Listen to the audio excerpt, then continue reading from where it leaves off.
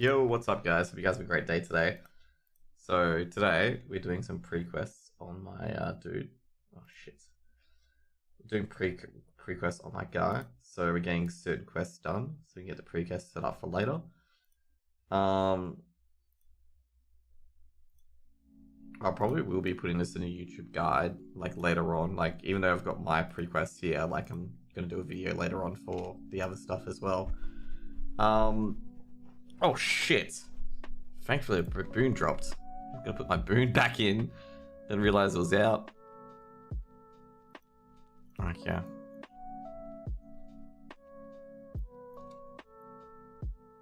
So first things first, with these things in particular. Sorry, I'm gonna turn that music. I just realized it's a bit loud.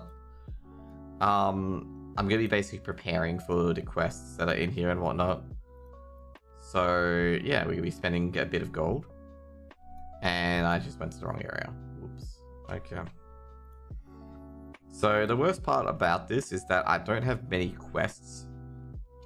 Understandably so. So like I don't have many quests at all. Which means it's gonna make this a bit more difficult in all the areas that I'm probably gonna go to. Now a lot of people have like I gotta say right now, for pre-questing, someone has mentioned that you can get to level 29. You can only get to level 29 as Horde. You can't get to level 29 as Alliance. Because Alliance don't have enough pre-hand-ins to do so. Unfortunately.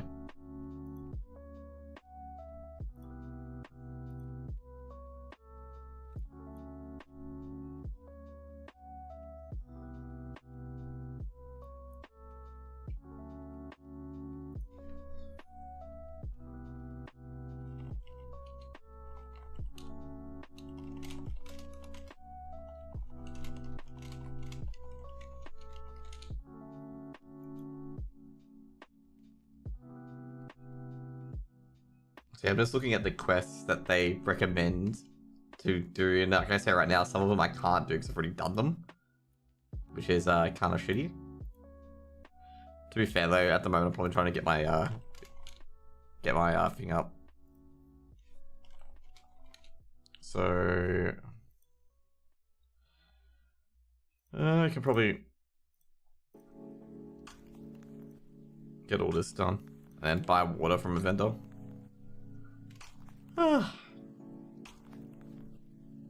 Trying to get my cooking up, by the way.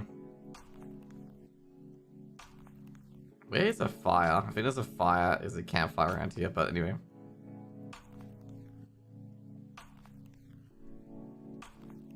So what we're trying to get cooking up is one of the quests require cooking. Just an FYI. So yeah.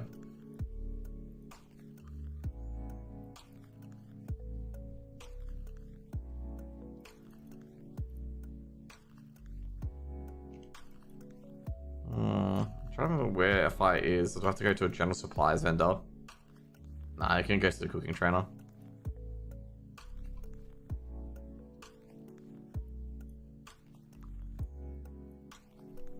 So funnily enough, I do like there's a pre-quest spreadsheet going around. I do have a lot of these on my warlock, but not all of them. So I've got to find like different ones to use. Like there's some quests in Stormwind I don't have, but I can get a replacement for, which is pretty important actually.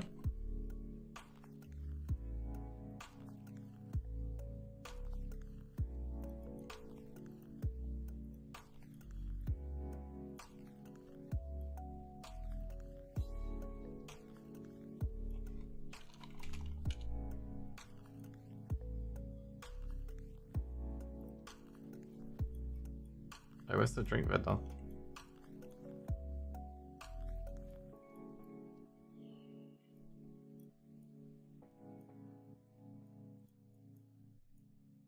So not a drink vendor in here.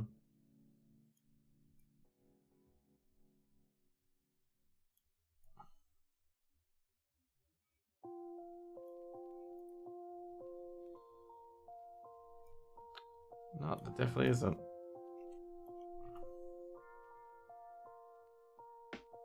So yeah, I'm looking at some of the quests. There's like also a few quests that are like things I definitely don't have. Like for example, like there's Walk in the Woods, that I do have. I do have everything but, what was it? I think it's like the Scythe of a Loon.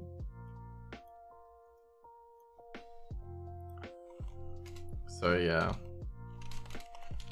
There's like a few quests I don't have for pre-questing.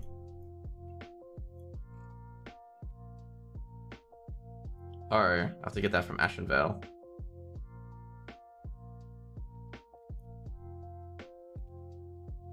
Hey, what's up, man? What's up, Shadow?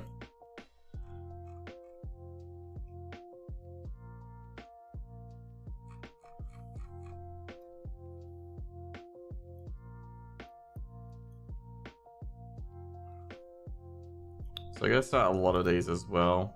You know what I can probably do is I can probably do like a lot of these while doing this.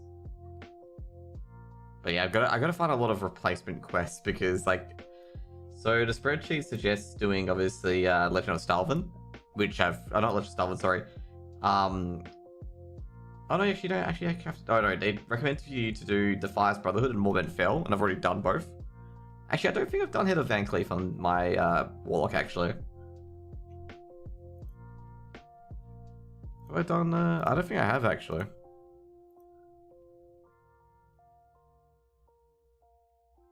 Oh, it seems like I have done Van Cleef, but no, it wouldn't.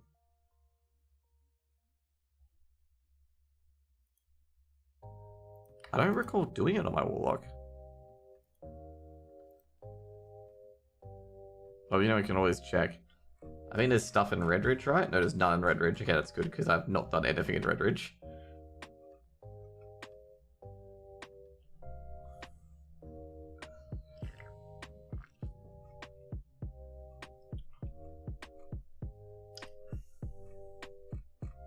So I've got to get replacement quests. They don't go to Ashenvale, but I can probably do some replacement quests in Ashenvale. Okay. Anyways, let's get the cooking started. Next phase is in February, I believe. So I've got a lot of time to do this.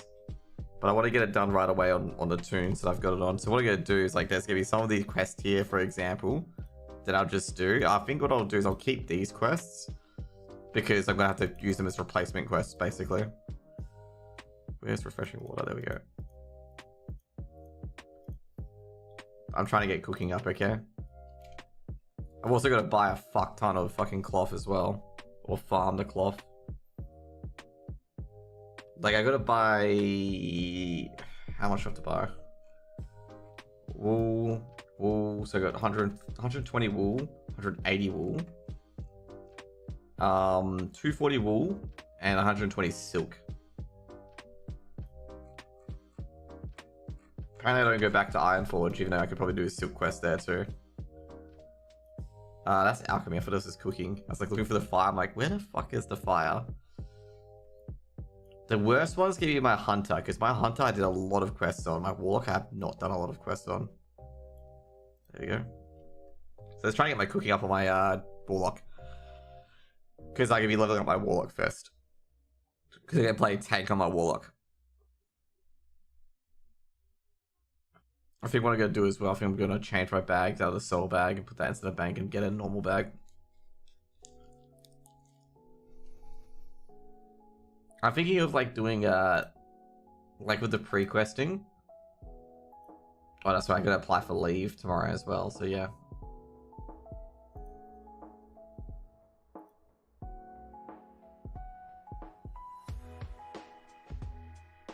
Take a nap before work. I'll have a good one, dude.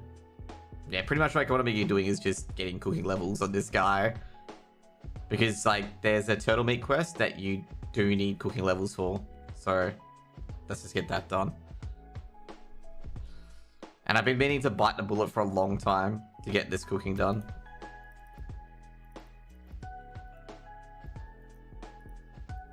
Dry pork ribs, okay. Boar ribs. Crab cakes, what's cheaper? Oh, they're both the same. Might as well just get more clam meat and boiled clams, yeah. The next one's Goblin Devil Clams, and that's so fucking easy to get because I got so much of it. And that's 125 though, which I won't get close to.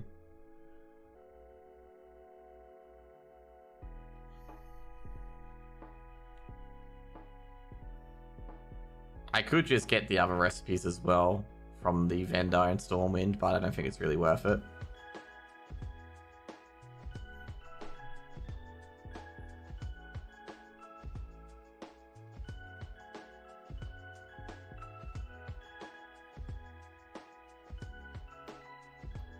With the cooking supplies vendor, can I get a flint and tinder? Maybe. Because these cost like, I guess they cost a half of this one.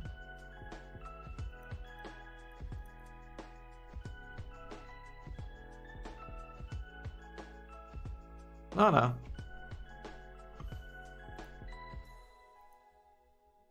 Okay, I got an iridescent pearl, so crab cake and bull rib. What's cheaper? Well, I guess doesn't really matter. Get the bull ribs. Get 17 bull ribs and done. Or 20. Get rid of the water. So yeah, pretty much at this stage, guys, if you're wondering, I am trying to get, obviously, the all the professions good to go. Like, I can get my cooking to 150, which is very, very important. And then what we're going to do is we're going to do the... I don't think you do much on the Donasis side, but we're going to have to do... we're going to have to do some things in particular. So we're going to get a quest in Ashen Vale called Howling Vale, which is here. And we're going to have to get some replacement quests for the quests that we're not going to have.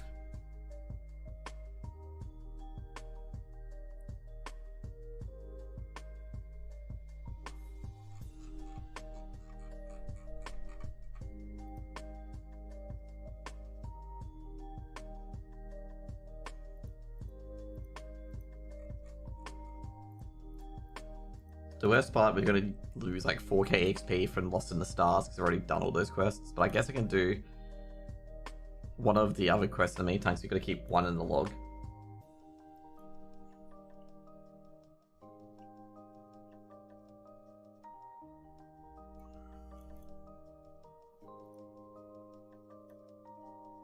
Okay, bull ribs, yep.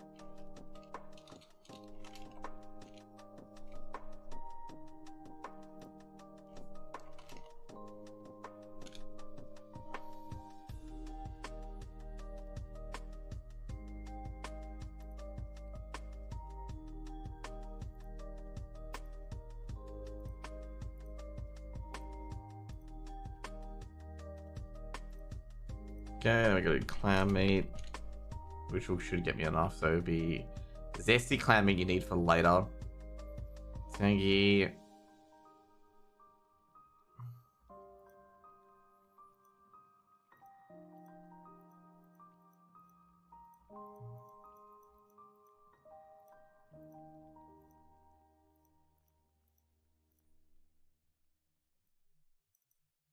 Jeez.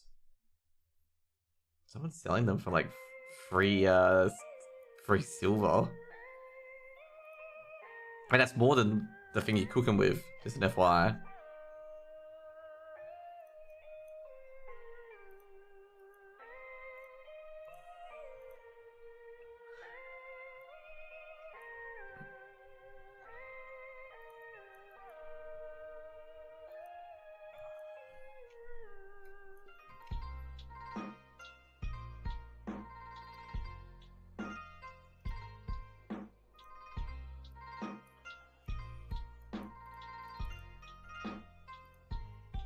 Okay, what we got here? We got some... Okay, cool, some crocodile steak. We can learn that too. Just clearing stuff out of the bank.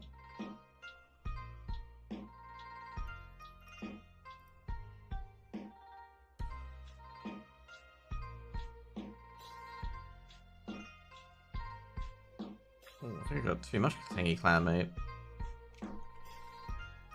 We only got 25. Turns out I've got like 41.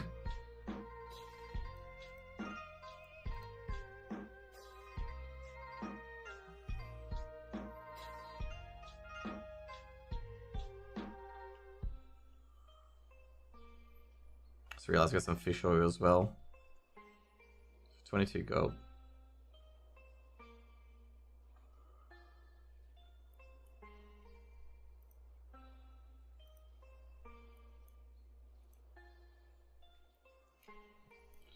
So yeah, pretty much I gotta do like a lot of these quests like on the way. It's like Pride Wings, whatnot, like to go into STV. And then pretty much it's just gonna be pre-quest, pre-quest, pre-quest.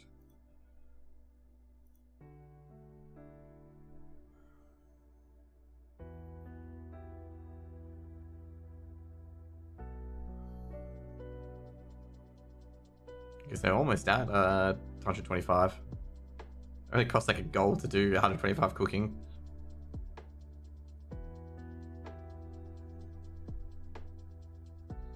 Is this yellow? Not good. Just getting worried about turning this turning yellow.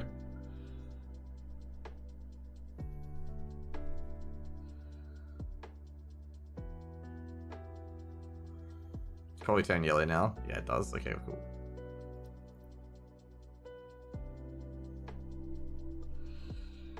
Okay, it did. Sweet.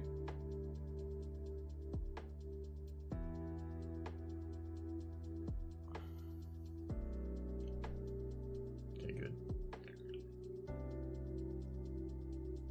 So I get a lot of Goblin Devil Clams.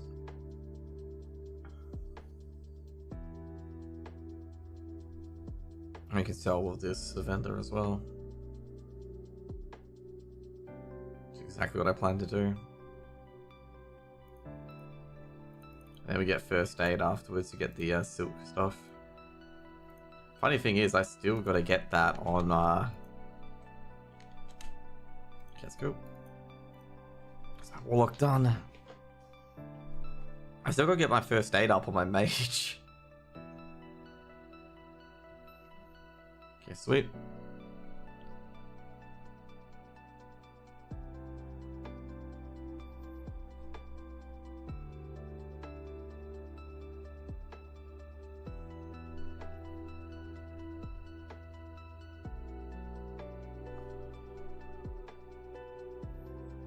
So you get 240 wool and 120 silk. I'm like determined whether or not I should farm up the silk or not. I've got to really, I guess right now, I got to really find a really good silk cloth farm. Like I just can't find one in the game at all, other than going to like SM. Okay,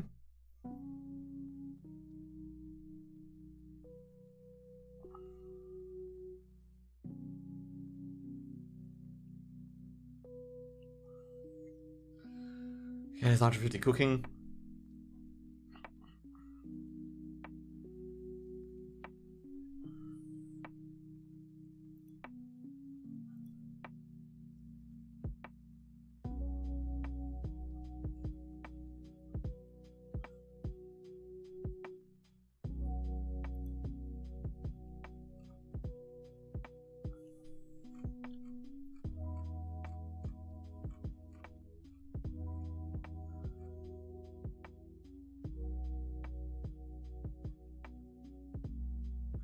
Gotta get the South Shore Horror book as well.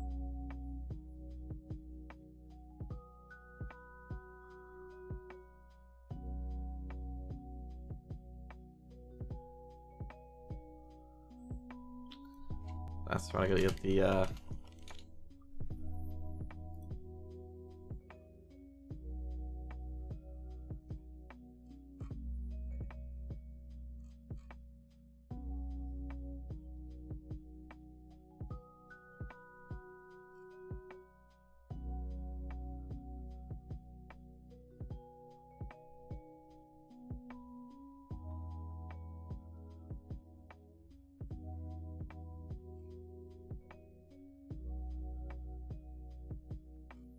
Okay, this is a right-click hand in.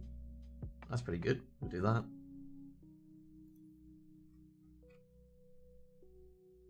Okay. There's a like I'm trying to put a lot of quests on my Discord of ones you can just insta hand in.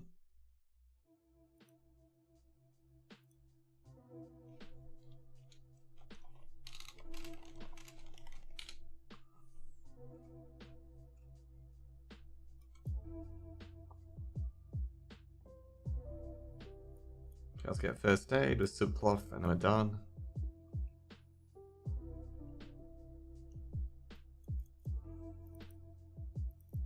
There we go. Okay, cool. So I have all my abilities as Demon Hunter. What is still? Oh, there's still abilities I don't have. Sorry, Deep Warlock. I don't know why I keep calling it Demon Hunter. So one quest particularly I want to do in what is it in Stormwind is Morin's Retrieval. So I'm just looking at the quests I do have. So I won't have knowledge and oh no, I could have knowledge in the deeps actually. I just could look for it in my next raid. Yep. Definitely can have that. I've got that here. Yep. Powers below. Gonna find that now.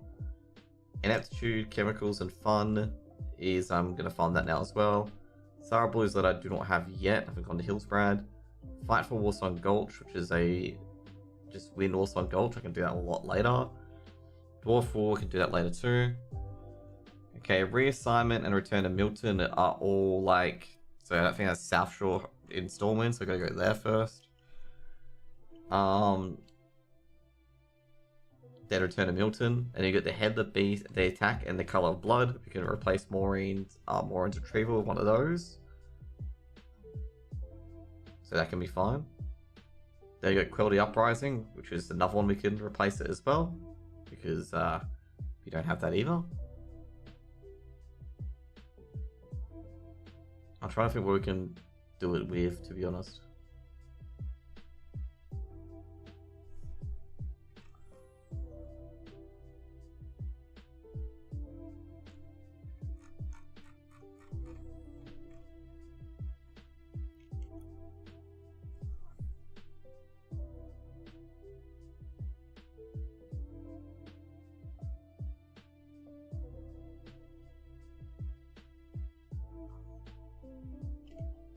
Okay, first things first, we're gonna go to Darkshore to farm the books, which is the book is like down here in Master's Clave.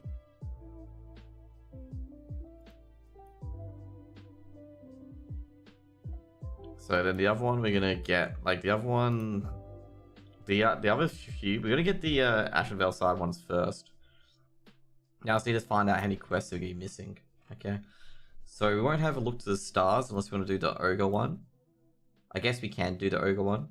We got free walk in the woods, and then we gotta do the Cipher of the Loon. So walk in the woods we gotta have in our quest log. So which ones we have to have? So current punishment I believe we do have. So the hand, yeah, that's fine. Okay, so noble brew we don't have to have. We do have to have it. Actually, we do. Color of blood we do. So we can replace that with Morin's, whatever. Attack, we have to have it as well, which we don't need to have.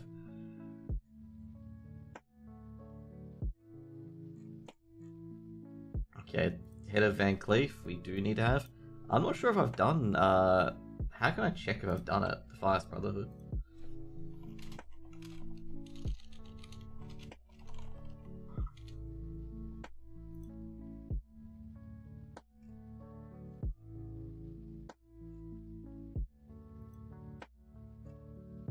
Hey, check if you've done it, I suppose.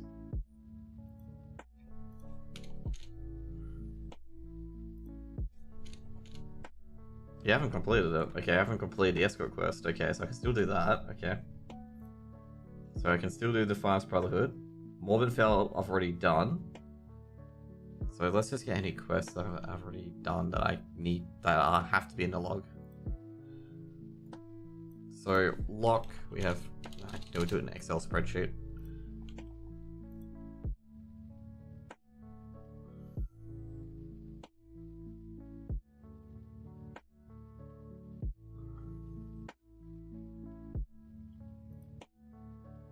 So rename this lock. Okay. Stormwind Ho. Okay. Quest done. Stormwind Ho. Nope.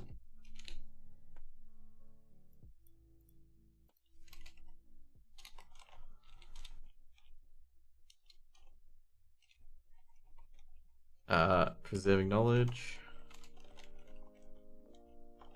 No. So I need the ones knowledge and deeps. No. It's just trying to get an idea of how much pre-quest we're gonna get. The attack. Yes. The color of blood. Yes.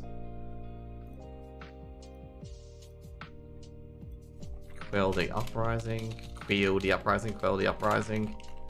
Yes. And the Brotherhood's End, I've already done that, so it doesn't really matter.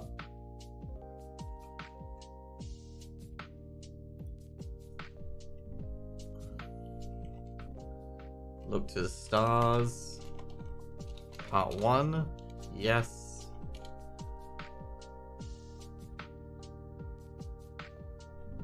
The Legend of Stalin. No.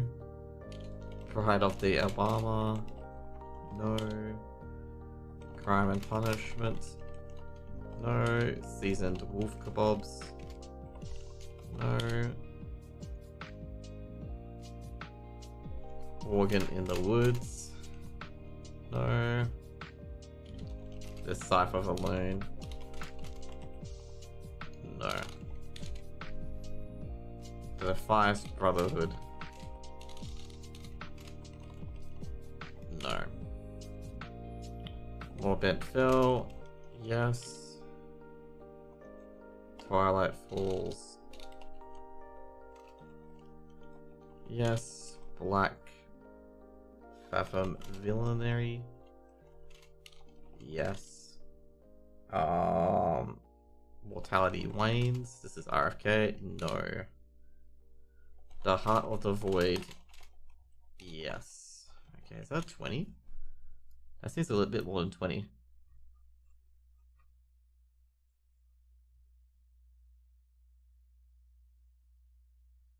I gotta say, these guys have put a bit more than 20 in here because I guess right now that's a lot more.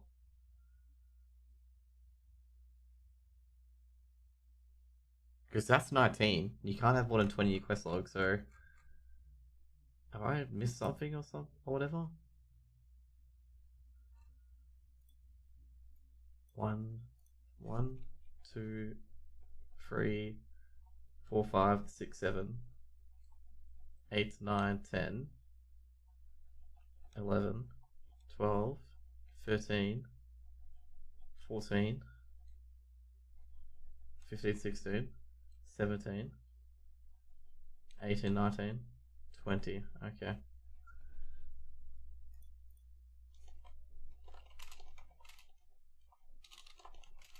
Oh, that's right. The Heart of the Void doesn't need to be handed in. Okay, but we've already done it, so yeah. This is the ones that we need to keep in our quest log. Okay, yep. Baron. Equanus, yes. And researching the corruption. Yes, we have. Okay, so we need to find 1, 2, 3, 4, 5, 6, 7, 8, 9 quests to replace. To replace it, which I guess are pretty cruisy actually. Like we can use some of the Ashen Vale quests as well. Obviously we've got Howling Vale, but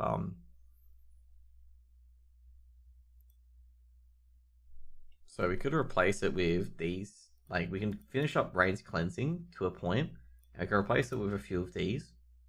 Like these ones could be good as well. Just replace it with a few of these. I think the stone, the ineptitude and chemicals equals fun. We don't have to have that one. Oh, yeah, that's right. It's a quest you can do. Yep. Okay.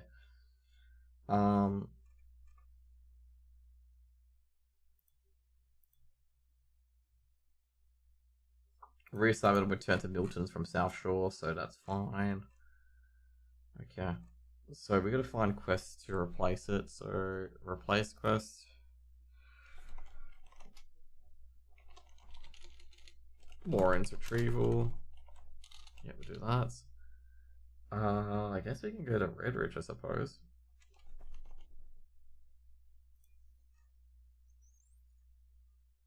What comes around? Yep.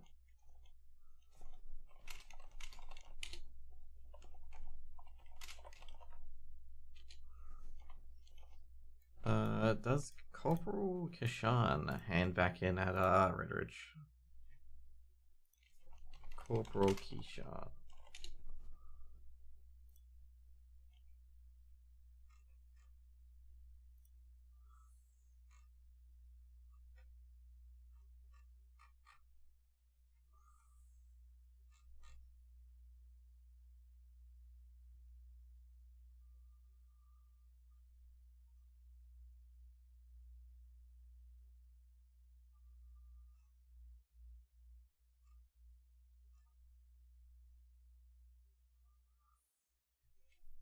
Okay. Oh, god damn it. This, like I say, Pretzel is very, very unreliable. Sometimes it plays music non-stop, and other times it doesn't.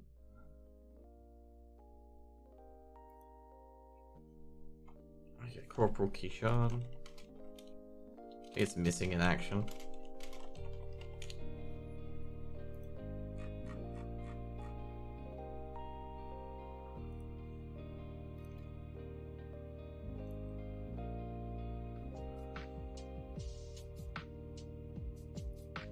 Just remember as well, I've got wetlands as well, so yeah. To be fair, we can just duck in from wetlands from Ironforge as well, so just be aware we can probably do that as well. You got digging through the ooze, apprentice duties, and fire taboo as well. Yeah, apprentice duties, fire taboo.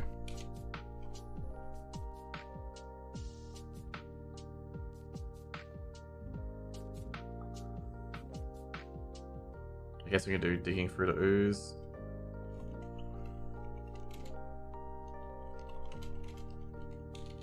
What else can I do? What does uncovering the past do? Technically, we can war banners and the third fleet.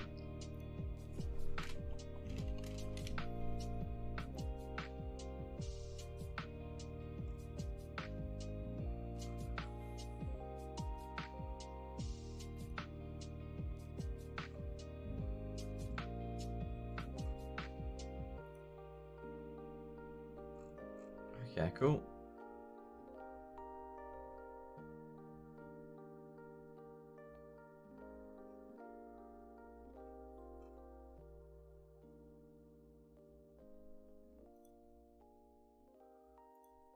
So I guess I could replace it with war banners.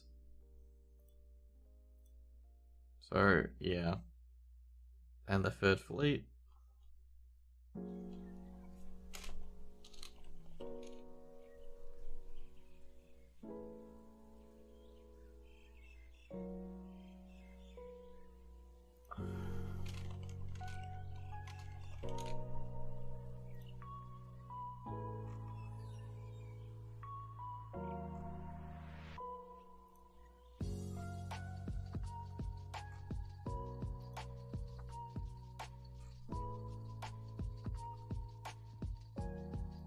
Jeez.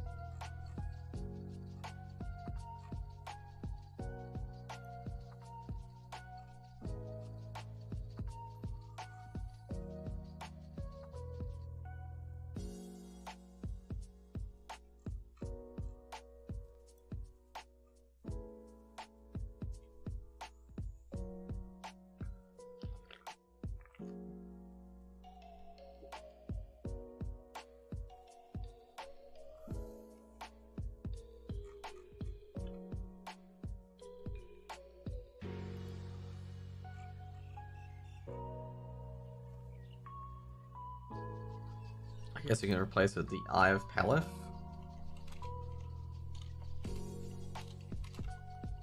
Okay.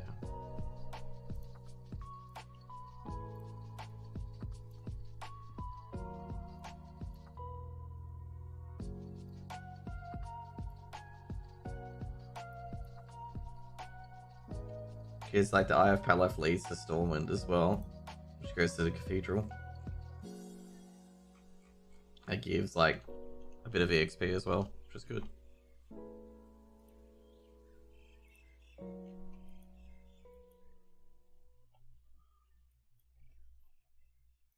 Okay.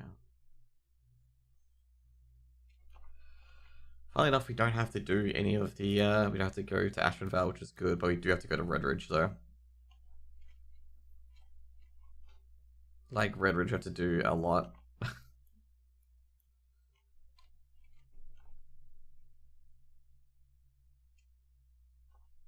Oh, the Fury runs here, we gotta do Dunmo Deer, the Dark Iron War. And Mortality Wanes, we gotta do...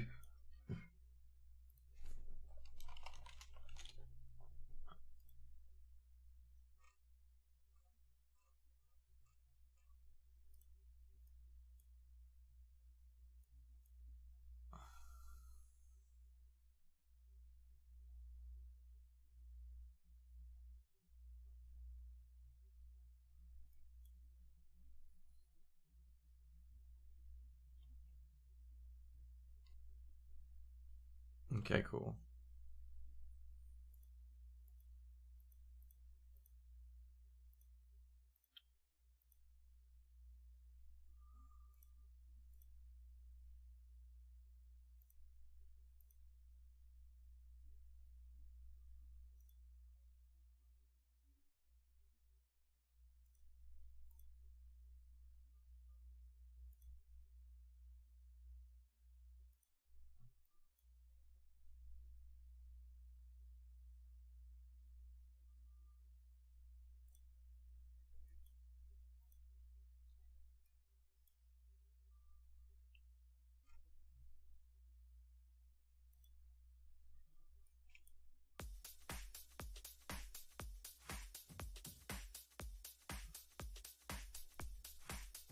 So at the moment, what we're trying to do is we're trying to get the first quest done.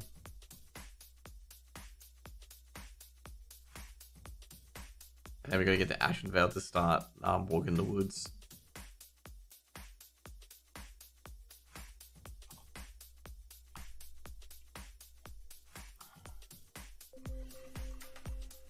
So pretty much like all the quests in here we can finish, like these ones particularly we can just finish and get the gold.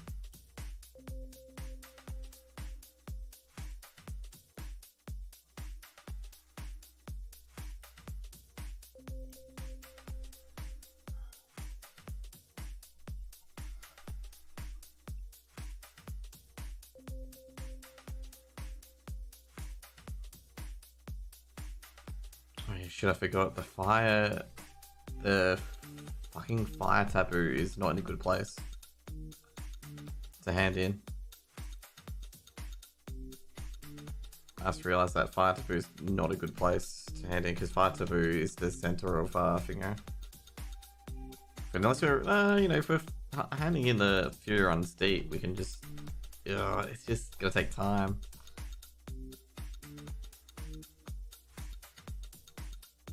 And fire taboo is just, yeah, it's gonna be yellow for a long time.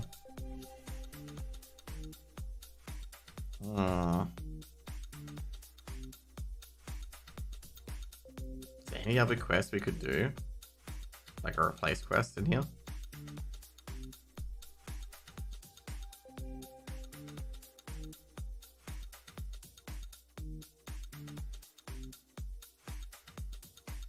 I think we had war banners, right? Now war banners has already been done.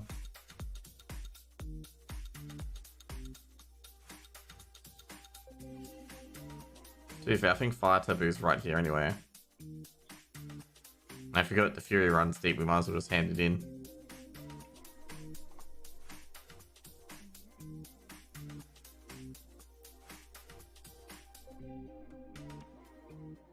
So the worst part is we end up at Darnassus after all of that.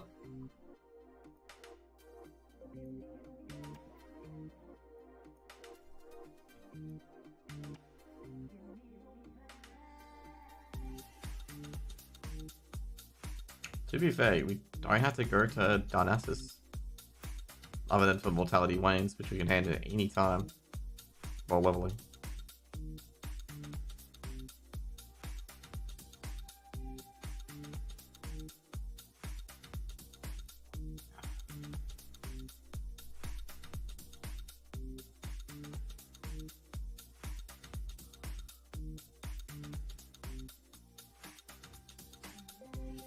Someone camping this? Probably.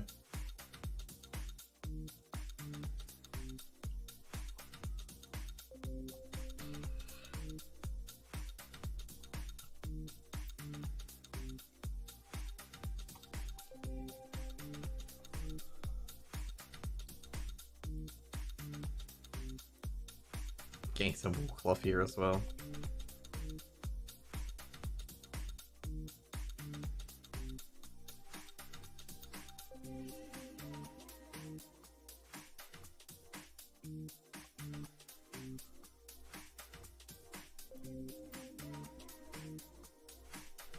I like how that thing tripped me up, by the way.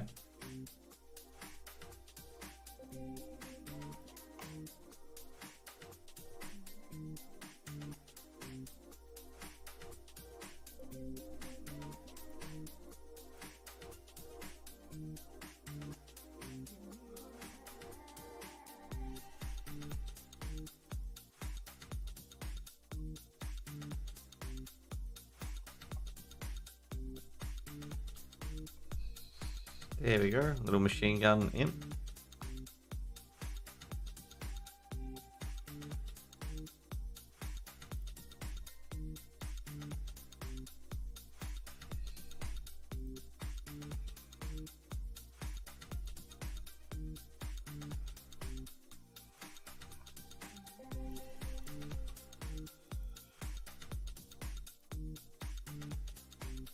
There we go.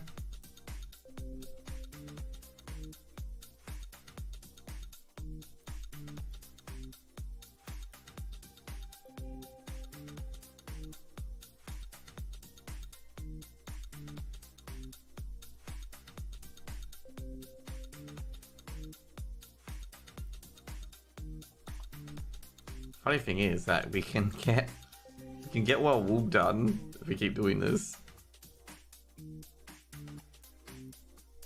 Not that I want to get all my wool down, but anyway.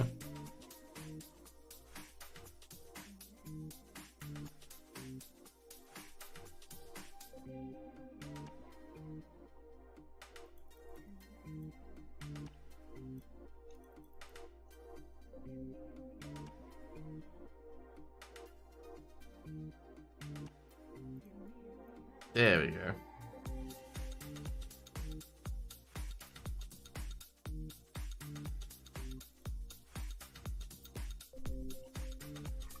So that goes to Iron Forge, I assume?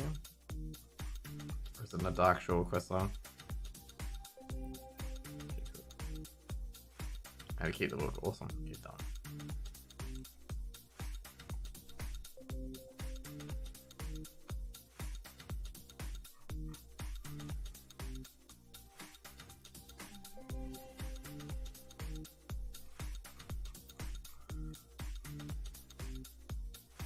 Do we have any Dark Shore quest lines that we could do?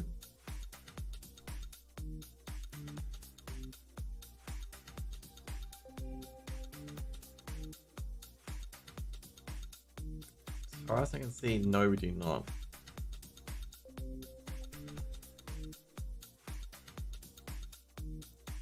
So next one we're gonna go to Howling Vale down here.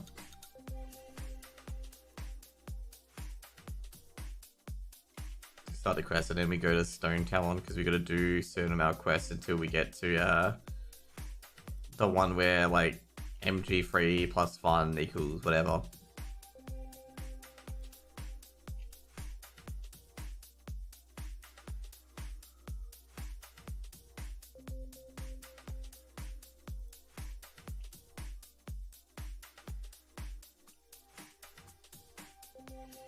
There you go. Smash it out, let's go.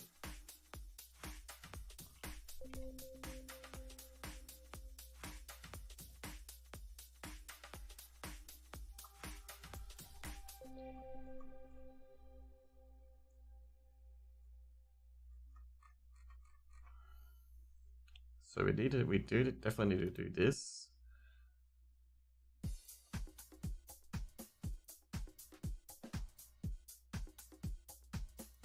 Get rid of that, awesome.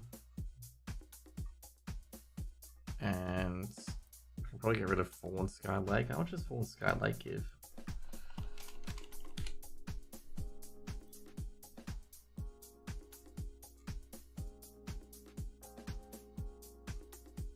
I guess 3xk XP, okay.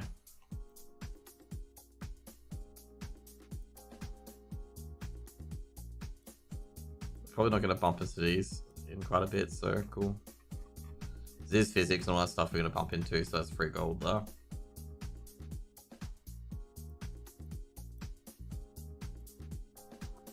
We already got the pearl, so we're not going to accept any more quests in the future.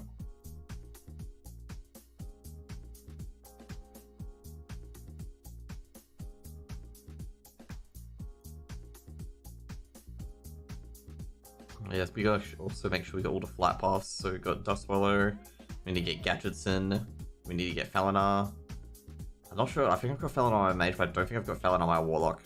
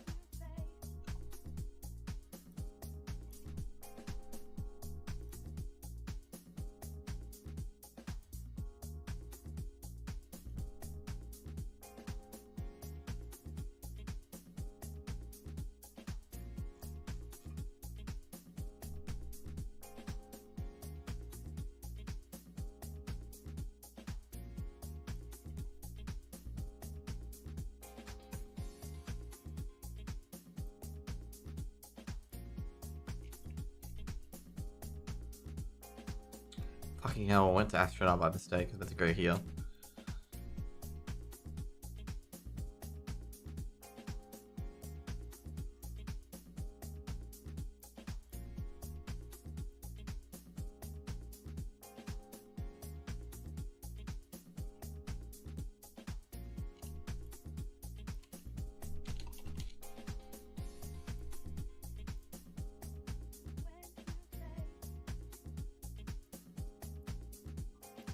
Dude, you think you're good because you can 2v1 a warlock who has no armor. Has no armor, and you can both like launch backstabs. Like you're garbage. Like you're literal garbage.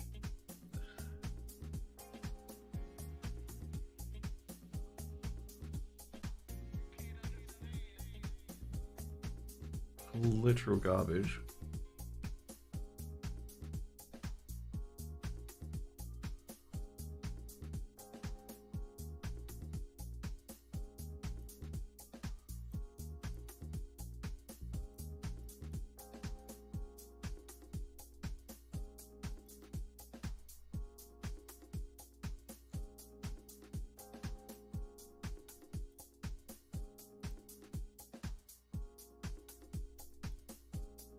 No doubt they'll be camping my corpse because they desperately need honor, which is very interesting.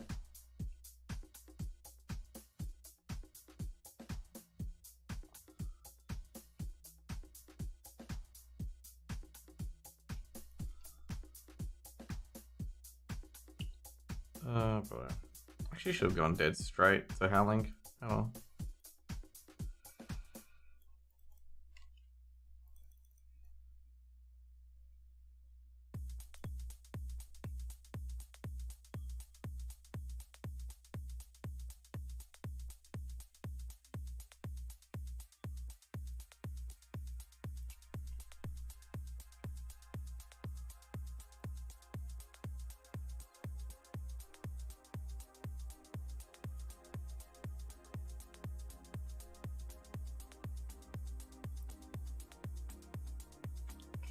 Is they Asiana?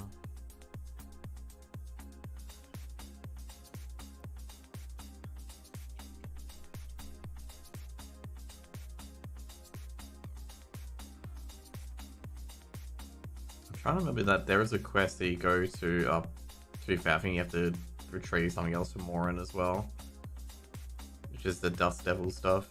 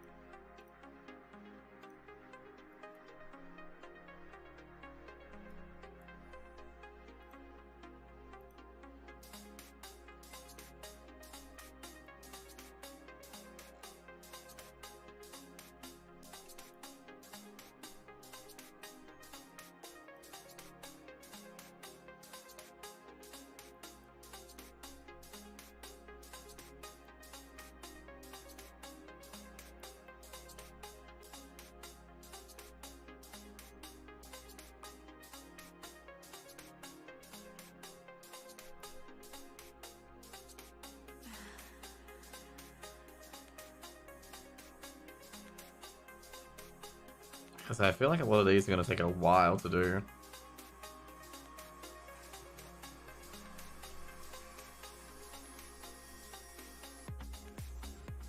So this one's close to Felwood to get the book.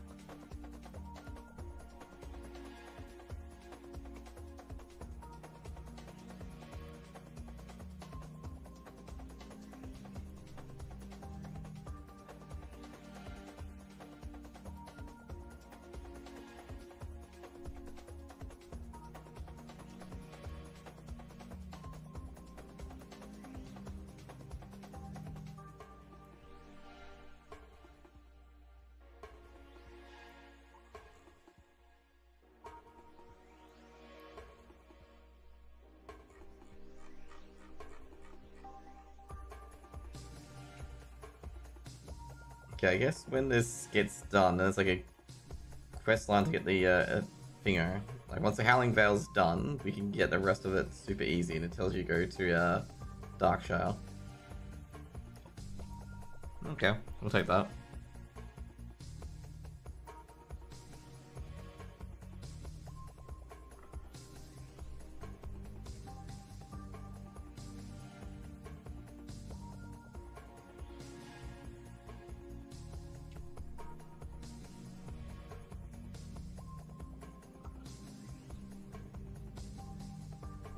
I think I aggroed to level 27, yeah I did. Shit. This is where Dartle stuff is.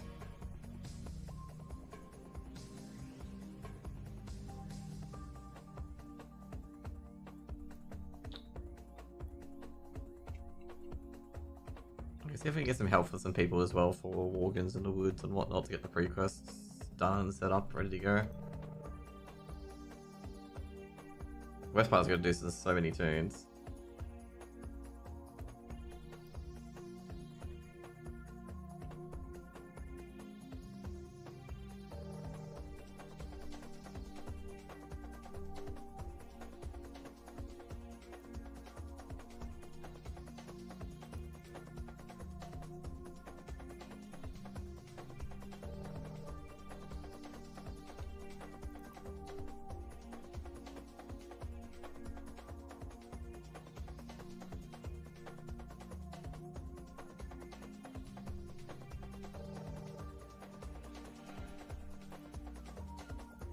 The Fawns. What the fuck?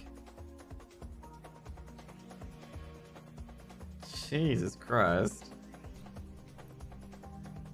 You got two good really BOEs, like especially the Yorgan braces. Yeah, I was gonna say Yorgan braces AH for 42G. What the fuck? Dude, I wasn't even trying to farm for fucking greens. And I've got some. I wasn't trying to farm for anything, I got some blues. I think for some of my other quests, like I've still got the Redridge group quests, which I can use. Which is actually quite huge when you think about it.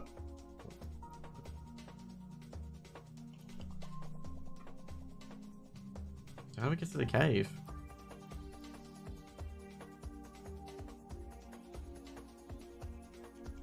Doesn't really make it clear how to get to the cave. Like it says you're meant to be able to go through here, but you can't. Because this is Dartle's box, by the way.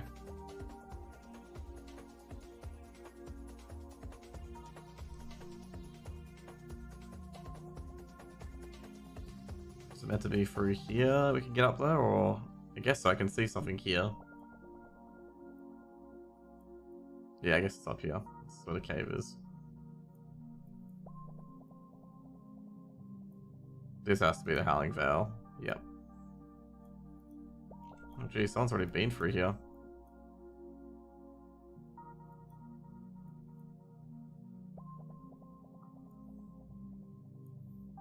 I guess this could be a popular farming spot for skinning, but then again, those guys would have been skinned, but they haven't been skinned.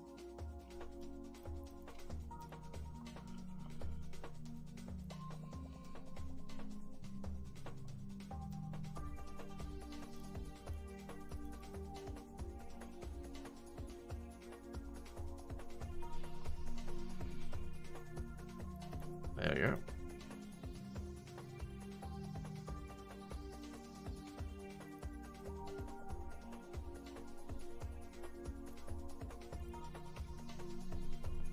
There we go. Done. So the tome is here, right? Yep, okay, cool.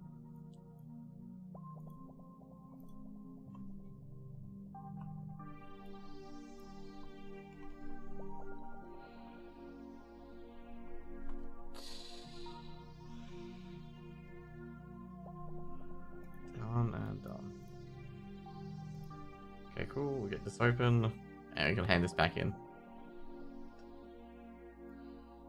Yep, we get a tome of Mephantrus, and we gotta hand it in to her. Yep, cool. We could be in a bit of trouble because, yeah, I just realized that. Anyway.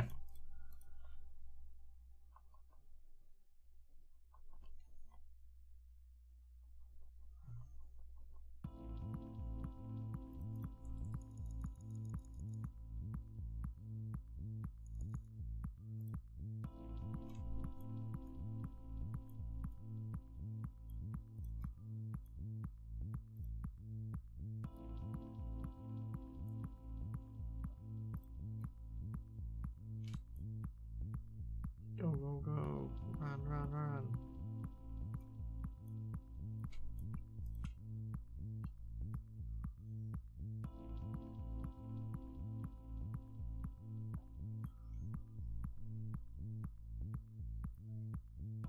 How much is the Band of Thorns anyway? 50 silver on the age? Yeah, it's not too much. Don't expect it to be so much either. Oh, iron ore deposit. Pick that up.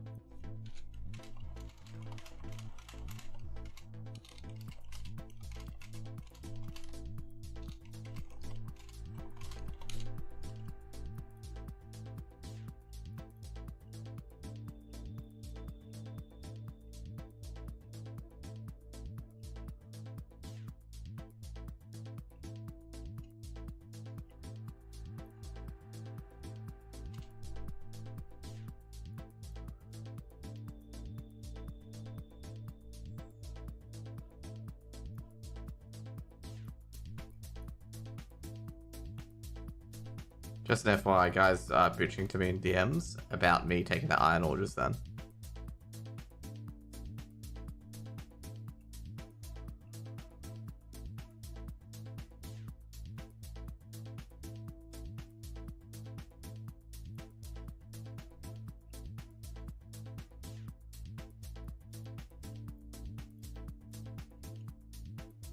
It's still tiny, man.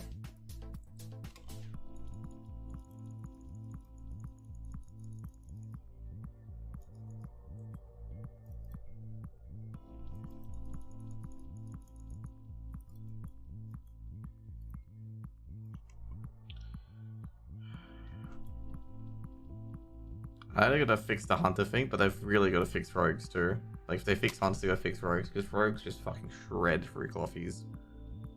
Just FYI, that guy wasn't even fucking geared, by the way.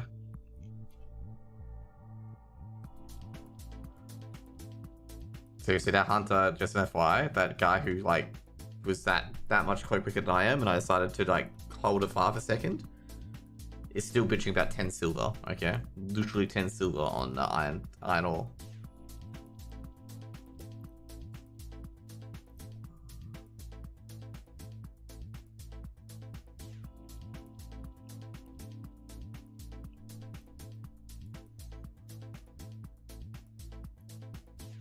Hadi Murat.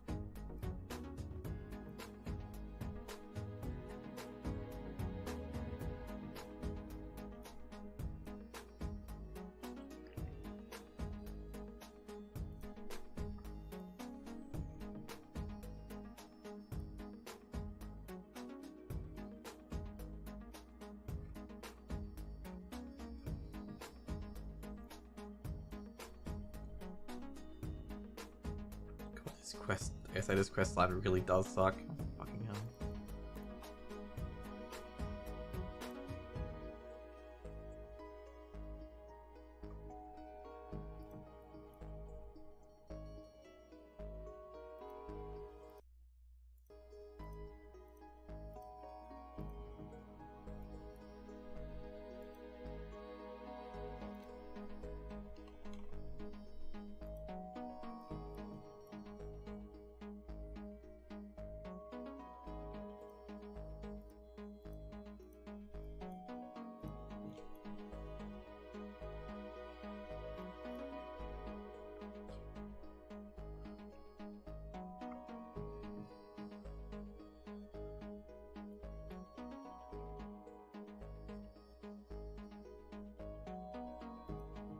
Debating whether to do fire taboo or not. Really debating at the moment, given there's another quest to get into Stormwind with. There's a pretty cruisy, easy quest to get into Stormwind with as well.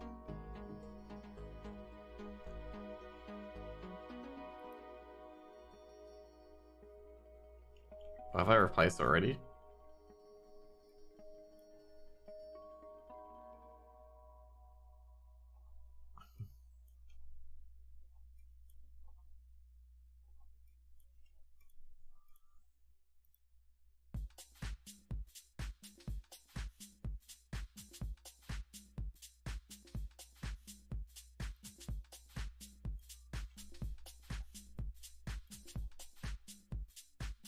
Because Fire Taboo is a bit out from Metaphil, which I don't like.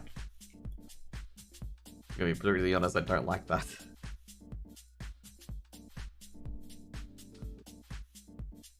Oh, so is Mage Summoner. I guess. I think Fallen Sky Lake is just an Ashen Veil.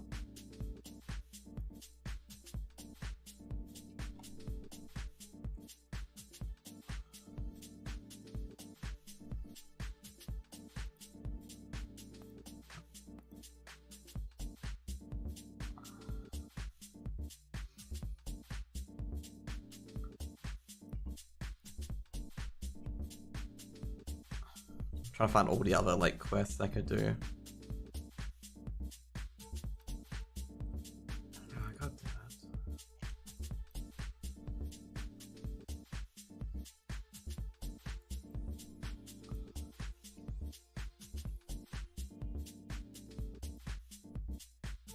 Can't believe you fucked up to distract. Like, how do you not get a Saber Slash or anything like that?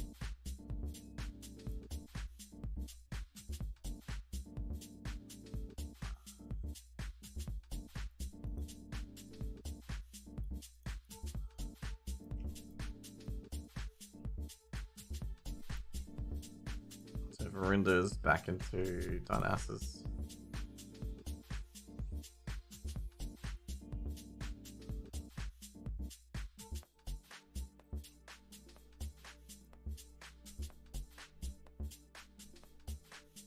When you cast CS2 today, as far as I know. I didn't know there was any one quote games on today. I gotta say the one quote schedule is really not that great. What match? It's the Alliance Laser Cats game, and then the winner of that versus like Lollipop's team, and then it'll be Space v the other guys, Space v fucking Gucci Academy. So I'm really interested in how Space is gonna do. Like, Space is like I say right now, a very underrated team. Like, I think people were like memeing on what was it? Gucci Academy's Gucci Squad. Yeah, I assume so. It says on HLTV, but I assume that's the case. People were memeing on like Kassad for losing to Space. Like, they're going, "Oh my god, I can't believe GG Bleed lost to Space." I'm like something like, they're a good team. Like, if I was like, you know, if I'm a player, like, second round versus a team that's high advanced, like, you know, they are a high advanced team. It's a difficult game because they're the hardest, like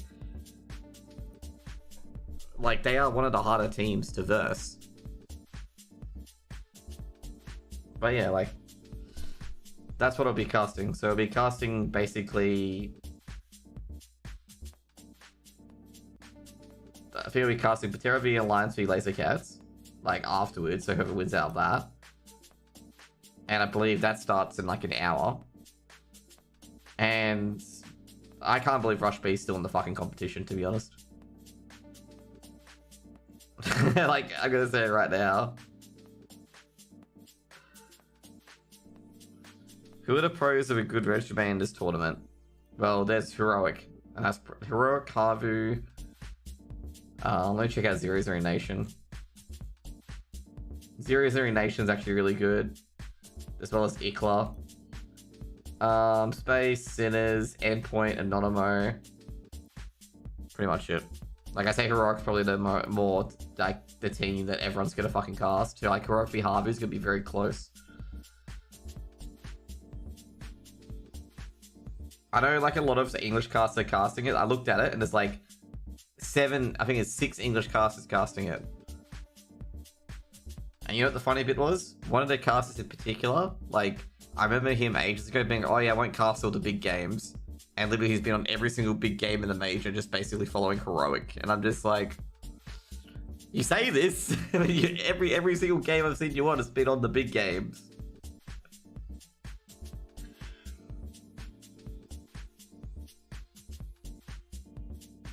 It's just like with people, like they say something and then do the complete opposite. That's what I'm getting at there.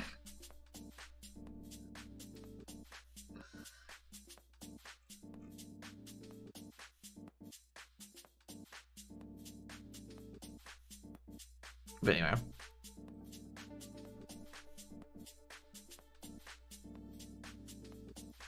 I'm actually amazed, okay, about the people who are like claiming like this is the first CSGO tournament that's ever had hackers get like pretty deep. Heroic favored to win? Yeah, Heroic's favored to win. Like, this is the problem with open qualifiers though, is that it's all BO1s until the qualifying match, so they could choke at any time.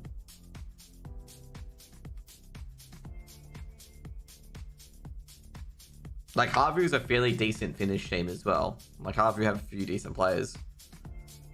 I actually feel sorry for Heroic because they've got probably the toughest round of 16 opponent in Havu. Like, there's not many other tough teams.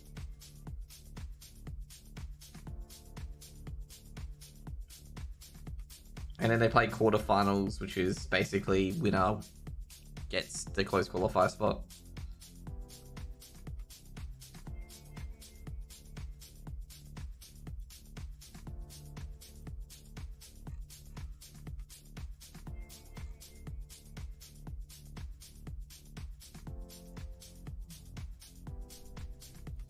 So yeah, I'd love to cast Heroic and Havu here, but it's just like I don't like having like 20 English casters on one fucking game. But yeah, that's what I'll be casting tonight.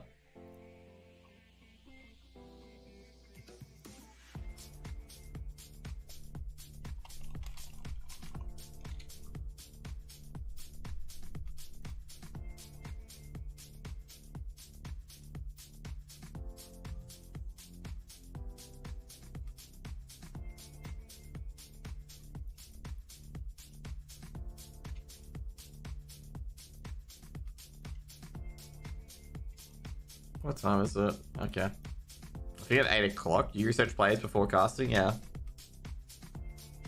That's why.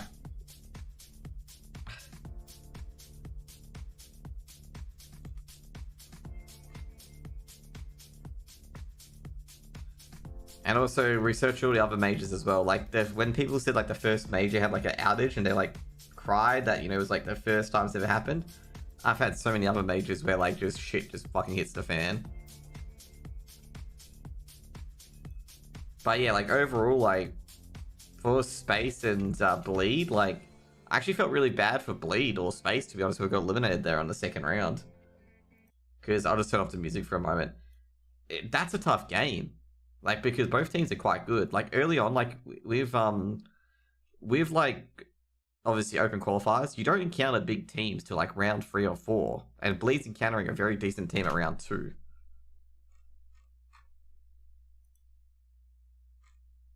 Just checking the bracket at the moment.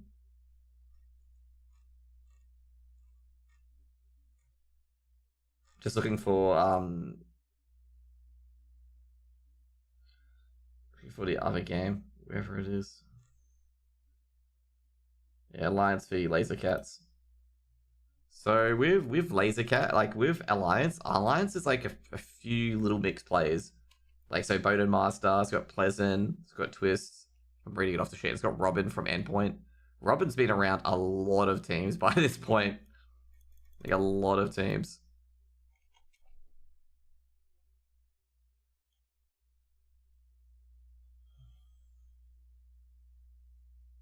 Where's this quest?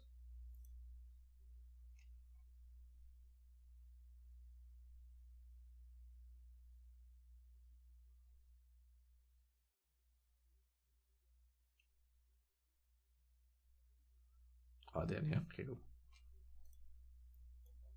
I think Laser Cats have I don't know many of Laser Cats players. Yeah, Laser Cats players I do not know much of.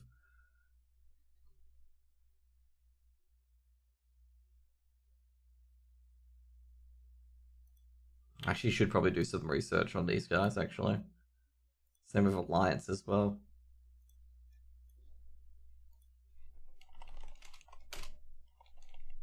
Any teams already qualified for the major? For the closed qualifier, shit. Let me just find out which teams did qualify in the end. There's gonna be a lot of big teams missing out, I'll tell you that much. I'm trying to remember who qualified. I know Fnatic have qualified already, so I know that's been done. Let me try to find the rest, because I know Fnatic have qualified.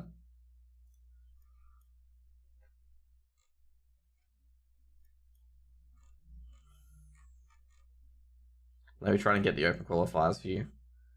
So, X Thunderflash, I have no idea who they are. Movistar Riders have qualified, which is Koi. Okay, so basically it's Tau and Friend and stuff for X Thunderflash. Entropic qualified and Fnatic qualified. So those are 4 teams that qualified. Bleed and... Oh, geez, Bleed missed out barely. I think Heroic got eliminated quite early on as well.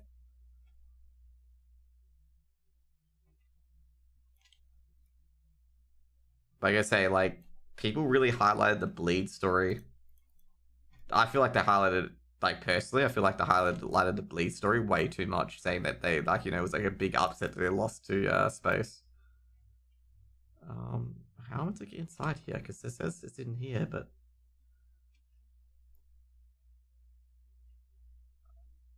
Is it something that I just run across? Yeah, it is. Okay.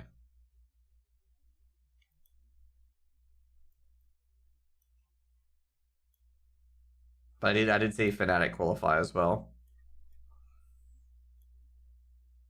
Yeah, basically for like if anyone loses in this tournament, they're out. There's no double elim.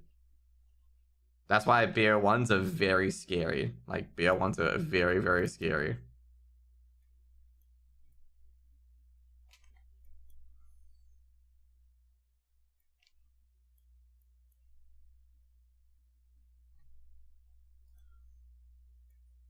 So I think I gotta say right now, I think Kurok should qualify if they beat Havu, because they'll be going to BO3s afterwards.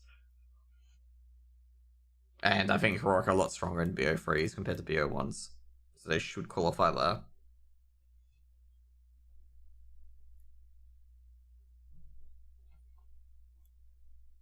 Like, this is the tough part for a lot of these teams. It's just getting to that stage, just getting to the BO3s. We'll see teams like FaZe, Ants, and Mouse in the major. Yes, most likely. They've already qualified for the RMRs, which is the thing after the closed qualifiers. So basically, there's the normal there's the open qualifiers, which these are, and there's the closed qualifiers, and then there's the RMRs. So basically, there's a ranking system, and if you placed in the ranking system based on the players that you have, you get promoted. FaZe are really good CS2. They're falling behind a bit. A lot of other teams starting to shape up. A lot of other roster moves have been formalized as well. But we'll see how that goes. We'll see how that goes.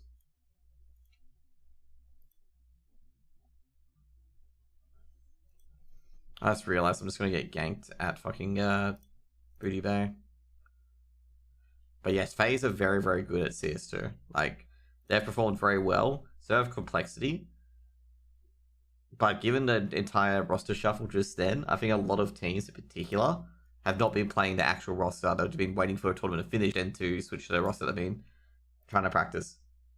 Vitality is their kryptonite? Oh, I wouldn't say so. They've beaten Vitality a couple of times. I think FaZe and Vitality have been, taking games off each other. I think FaZe's biggest kryptonite is anyone who can beat them in the gritty game of just never giving up, which I guess Vitality are all right at, but it's been a mixed bag between both teams.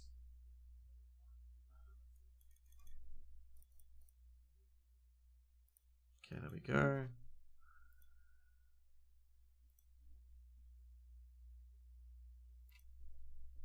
Laser Cats, Wikipedia, yes. Oh, Laser Cats don't have a Wikipedia page. Well, that's gonna be hard to study them.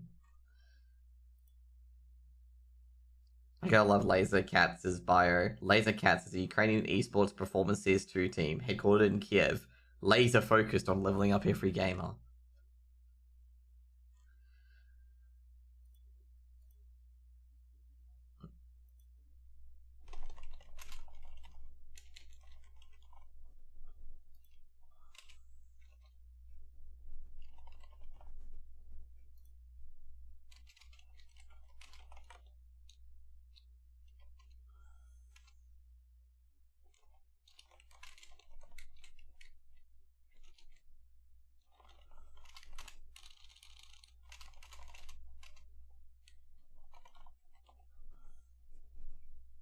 Oh boy. Stay hydrated. When do you cast? In about, I'll probably say about 30 minutes. I'm just looking at the team.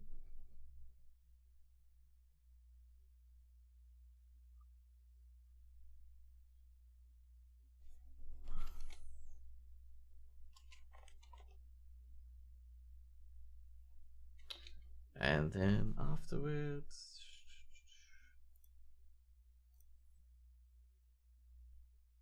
Should I just continue following that line and just cast Anonymo?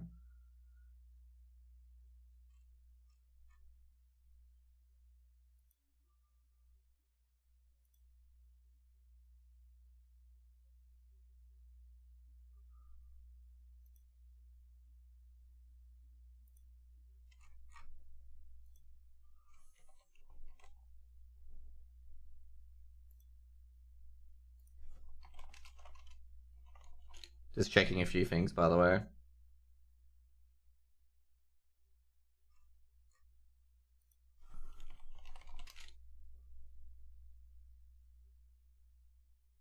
Do Space not even have a... Oh, God damn it. They have a Twitch channel?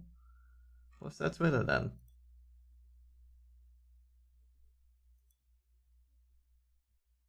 Wait, is that a Telegram?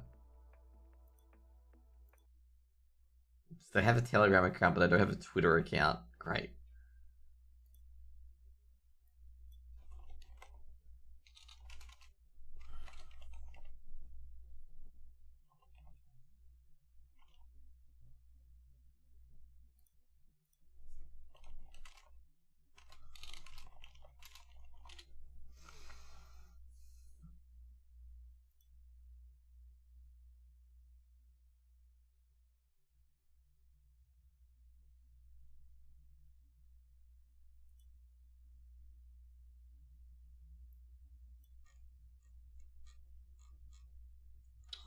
Gucci don't even promote their own team.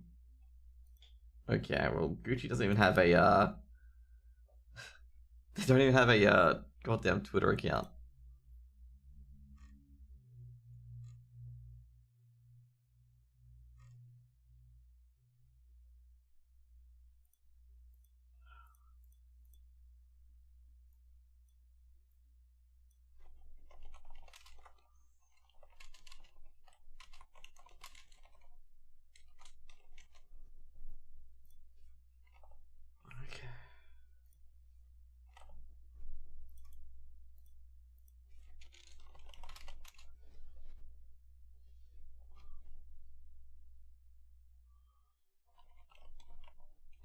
Oh, man.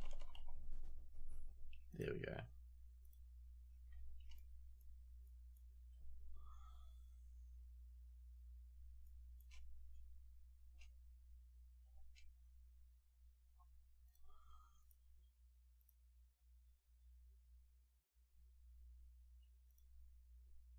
Sorry guys, I'm not talking too much. I'm trying to get all this set up and it's just nothing's going. Like, I was hoping it was going great, but it's not going so great.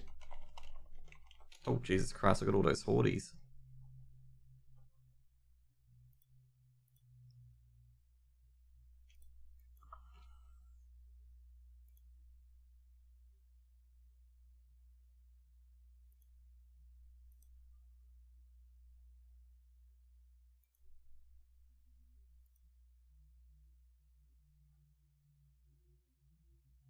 That's all the lights coming down as well. Yeah, I think I'm gonna put a look to the stars. What channel are you cast on this one?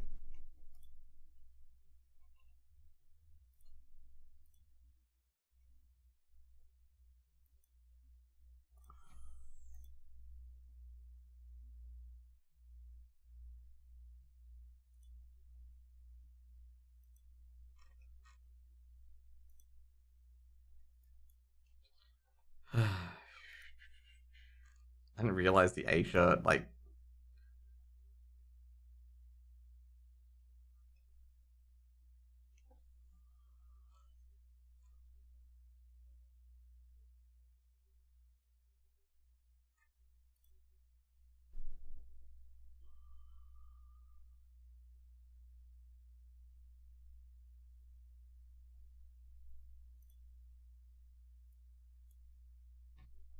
Just gotta get a few things started as well. I'm trying to think, do I need to get anything else started? That's the main question. Nice, need to get the HUDs all started.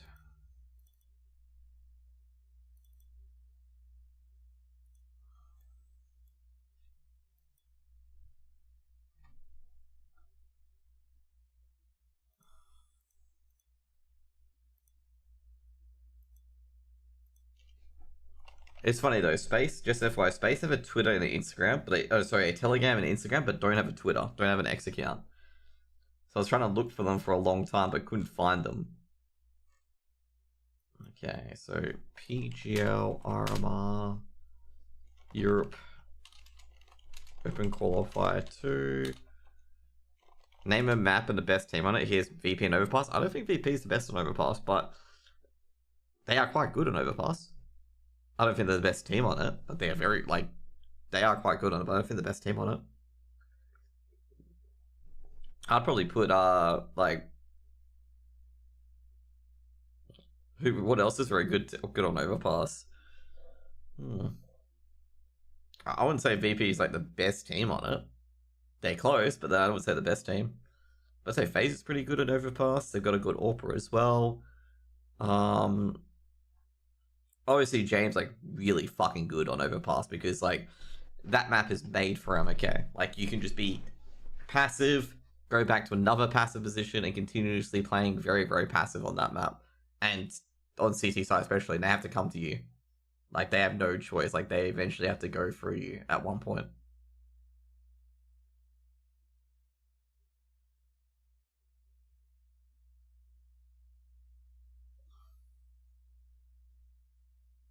So I'm trying to see what round this is as well. I'm setting up everything at the moment.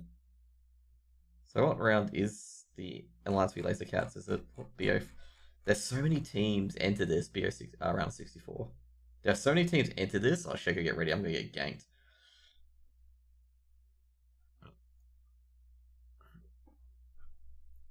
Oh no, there's a guy AFK not ganked.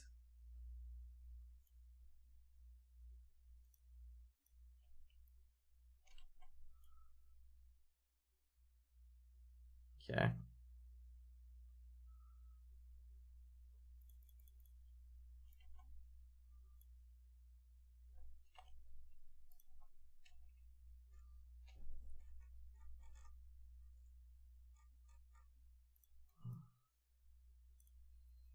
Okay, round of 64.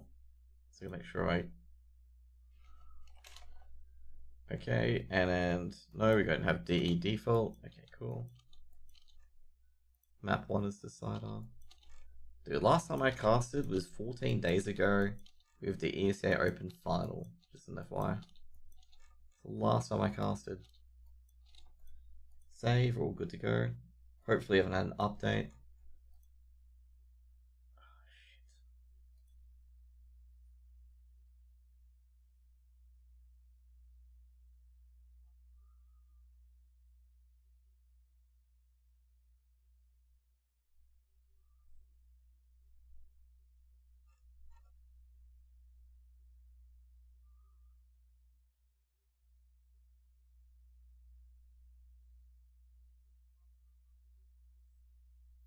So I'm trying to look at a few things. That's annoying.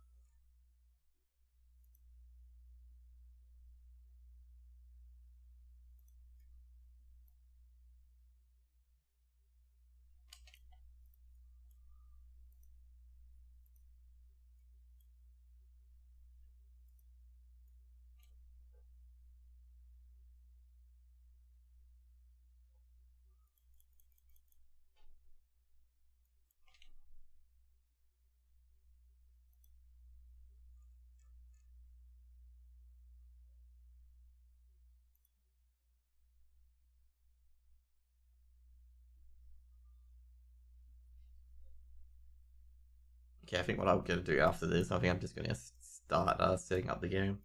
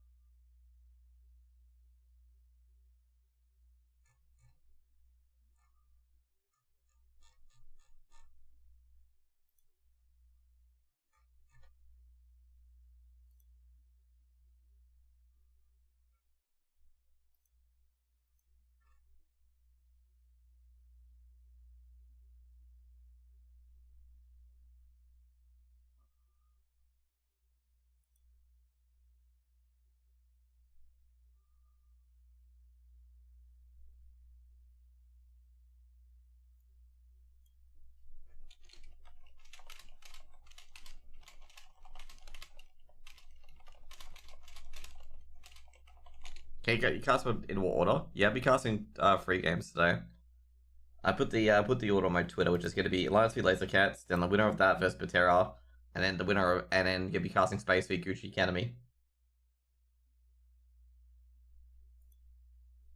I'm just checking a few things, like basically because I'm gonna have to update my HUD. How I'm gonna do that basically. That's one thing I'm checking.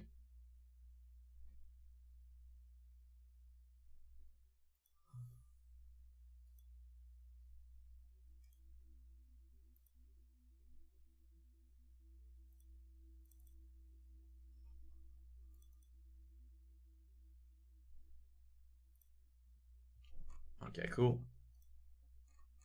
Because yeah, the things I gotta get right is making sure, like with my HUD, I gotta make sure I don't break it. That's probably the most important part, is not breaking it. Okay, cool.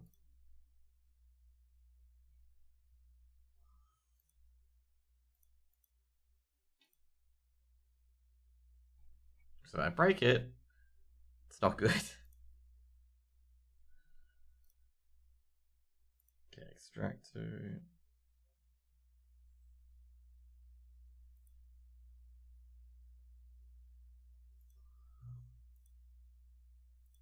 Just all go. Okay, cool, that won't break it, awesome.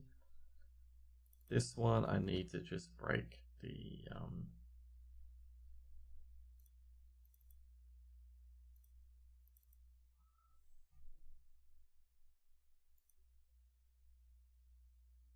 HUD config. Is this HUD master, right?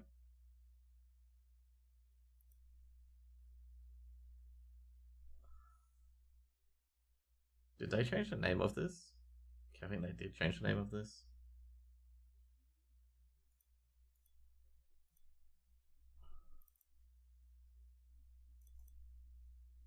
Yeah, they did. They changed the name of it from HUD master to HUD config.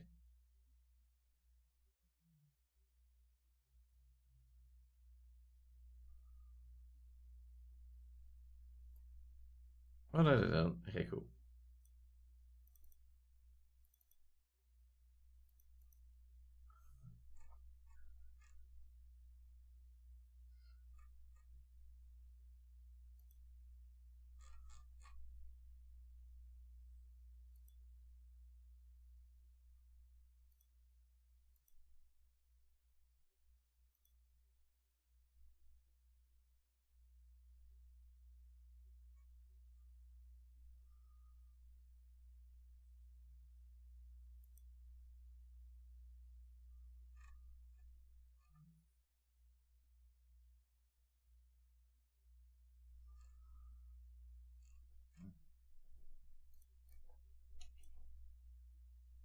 Okay, 2 seconds. I gotta do a few things as well. So I gotta do...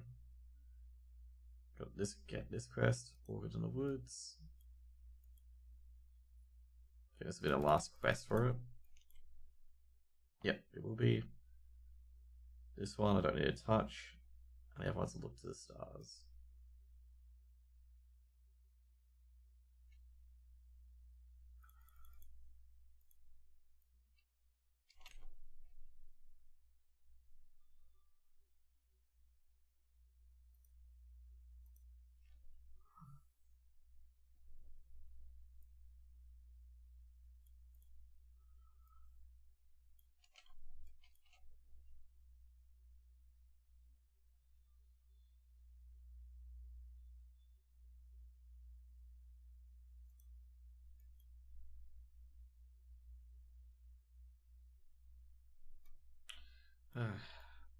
Just doing some WoW questing. I can do this at any time, basically.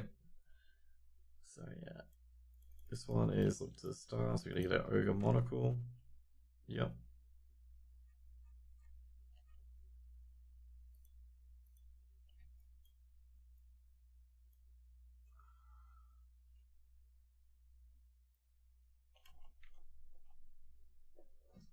Okay, let's get this HUD set up. Just need to test this HUD as well to make sure it works before we get into the game.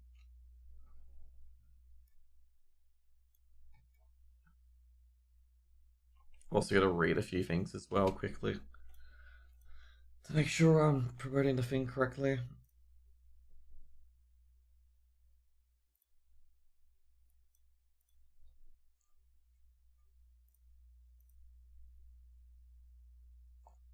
So obviously the logos need to go.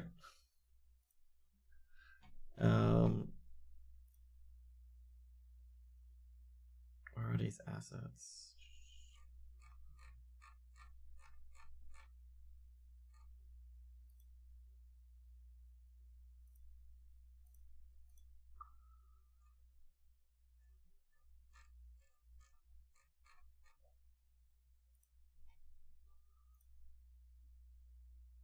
So just checking a few things to get all this stuff ready to go.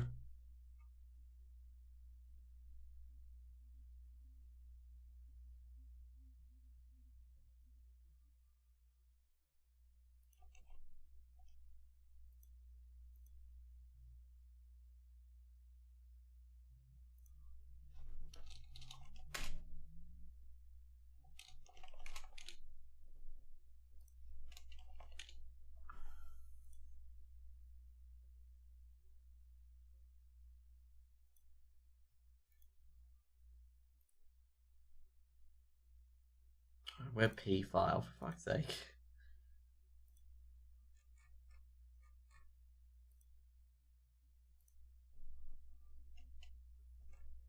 Don't you hate it when you have a goddamn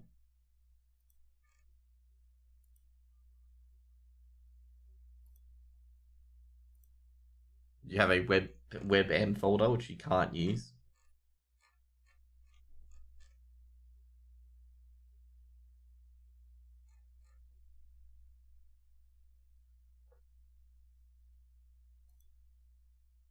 Does it have a different logo? No, it doesn't. I guess we can use the RMR logo.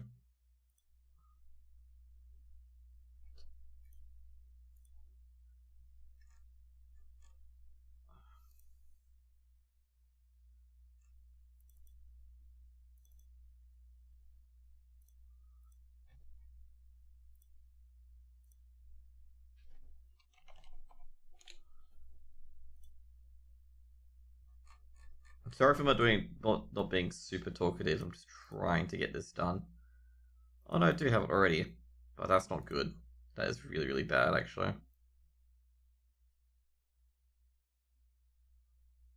Not it's bad because it's big. It's bad because it's like darkish blue.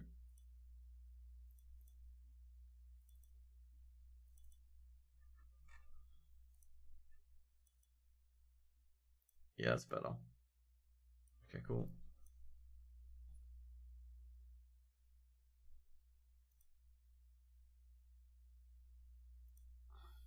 Okay, have we got the HUD working yet?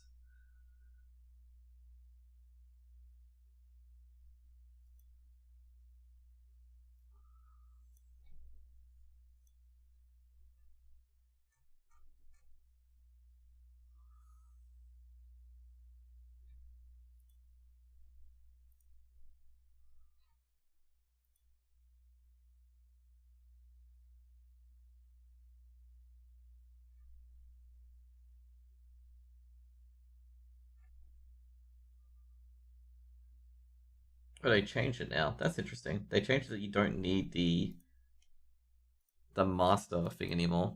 Oh no, actually they don't. They tell you that you've got it, that you need it. Oh, so you get started. Okay, never mind. And the next part is running the actual HUD itself.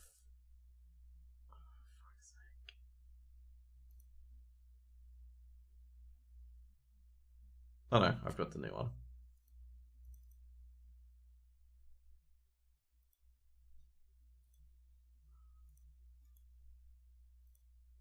Okay, we gotta practice a few things as well. Shit, almost clicked Path of Exile.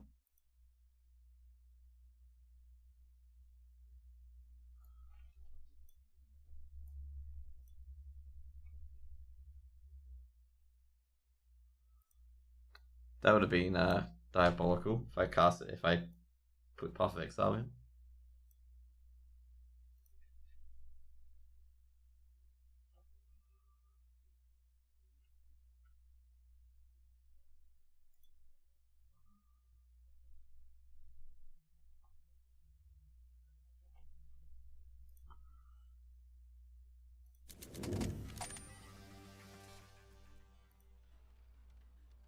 Sounds coming through fine. Yeah, sounds just coming through fine. Okay, good. Okay,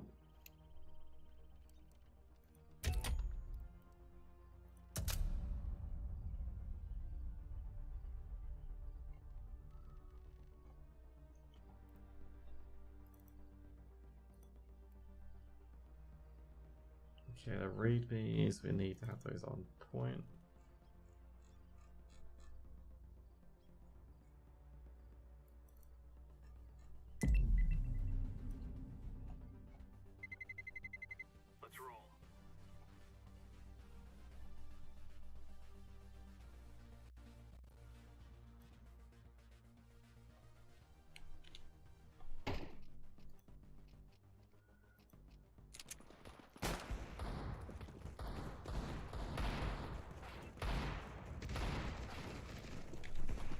go.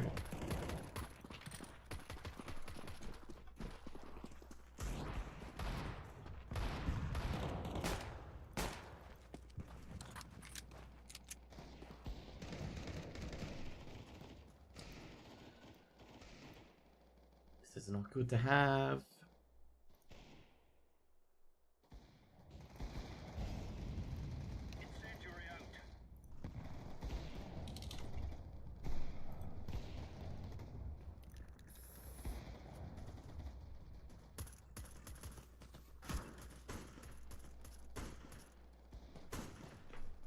Oh,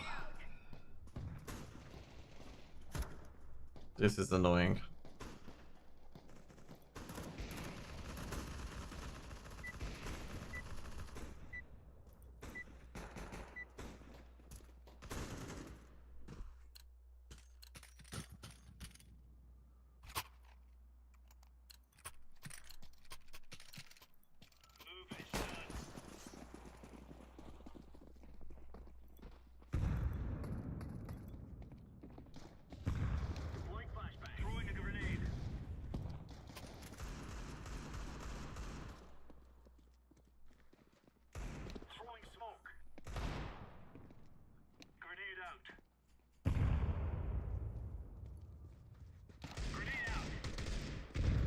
Fucking hell.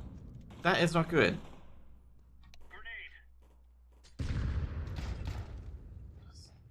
Get rid of all this shit.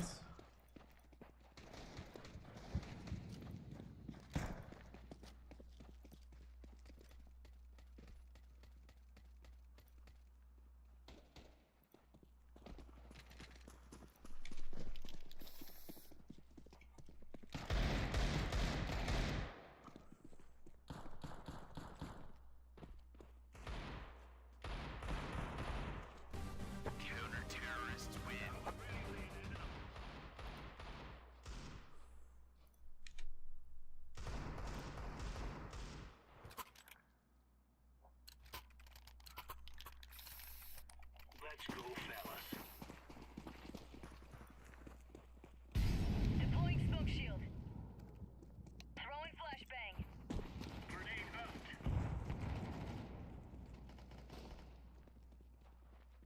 Grenade out. Smoke. Throwing fire.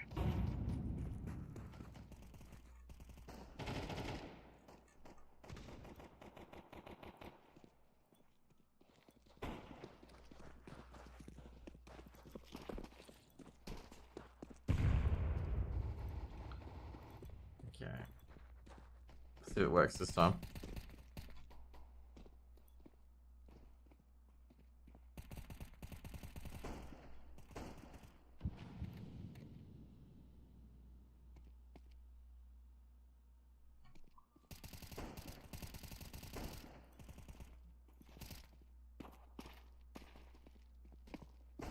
Do you have it on? Or did I see something come on?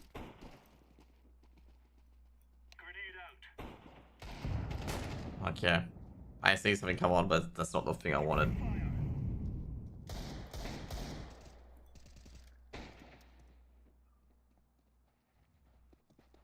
No, nothing's coming on.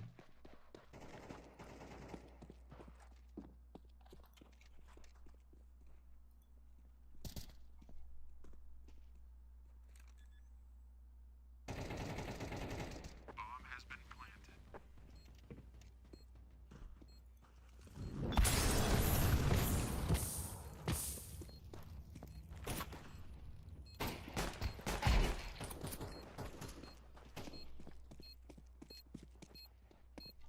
Diffusing. Bomb has been defused. Counter-terrorists win. Don't even ask me how I did that. Nice.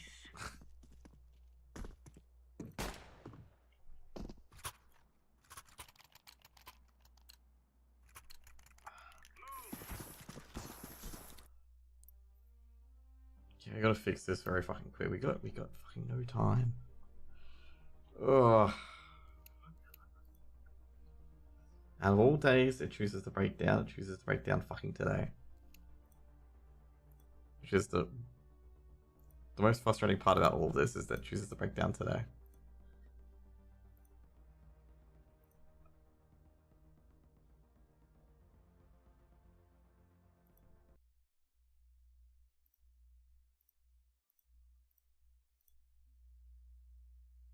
Okay, cool.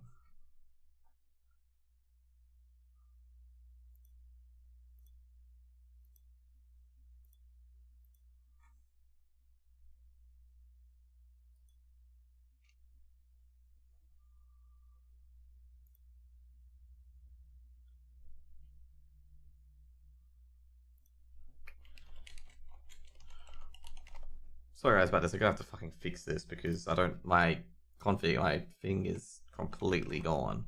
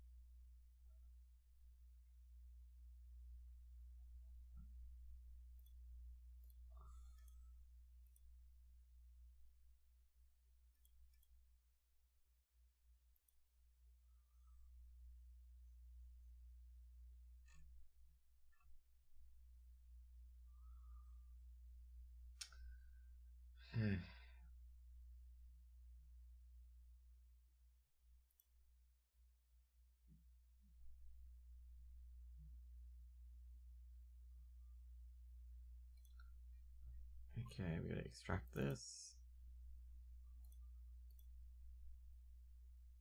Extract a C drive, awesome. Cool, we'll do that there. Okay, and then the next one, we'll extract that to C drive.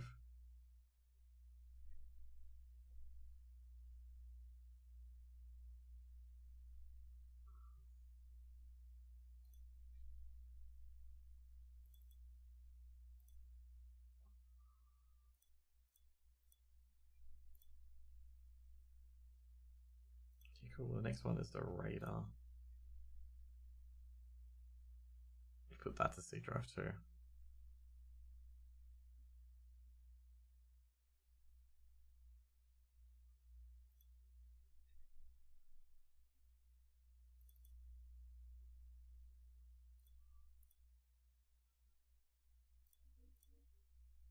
It's the worst part, I have to do this in like 15 minutes.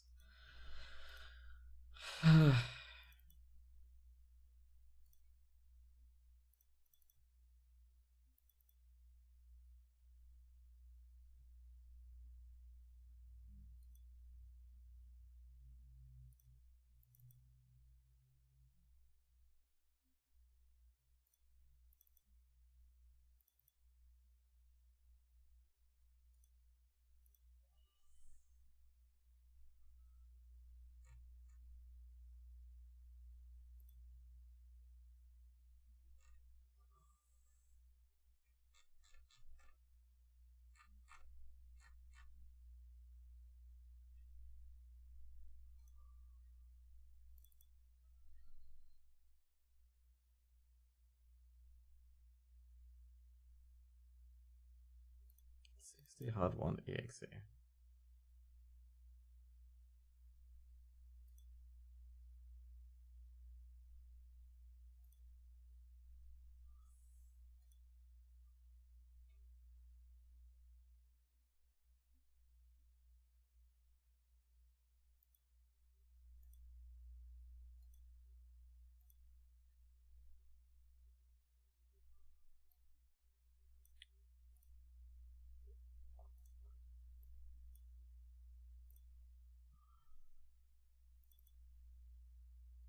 Yep, okay, cool.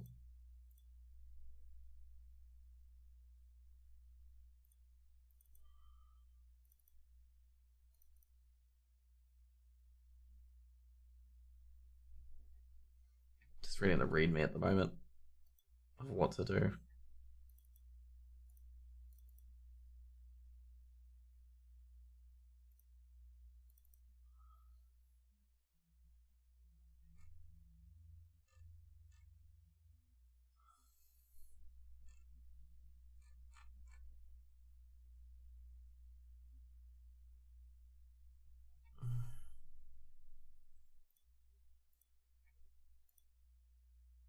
Okay, the next one is getting the HUD up.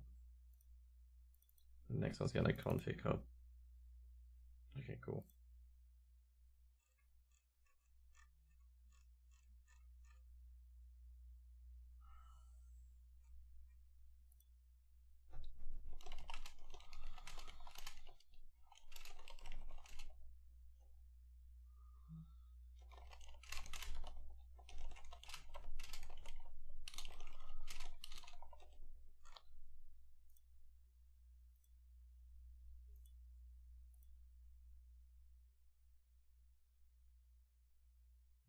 Okay, I'll go back to CSGO, see if you can try and get it in game now.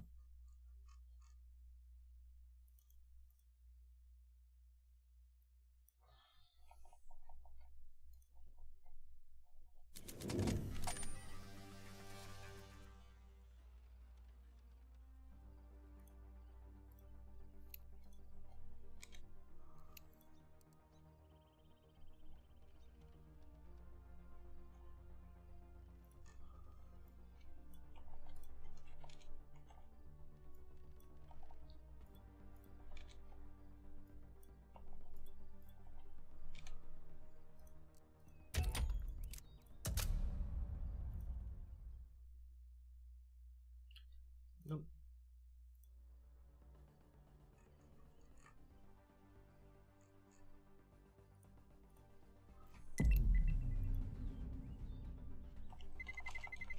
Let's roll.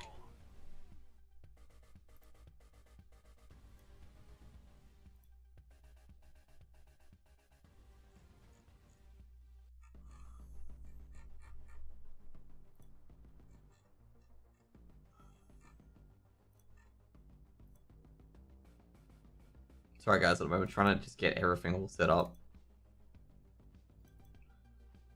Really?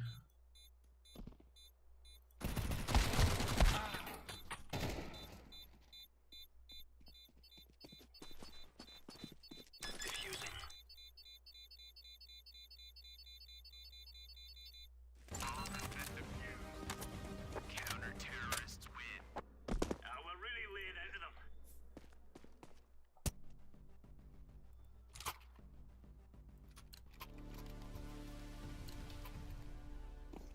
There we go, got it working now, finally.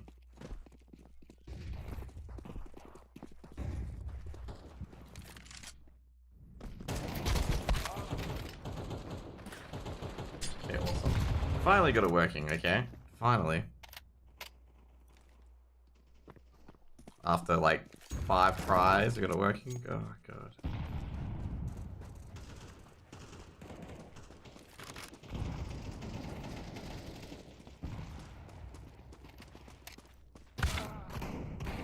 Counter-terrorists win.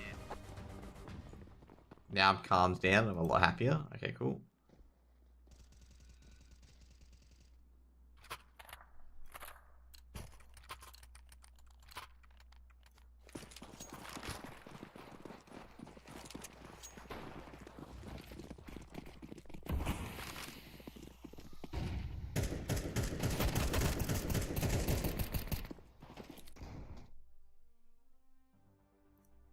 Okay, now to get that logos.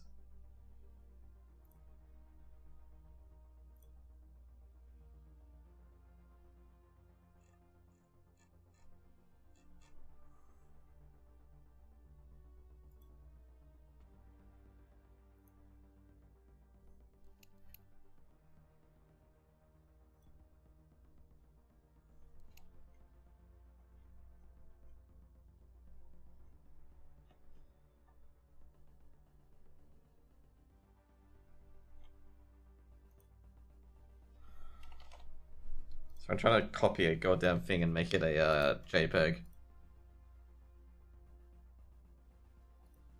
So I can link it.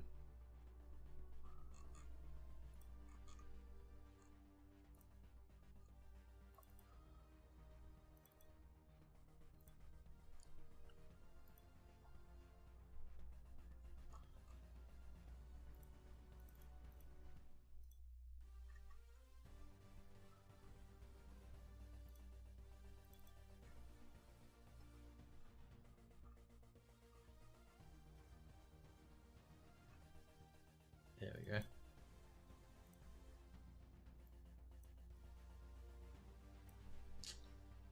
Couldn't get it transparent. That sucks.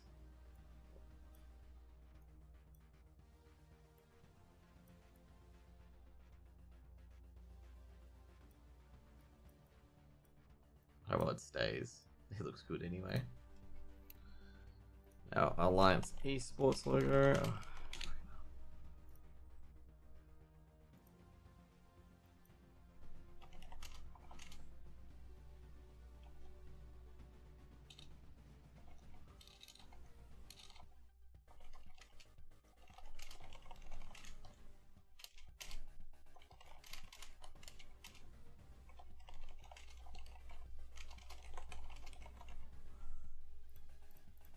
I am such an angry chappy today. Just an like FYI.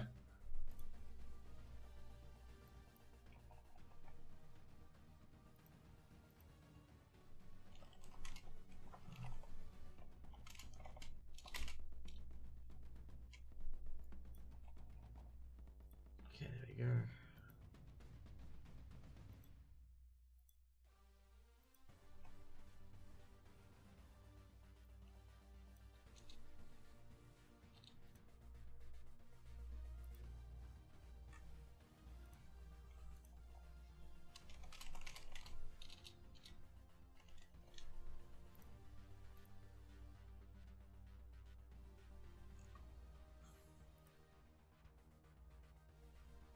You know, it'd be funny if someone's like, "Oh, bro, by the way, you got a mind freak fucking thing there." Yeah, I know.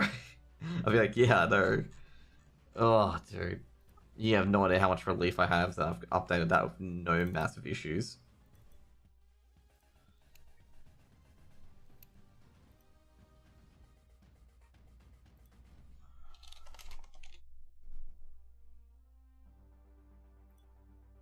Okay, cool.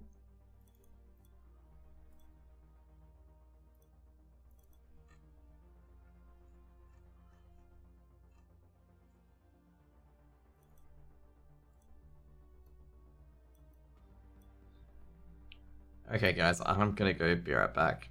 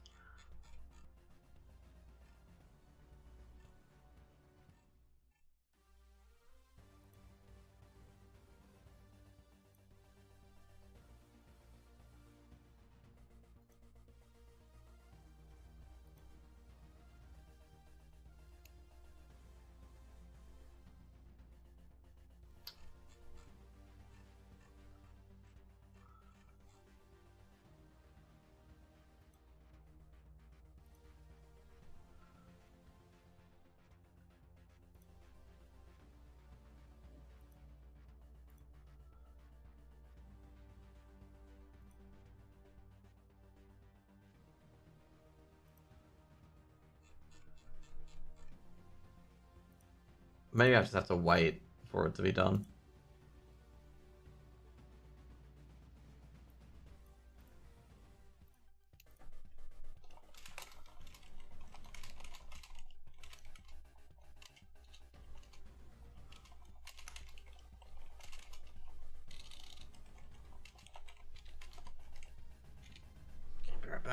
Sorry guys, be right back. I gotta get something to eat as well.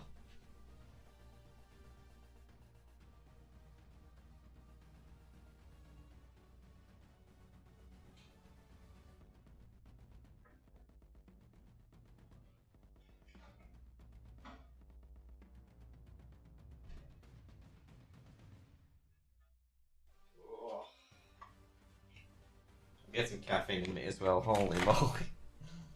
I have been... Actually, I got some caffeine. Yeah, cool. Ugh, that was a fucking endeavor.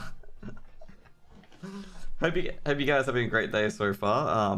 Or I'm just gonna say that was an endeavor to get a couple things working. I think I'll do some more games tomorrow as well, because on Friday, like basically with WoW rating, the only day I need to rate is basically I think it's Sunday, and that's it. So I can even do this on Saturday as well. Actually, I don't think this. Oh no, there is second day on Saturday.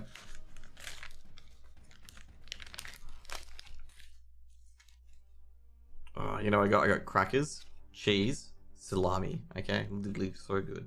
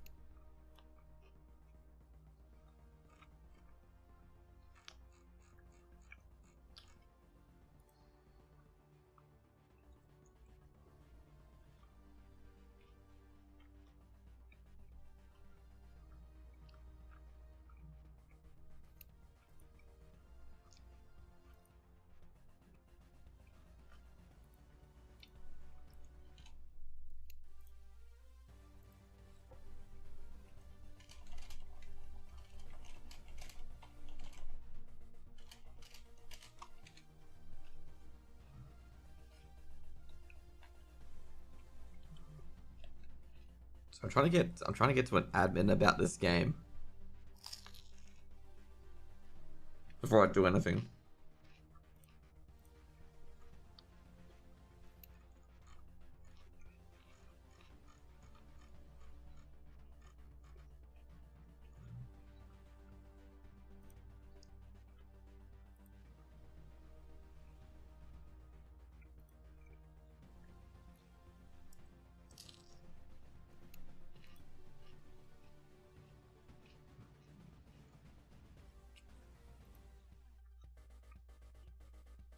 Oh yeah, that's what I was supposed to do. Shit, I forgot about that. Where to put the logo.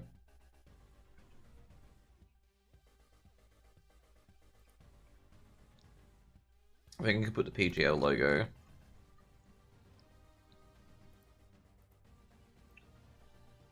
here, I think.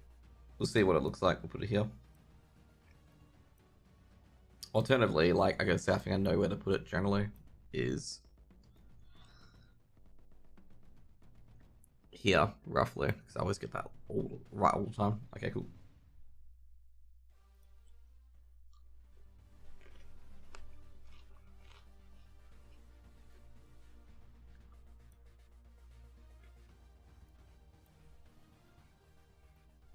Okay, we got a play cast. Sorry guys, like this is so scuffed. All because my finger would be... Okay, cool.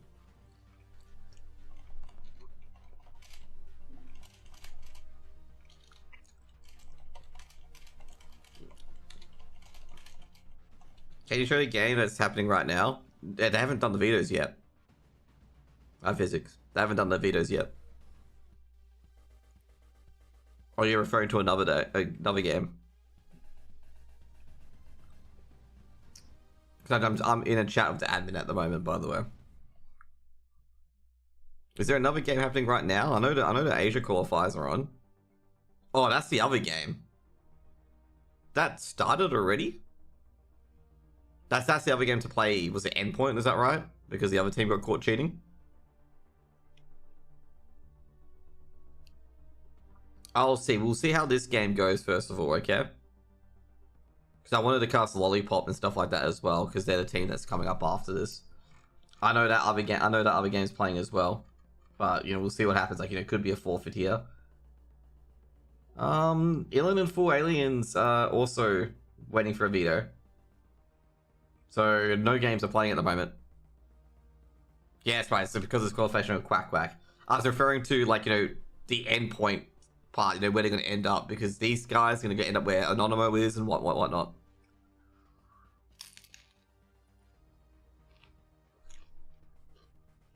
But yeah, we'll see what happens. Okay, we'll get with this game first, and we'll see what happens. Okay. There was like the Quack for disqualification. Like before I picked this game, that hadn't happened yet.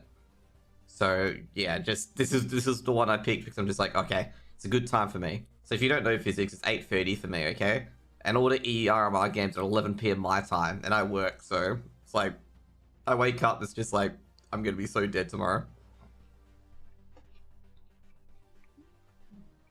But anyway, I'll see what I can do. Basically, both games are waiting for vetoes at the moment, just FYI. Confirmed with both admins that they're waiting for vetoes.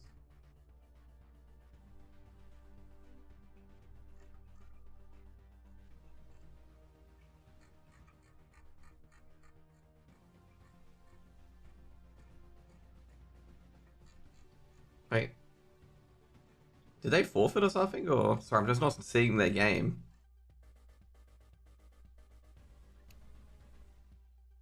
Well, this game's running at the moment.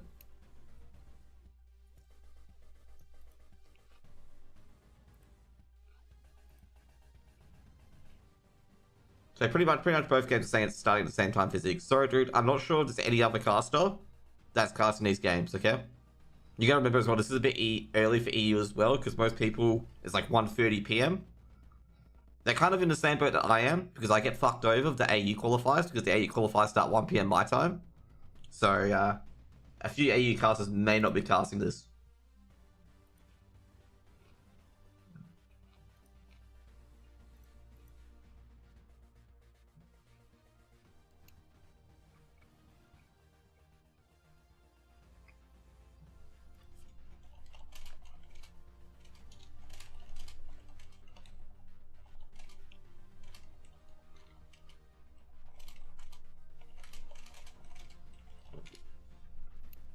Yeah. Well, it's good that let's see Ilan's game. You know, take a look at that game actually.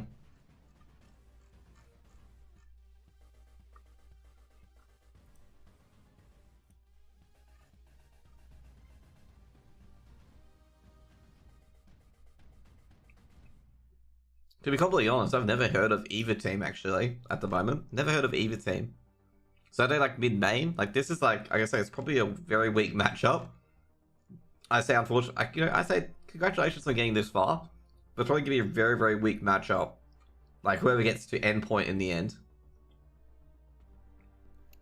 But you know, hey, if you get down to like the round of 64s or round of 32, you must be doing some pretty good work. Like I haven't seen many of these players, but then again, I've not casted EU Advanced in quite a long time, so they could be very good. And I, you know, haven't done that before. I haven't done that, but I haven't done it recently. But yeah, it's fair effort to making it to round of 64, because that's quite difficult. You verse at least one good team before you get there.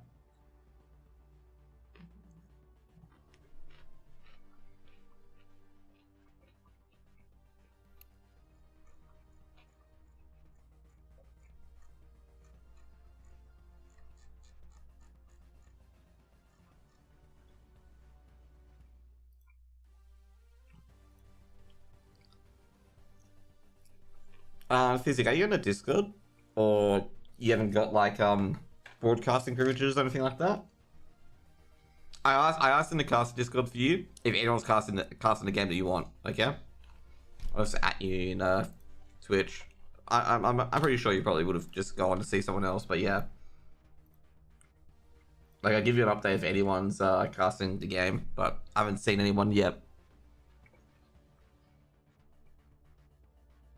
I'm still waiting for my game at the moment, actually.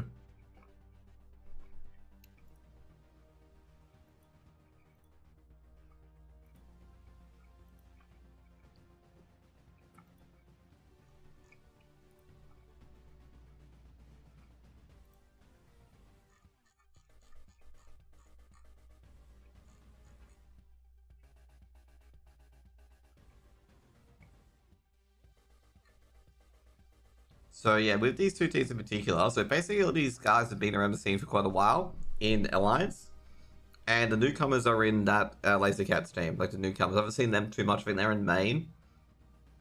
But it's gonna be a very, very, like, it's gonna be more experience. You got like Robin, you got Bodemaster from Little Mix. You got Pleasant as well, which was, you know, touted up to be the next main player to look at. I expect the Swedes to win, but you never know what would be some of these CIS teams. Like, some of these CIS teams really surprise. And they're really, really good. They've got like really great fundamental CS. They've got great nades. They've got great trading. They, you know, really play for each other and whatnot as well. So you got to be kind of like, you know, since I don't know a lot, like I do know a bit of CIS, okay? But since you don't know these little unknown teams or whatnot, you can't, you know, just be like, oh yeah, Alliance, you're going to sweep them like 13-0. Because some of these CIS teams surprised. Like we had Bait, you know, previously. We've had Fantastic 7, who are now Space. We've had a lot of all these like good, and also Spirit Academy, but I believe that was like a build from another as well. I'm trying to think what team it was. It's not Bait, it's I'm trying to think of the other team name, but like these CIS teams that just come in, beat some big teams, and they really just match it up with them as well. Like even if they lose, they're losing like 13-11 or anything like that.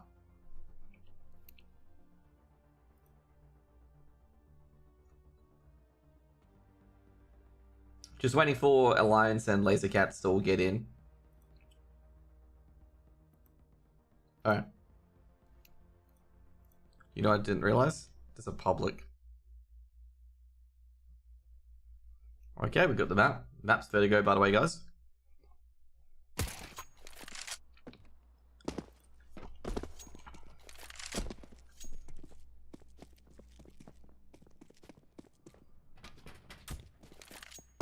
Two seconds, guys. I'm trying to just make sure the HUD's working. But you know what's not happening today? The HUD's being very fussy. Yeah, there we go. We get you guys into the game. Okay.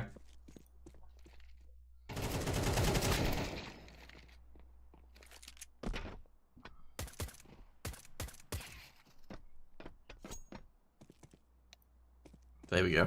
We got a few players in the game. We got Boonmaster and Alliance. Looking very crisp and clean here. Well, that's beautiful. I like the CS2 updates. For me, like I say, it feels a bit weird. I'm just having closed down a few things. It just feels a bit, you know, just a bit stuttery. You know how like something can just feel a bit stuttery?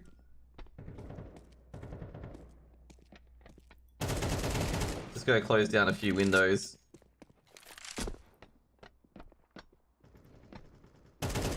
See if we can get it going.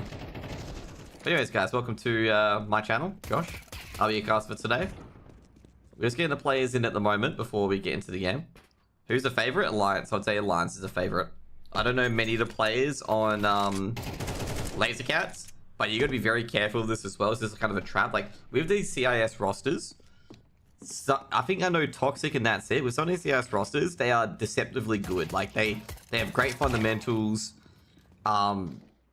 You got to be very, very careful because they will surprise a lot of teams. I mean, I've already seen 2 to 3 CIS teams in general who's like shocked, you know, big teams in particular. Obviously, these are old ones. Obviously, if you remember Fantastic 7, who are now Space.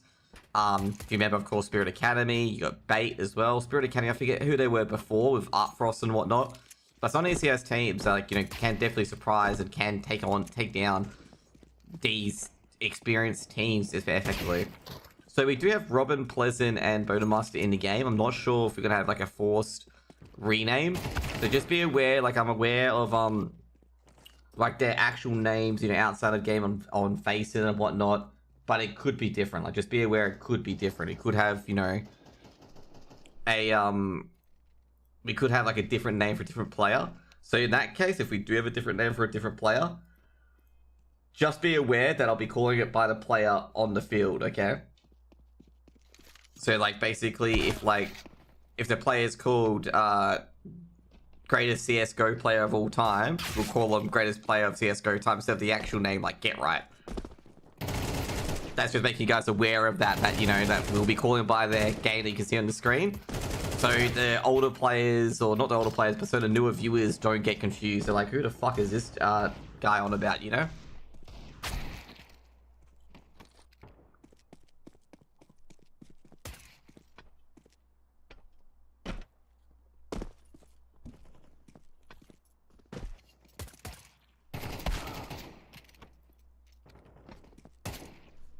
So welcome to Vertigo.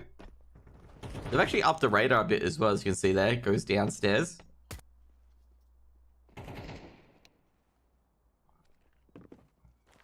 Just waiting for everyone else to get in.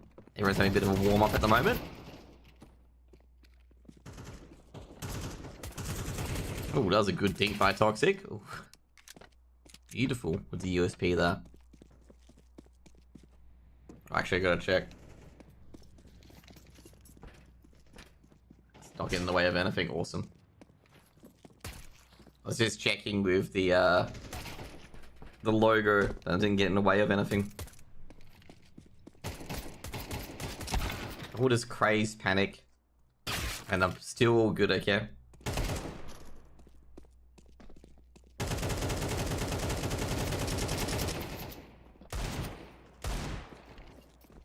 I've got to say, is it just me that they've done a really good job with X-Ray? Like, X-Ray, like, it's so clear now where, like, players are.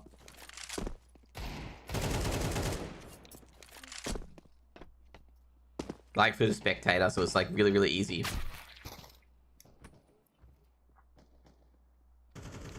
Actually, I've got to say, I feel like I've classed some of these players like they were in a Cash Cup ages ago, because I've seen Malchus before and Toxic. I remember those two players in particular.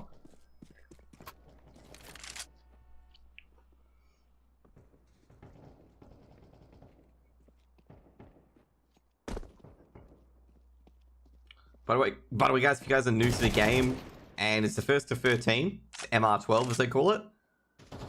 I don't think I have to explain the round, the economy, and anything like that anymore. I think CS2's been out long enough, but you know, there's always newer players coming in.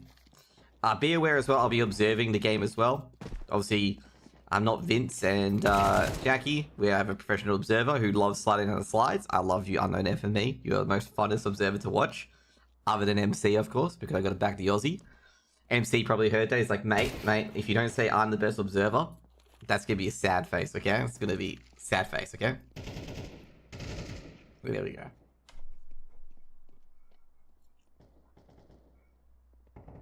So yeah, I'm basically doing my own production, my own observing, and stuff like that as well. So just be aware of that.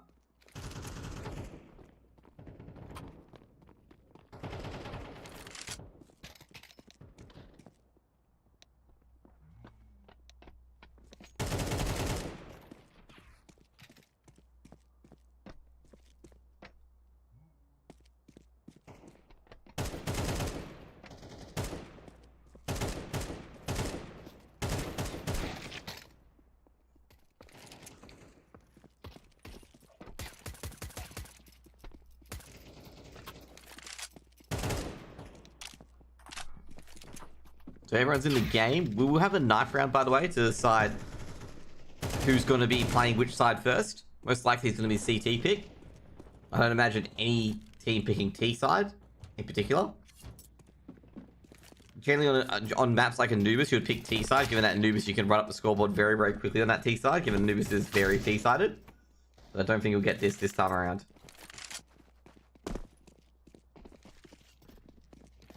And not in Vertigo, unfortunately.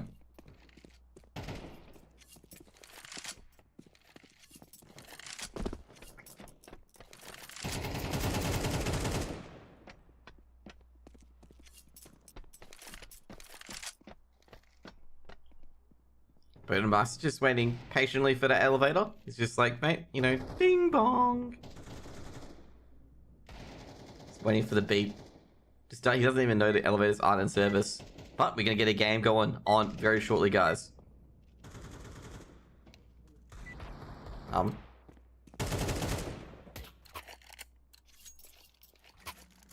well, you're going to go straight into the pistol round. We are. Looks like they must have done a coin flip or a knife round off stream. Or maybe done a coin toss. Alliance will start on the T side. Laser Cats start on the CT side. Kit smoke on Toxic. Molotov, actually, and that's Flash on Impact. That's an interesting one, a Molotov being brought up this early. On the CT side. Meanwhile, 2 smokes, 1 smoke, 2 flashes, a Molotov on Alliance. Going up through ramp. Now, Temp League. Does he see anyone? Does he see a foot? Or we may... No, doesn't see anything that crates blocking his way. Having a few man stack, a boost up as well. 4-man stack on towards this A bomb site. Malchus trying to get a few things. Tempic's been pushed back. Robin pushing up. They can go through this ramp now. Would they check the boost? Flashbang being thrown towards sandbags, and they're just going to retreat for now. Laser Cats and Alliance dealing a few blows, but not too much. I have a feeling that they heard a few more players than usual, so they're thinking, you know, they may overstack there, and the B player could be by himself.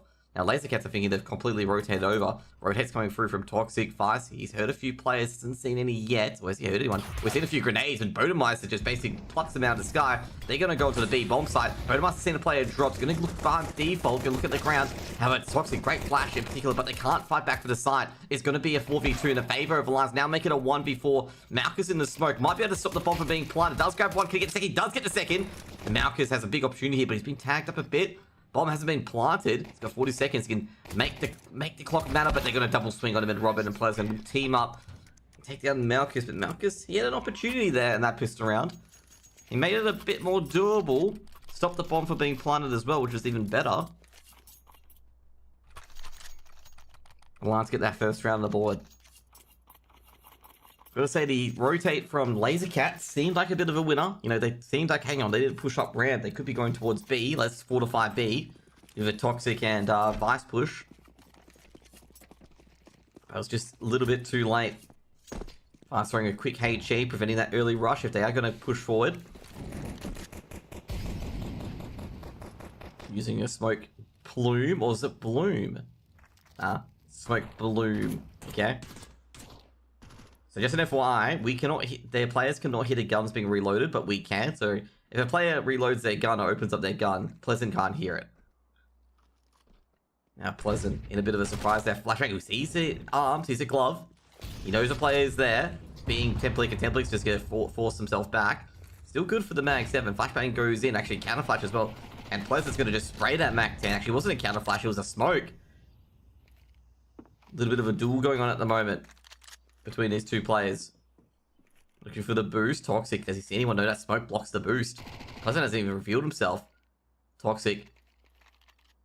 If you see that hand, Molotov been thrown in, and they're going to have to drop off that boost position here as well. Pleasant goes down though, Toxic, as he falls over. This is looking like a very dangerous anti-eco at the moment. It's going to be a full rotate towards A by Laser Cats. They're expecting an execute. Deep smoke, flash has been thrown in as well. Molotov being hurt on Templic again. Now Toxic goes down to Twist. Traded out by Templic though. Templic, oh, he's been seen. He's got to grab the Galil. Can he survive though? Not Bodemeister swings on the outside. It's going to be a 2v2 now. Bomb going to be planted by Advid. Will be planted. They can't. Ooh, does shoot through the crates, but doesn't kill him. Doesn't get the headshot. Malchus does grab one. Bodemeister needed to be clean there. Now they will double pick. Oh, unfortunately, Bodemeister is tagged and Impact able to finish the job. And it'll be a first round for Laser Cats, and they win against the Force Spy. Or win with the Force Spy.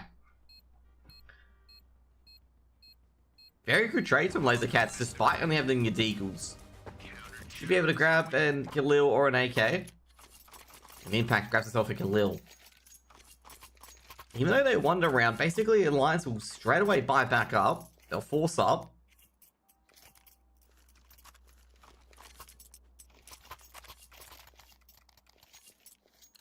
Did they not get their bomb plant? Oh no, they didn't get the bomb plant. I was going to say, I'm like, did they not get the bomb plant in the end?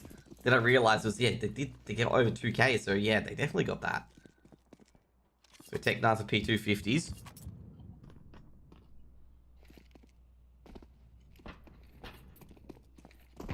Deep HE towards Secret, nobody there.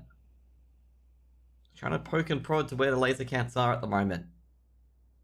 Laser Cats doing a 1-for-1 trade consistently after getting the opening pick on towards Pleasant. Able to get that round on the board. Now they're going to be able to just keep this round altogether. They get a couple of rounds here. They get 2 rounds on the board. They can really start turning the screws. I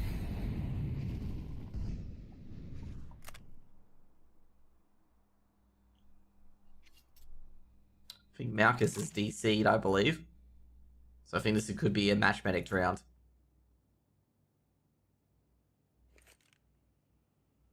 Because no points of damage had been done.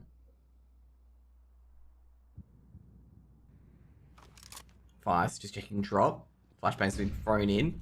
Twist is pushing forward. He's going to be drowned down by Fives. Fives can he do a bit more? Actually going to be thrown in. Should get a significant damage Molotov on towards default. And that's going to stop the bomb from being planted. Pleasant with the 1 dig. Fives, he trades out. This is looking very, very good for the Laser Cat so far. But they're going to have to just drop back because Malchus all down from behind as Robin, the backstab. He's got almost all 3 of them at the moment. And Avid cleans the rest up. It'll be a second round on the board for Alliance. I'm going to say Malchus. They're not going to be too happy about that one, but I think it's going to be match medic. There's no way I don't think it's not going to be match medic. It should be 1-1.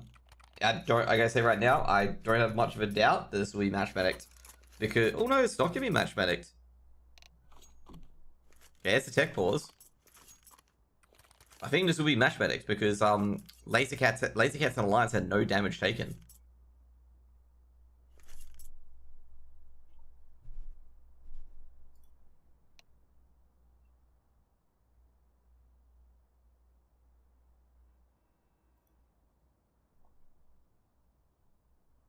He DC on purpose. Clearly he DC'd on purpose. No, no.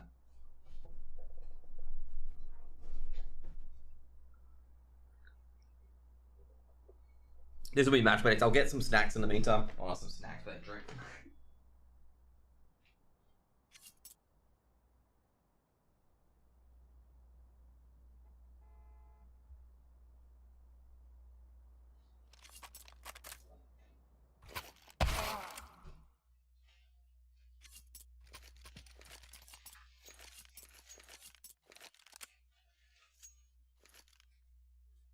There we go. Was it match medic? Yeah, it was. As expected, okay?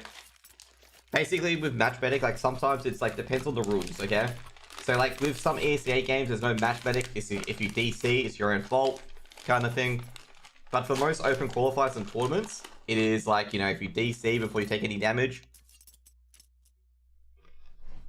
you get your round back, okay? Let's just say you DC and it's, like, a 2v2 and people taking damage, you don't get your round back. It's not match medicable. Malchus had this DC'd, I think it was like a few seconds into the round.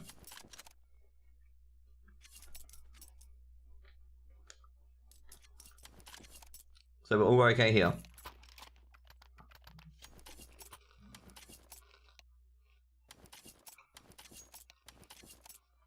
Is everyone happy with my explanation? Bruv, Rod, it's like, nah, not happy with your explanation. Fuck you, man. Give the round to Alliance.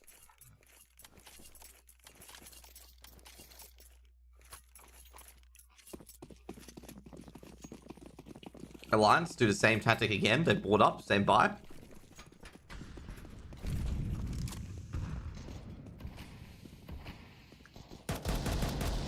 Oh geez, Templey's taking a bit of damage.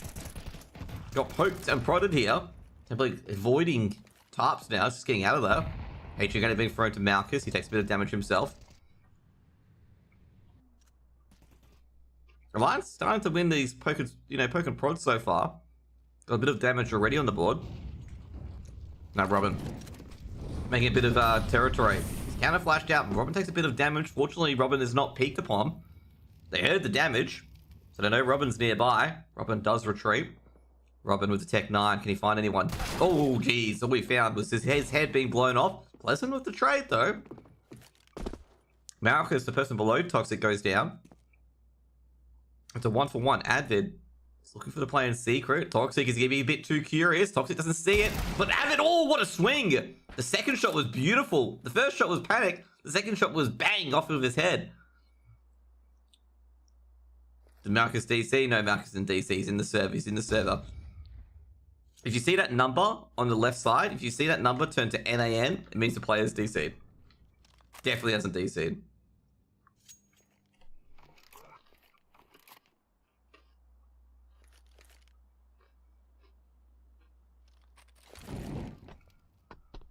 Molotov, flashbang, yeah, that's going to be an easy B-side take for Alliance. No one's near B-side. So they should get that bomb down very easily.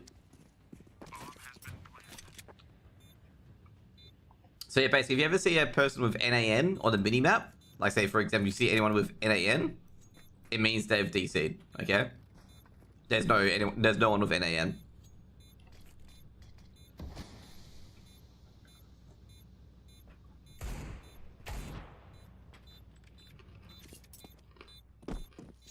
Lasercat's not elected to go for this retake.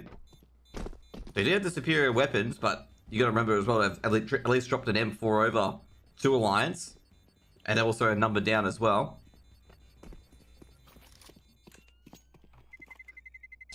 Terrorists win.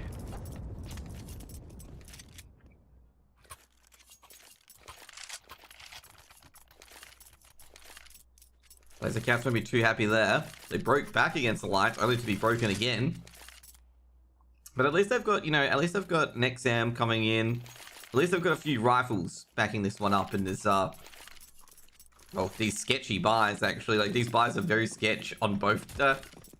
Actually, you know what? Alliance have got a very good buy, but the buy on Lasercats is very sketch. Like, only 3 of them have rifles as an XM as well. I assume the XM's on the B side. No, the XM's in mid, and he's boosted up. That's actually a pretty good spot for it anyway. Lower smoke's gonna allow Robin to poke and prod towards the back lines. Counter smoke on sandbags. Clearing out the tops. The Eagle strikes through. Bodenmeister and Pleasant try to thread that needle onto Malchus. Doesn't. A lot of utility being thrown in. A counter smoke and a Molotov. Trying to push these players out secret. Bodenmeister looking towards sandbags. Looking for a guy creeping with Rev. He finds it. Template wins the duel. Template gets the second as well. He follows up. Doesn't see the third play, however. And Pleasant's just going to back out. Just get out of A ramp.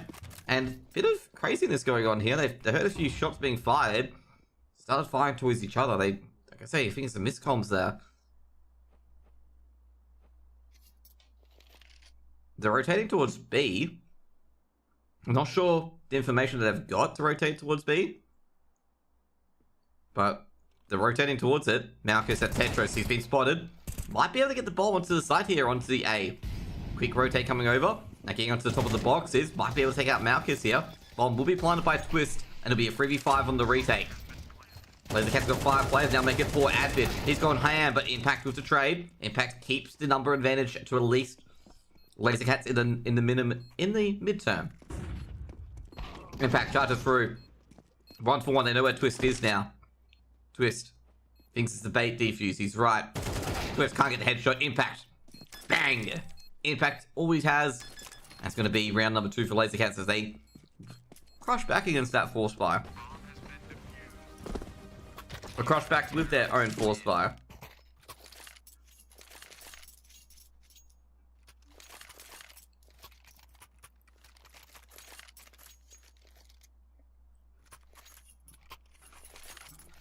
Gotta say, Alliance did get the bomb plant, so they can buy up again. At this stage, you're wondering how long, like which team's just gonna take an eco at this point.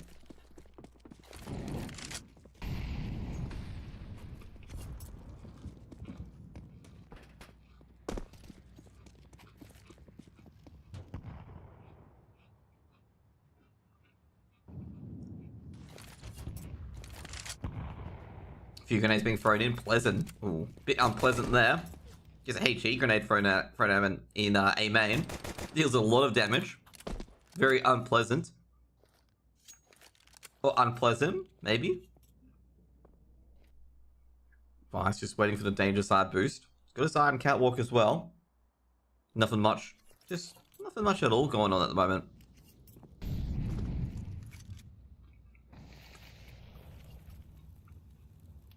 Pleasant playing wingman. Just looking at Alliance's buy here. We've got the hero, AK, and Advid. Advid has been playing very well with that AK. Advid already lurked up towards middle. He's just waiting for the rotate. He knows the player's trying to rotate. It's going to be Toxic. Toxic still focused on the middle, but he still loses the duel when they've captured the mid. Now Advid just waiting for the B defenders to try and crawl around. But he's sneaking in via CT.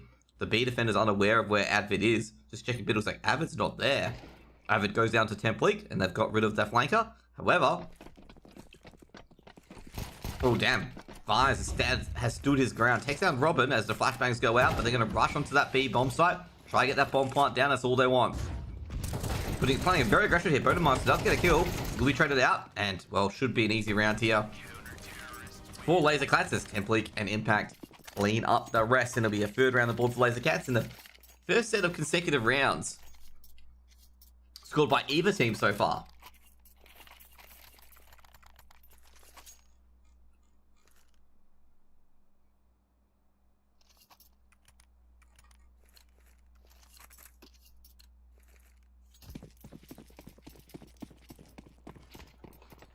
Good try. It was pretty decent. Like, if they got a bomb plant there, that would have been a huge round.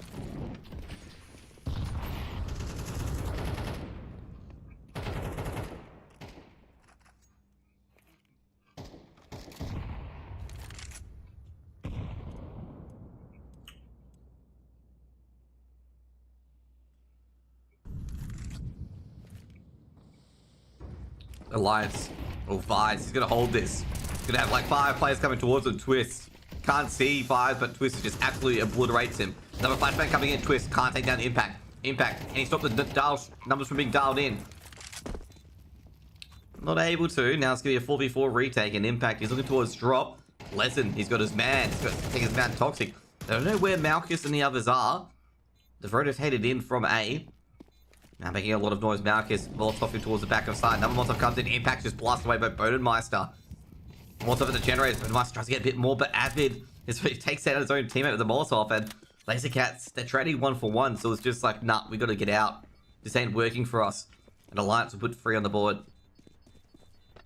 Robin might die after round, though. Robin's going to be a bit careful. He's going to run in quickly. He should live. That bomb radius is very deceptive, so you got to be like... just like super duper careful.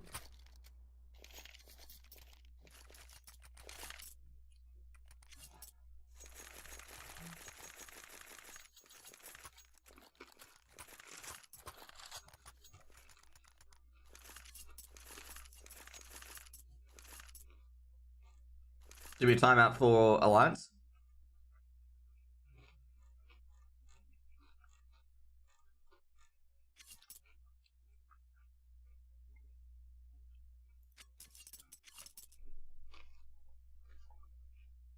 Alliance get that third round on the board.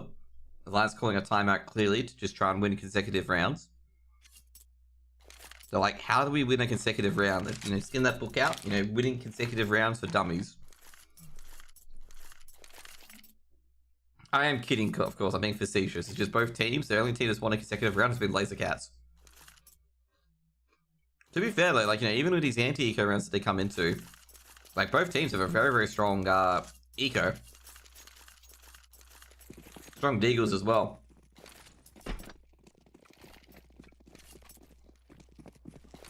But this time, Laser Cats have 4 M4s to the 5.7, which basically is like 5 M4s. But anyway, Toxic charging in. Go towards A main. Takes down Bodenmeister. Getting another. Has to back out. Temple does back him up. And Puzzle goes down. And that's the A main execute gone. They've cleared out A main. Now they've got to win in middle. They swing out towards middle. Malchus grabs one. Robin with a trade. Drop player doesn't need a peek at all. They can use that man advantage. Robin is going to get a bit more damage with the impact. Not too much though. Molotovs and flash being thrown in. Trying to getting as much damage as he can. Sees the foot. Robin should take down Toxic, and he does. Now it's got to find a site. Problem is that Twist is only 1 on full HP. Robin's almost dead. He's got a... Oh, he's surrendered his territory advantage. Not really much he could do. After losing 2 A main players early on.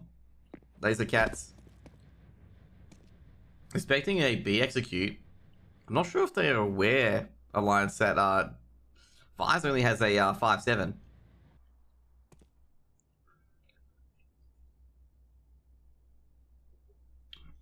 And A execute's pretty risky actually, given the fact that they have no idea who's in here, no idea where they are. Temple's on a very passive sort of hold. Twist could actually get the bomb plant and they can't do anything. Twist looking towards the elevators. Doesn't see anything. He's going to smoke off the elevators and get that bomb plant to default. Actually, grenade being thrown in. Twist takes a bit of damage. Ooh, I think Twist has seen a player at Tetris, and he has. And he's just going to drop back. Twist going to rotate over towards ramp. 1v3. Smoke being thrown in. And, oh, Twist had lined up for him. Perfect. He's got 2. Vibes and Template hit the deck. It's just Impact v Twist. Impact does have a kit, though, and he's aware of where he is. Gotta go for it. Jeez, Twist. Beautiful 1v3. Just the moment he hears the defuse, just drills Impact and puts 4 rounds on the board for Alliance. Big lineup as well. That lineup, huge. Lasercat's not going to be liking that one. They had a 3v1. They had a strong 3v1. They didn't convert that.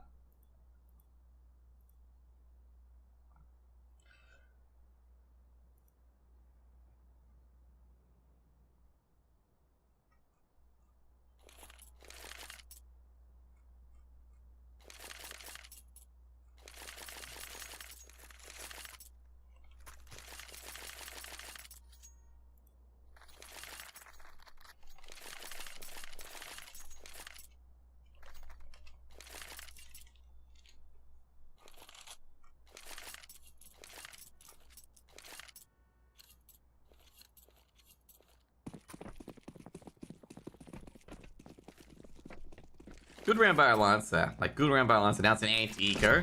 And the Laser Cats, are they cool for cats? Indeed they are. 4 players, USB up middle. Someone's gonna die at T-spawn. The cats are coming out with their claws. Avid can't do anything. He does take down Template. Backups here in the B lurk. Molotov been thrown in. Have they got the bomb? I hope so. They've got the bomb. They do. Vice picked up an AK. Robin's taking down Toxic as well. Just checking through Secret, making sure no one's there. And Robin's gonna plant that bomb. And at least put the pressure back on the Laser Cats. Vice gonna try and keep that AK. Malchus and Impact are still hunting. It's gonna be difficult here for Alliance to get out of sight because they're not sure where Laser Cats are. Right, they've got to be careful when exiting the site to not take too much damage.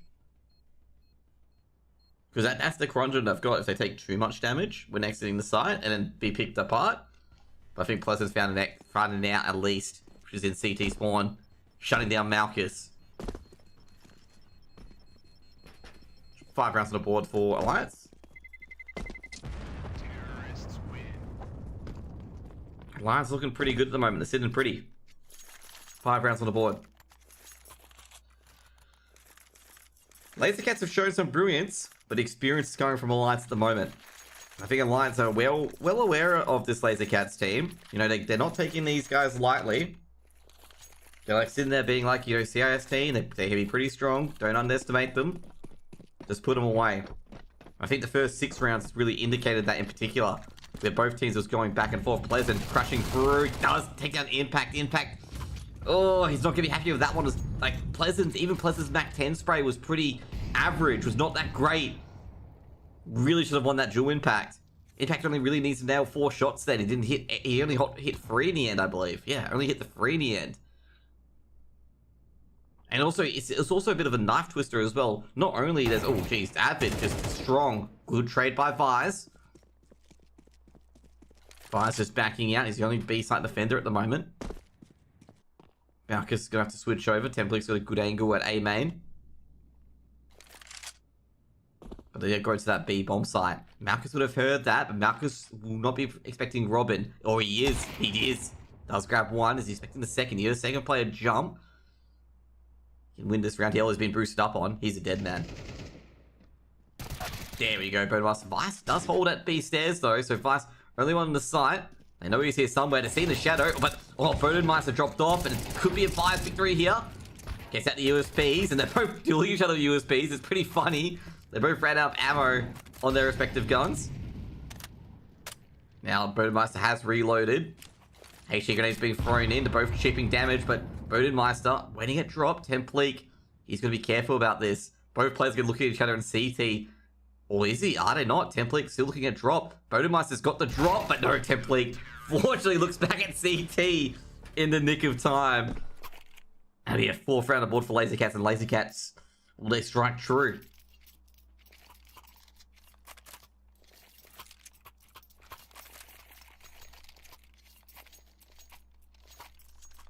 Alliance can buy up as well.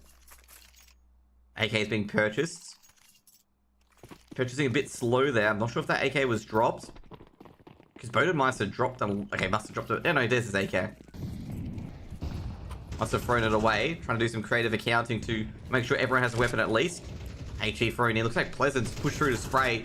Taking down Toxic, who's trying to push through. Templing. Oh, jeez. Pleasant caught off guard. The drop, like, Pleasant to recalibrate his aim. Looks like they got a 2-man advantage. Once again, it's a similar situation. Pleasant's taking a lot of damage, but this time, they've got 2 kills for the wear. Now, Impact and Malchus are trying to clear out middle. Trying to get a forward position. They have nobody on A, just an FYI. They're really just defending a pure B hit. To be fair, they'll get some indication if Alliance are going for an A side hit with the grenades coming in, because Alliance don't have... Well, they're going in with pure contact play. They have the nades, but they're not using it. So this is going to really, catch Lasercats a bit off guard. Nades coming in. Lasercats thinking that they're going to be hitting A, given they had heard no noise. Flashbangs, Molotov, so that's a missed Molotov there. Pleasant, looking towards the top of Tetris. Actually being thrown in, I think they're going to go towards B instead. Pleasant is going to play a distraction. Flashbang going in. And they hear a lot of running coming back as well. The bombs even run back as well. Pleasant will get orbed by Malchus, and they do go down. But however, the bomb is in another castle. Advent just running straight towards default. They have the time, they have the positions, and they're going to plant it in the open. And also Twist, he's at CT. Malchus just can't check that angle. Head goes right off. That's going to be a save call coming in for Lasercats. Good start by Pleasant there. Pleasant stops initial push. I love you. Aw, that's nice to say, Chantru. KP, 6th round on the board for Alliance. I'm gonna say Lasercats' initial duel, the 2-for-nothing, really cooked their bacon that round. No worries, dude. Dude, okay, I've been trying to cast some RMRs, but I'm a boomer and I'm in Australia, like WA.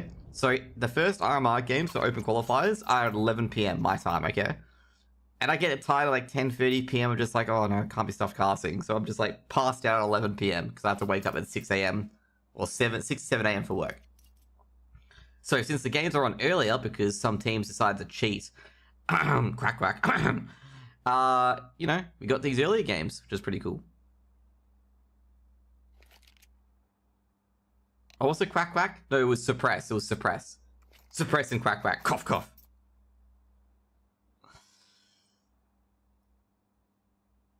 Now, obviously, on the topic of cheaters, like, I understand, of course, like, you want to get them caught and whatnot. And it's sometimes very hard to catch them before they do the things. Like, a lot of anti-cheats. It's very hard to catch all the cheats. So some of the times the cheats are ahead of the anti-cheat in particular. And I gotta say, a lot of people have been dramatizing this up as well, where they act like it's the first time that cheaters have ever gotten through deep in a major stage. It isn't, just an FYI. It's like, I gotta say right now, it's probably like the 4-4. We've got a tech pause, but all good to go. Yeah, I think it's probably like the 5th or 6th time that it's happened where cheaters have got pretty deep and then they got disqualified. But anyways, I digress. They got an AK and an M4, saved from the previous round. Hero guns. Pleasant. Just firing through the smoke, trying to get any sort of information. Poking holes. Can't see a body yet, but that's what he was looking for. Toxic takes a bit of damage, loses the Twist on the other end and stairs. Twist just making sure the player can't trade him out. Oh, he's heard Vice, so he knows at least one player's on B. Meanwhile, Boost is coming in for Impact. He's got the Furia boost ready to go. Got himself in a very good position. Air's a very stable platform, as you can see here. Very stable platform. See? You guys just got to balance on air, okay? Twist looking for Vice. Vice at default swings around, but Twist was prepared for that. Molotov's been thrown into the site, just checking all the usual spots, the nooks and crannies that can be absolutely painful for T's to check. Nobody's there. Default plant for Twist. It wasn't for Twist, actually. It was for Robin. But it doesn't really matter. 7 rounds on the board. Not really much they're going to do. Robin's going to throw the guns outside of the site. Very important to do that. Because if, let's just say for an example, I think the gun was here. If that gun blows back to CT, and one of the CT players just nabs it towards the end of the round, you're just donating weapons. So by throwing them over here, they're just going to fly off the building, so they can't recover it. They're going hunting. They know there was an M4 at least, from what they heard, on A. So Impact. Gotta try and keep this weapon. Malchus goes down. Impact peeks out. Doesn't get the aim he needs. That's a lost weapon, pretty much. And I don't think Temple's going to be able to recover it. No, Temple blasted away by Pleasant. Give me 7 on the board.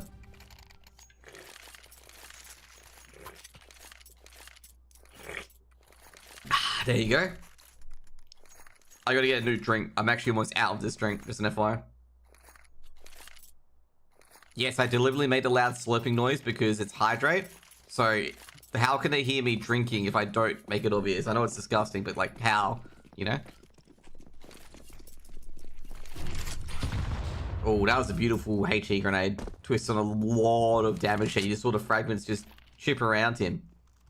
Good early aggression, but a counter Molotov towards danger side. However, on the other end, it's going to be a one-for-one trade with Pleasant, the lurk player. Bit of action coming in here. Vice takes a bit of damage, but not as much as Twist did previously. Now Twist looking for the helm.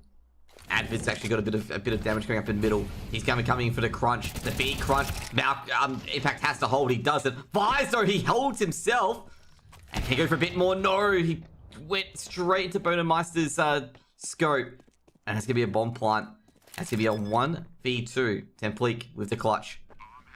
Now Lance has got to be very careful here. Just play for time. Don't do anything messy. Let Templique have the onus on him to win the round.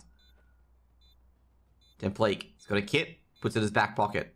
Looking towards Catwalk. He sees the shadow, he sees a bum, he sees a booty. He's going after that booty. He's made a noise though, so they know he's here. Molotov thrown towards Catwalk. Bodemeister misses the shot. Smoke's been thrown in. Templique just checking behind him. He doesn't know where the second player is. Can't go for the smoke. Can actually go for the defuse. Flash in hand. Oh, he's got to get it. He's got to get that ninja defuse. They're not hitting him. And Lasercat have won the half out of nowhere. Templique with a big 1v2 clutch. And he doesn't even have to kill anyone. Just has to defuse that bomb. And it'll be a 5th round for Lasercats. Gets the Clippers out. That defuse kit he picked up at drop. Huge.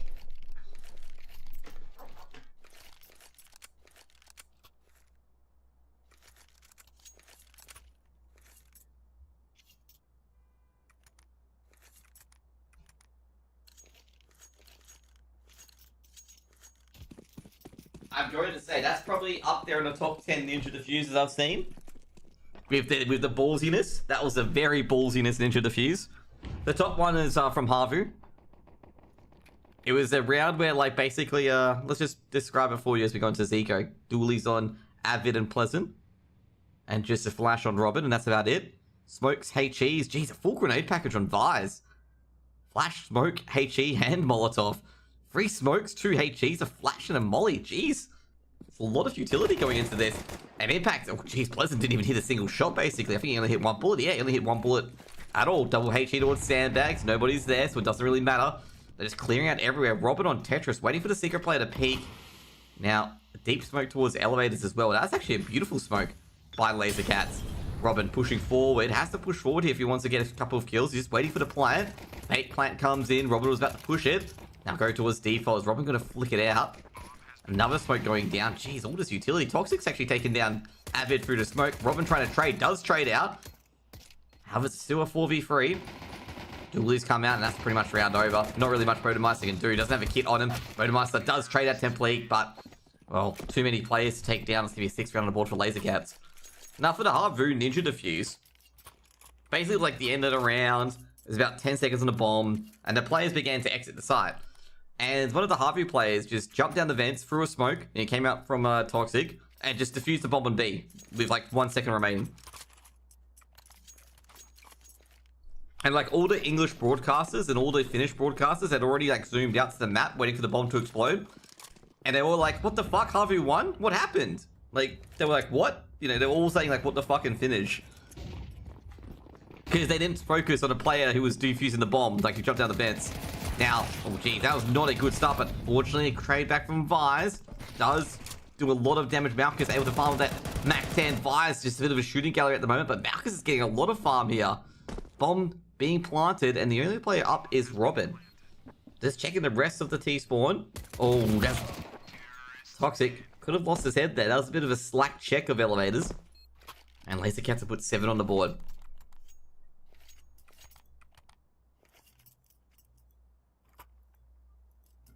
Yeah, as I said, it was a bit of a slack check.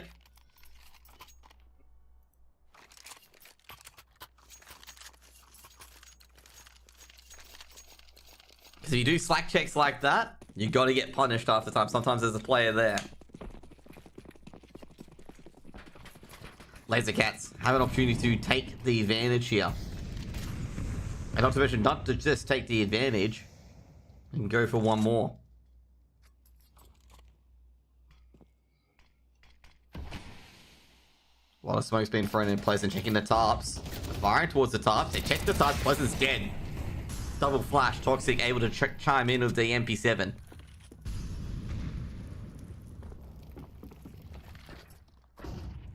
Timing. Robin. Gonna throw a HE. We'll do a bit of damage actually. Oh, whoa. Huge. I think that was a double HE as well towards the tarps. Hits Malchus and Toxic for a lot of damage. Because surely that's not one grenade. One grenade doesn't do over 64 points of damage. Especially on armored targets. Advid, once again, every time I don't have the camera on him, he just chimes in with a kill of his own. Makes it a 4v4, an advantageous 4v4 for Alliance. Alliance, though, they're not terribly too sure on what site they're going to be hitting. Looking towards mid, I don't see anyone, just making sure the flank's not coming in. Robin's seeing 2 sets of nades being thrown in. And he's going to actually get the rotate coming in. Well, Robin, he's seen one, but Robin, his game is done pretty much.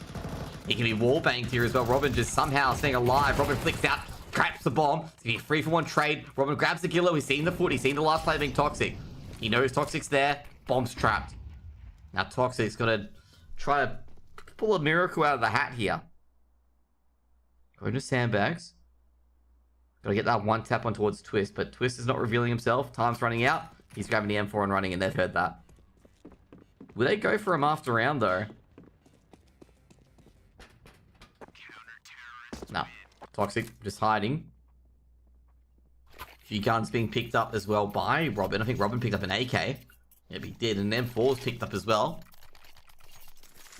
Remember, they had one of... Basically, Robin had an MP9, so an MP9's been dropped for that AK. And Alliance take 8 on the board. They prevent Laser Cats taking the lead.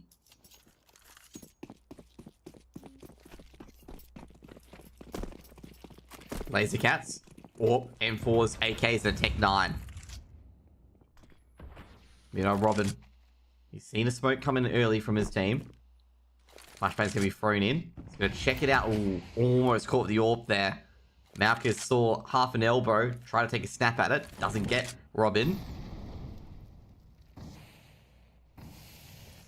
They're hearing a lot of smokes dulling the flames.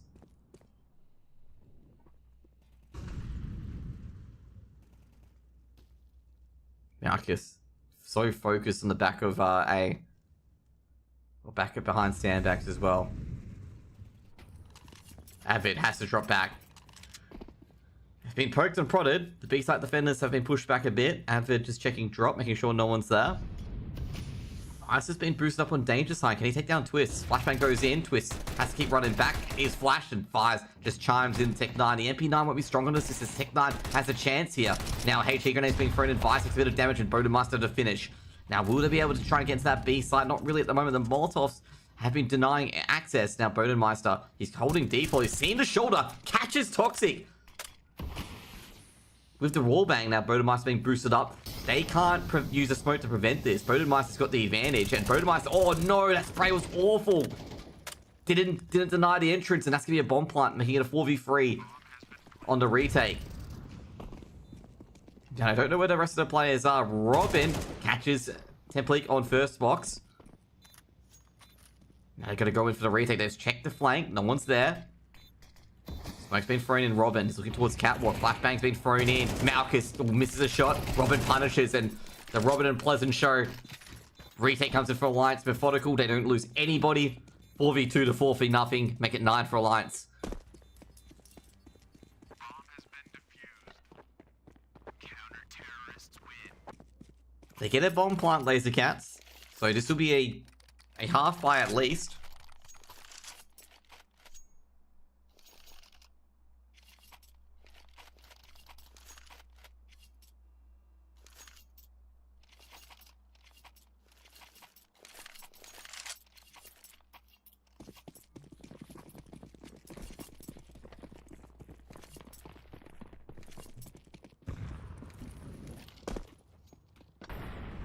Robin throws a Molotov towards A main immediately.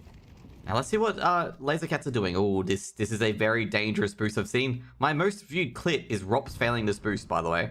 Oh, geez, that was almost a failure there, actually. Toxic almost fell off. Twist throwing a few nades down there as well. Fortunately, they did have a safe platform out in the open, but Toxic gets a crucial 1D on towards Twist. Now Robin, he has to rotate over. Being the drop player. They don't recover a rifle from that, unfortunately, Laser Cats. So they're going to have to do it with Tech 9s, Glocks, Deagles. Pleasant's got a big role here. They come in. Pleasant's got 1, 2. Great transfer, but can't take the third. Just too many targets and not enough bullets. However, Robin has stopped the player coming in from middle. And he's going to rotate towards this A side. Bodemaster's got the AWP. He heard a step. Bodemaster flick a scope. That's the main thing. Because they could be expecting him here. Bodemaster sees half the body. Now actually goes back. He actually saves himself as well. So Templique unable to trade. Just tucked in at the right time. Templique trying to go for the 1D. He's heard a play at Tetris. Saw Bodemaster. Beautiful shot towards Robin. Bodemaster has to drop back. Can't stay there for long. Oh no, Avid should take down Templique, but doesn't. Smoke's been thrown in. Templique has to take out one of these players. Bodemaster. Beautiful shot. Makes it 10 for Alliance. That's getting a bit sketchy there. Gotta say, Alliance players getting a bit shaky. They're getting a bit nervous. That was an unusual miss spray, given the fact that he was caught in the open. I'm not sure if it's a tech issue or anything like that. Maybe it was a tech issue.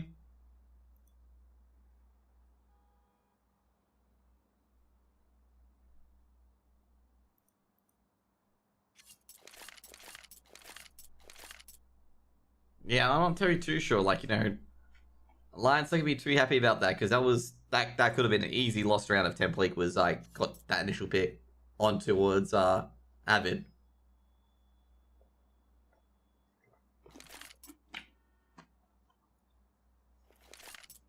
And also not to mention as well, like, you know, Alliance gonna be like really on cue because like any round loss here in particular, like it's gonna get worse for them if they lose a round. Because they don't, like, CT economy is really fragile. It's really terrible. Like, you know, it's like a box of wine glasses. You know, if you drop it once or twice, you know, the entire box could be broken. Worth nothing. Twist goes down to Toxic. They know Avid's around here. Avid's up here somewhere. Avid's hearing all this noise, though. But he's going to be banged out by Vise. They knew he was here. They're well aware there's a second player at danger sign. Now the rotations have come through, being Robin. Robin throws a beautiful nade. Does he throw a good he does throw a good follow-up Molotov as well. He's done a lot of damage, Robin, but hasn't got the kills, so it's no cigar. Would have definitely rather the kills, I reckon, Robin. Now, they've got into the B site, and Robin, everyone's dead. And Robin, they must be aware, surely, that no one's on A. Well, Laser Cat's going to take an 8th round. Robin's going to somehow try and save his weapon, which is going to be very difficult. Impact. Takes down Robin. 8 rounds on the board, and it's going to be... Ooh, will we see a force buy here? Will we see a hero buy? There could be 2 hero rifles bought up, and that's what we get, hero buy. Oh, wait. You got a refund. I was going to say the hero buy coming in, because I saw 3,000 go away, and it was just a quick refund.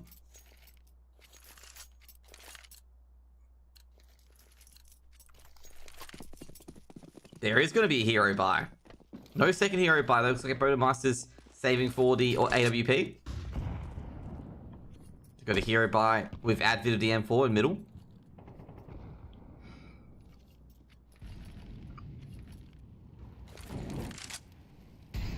A lot of grenades being thrown in.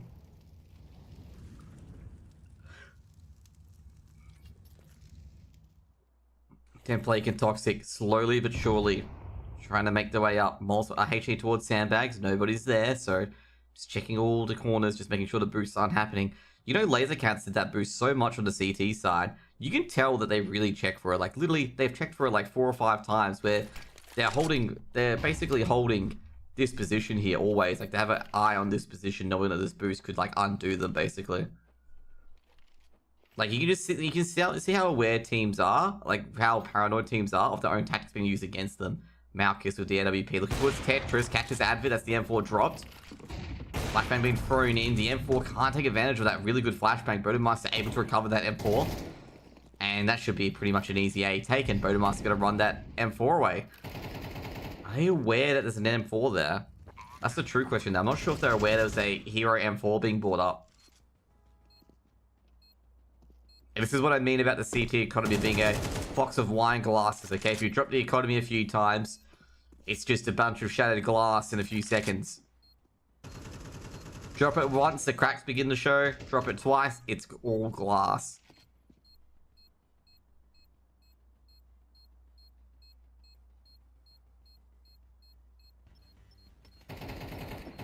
Robin goes down. Twist trying to get a weapon at least. Or did the weapon drop towards him? Oh no, it didn't. He's going to have to try and snag that AK after round, but I don't think it's going to happen. He basically peeks into all 4 of them. Fortunately, he does take down Vise after the round. It looks like Laser Cat's going to have to buy a weapon for him, but that shouldn't be too much of an issue on the T side.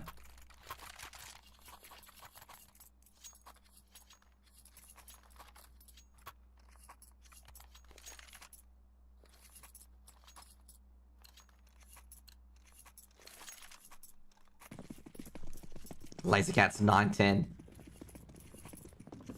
Buy round coming in. Bodemaster to AWP going aggressive towards B. But meanwhile, Malchus, well, the other AWPer, no one's going aggressive towards B at the moment.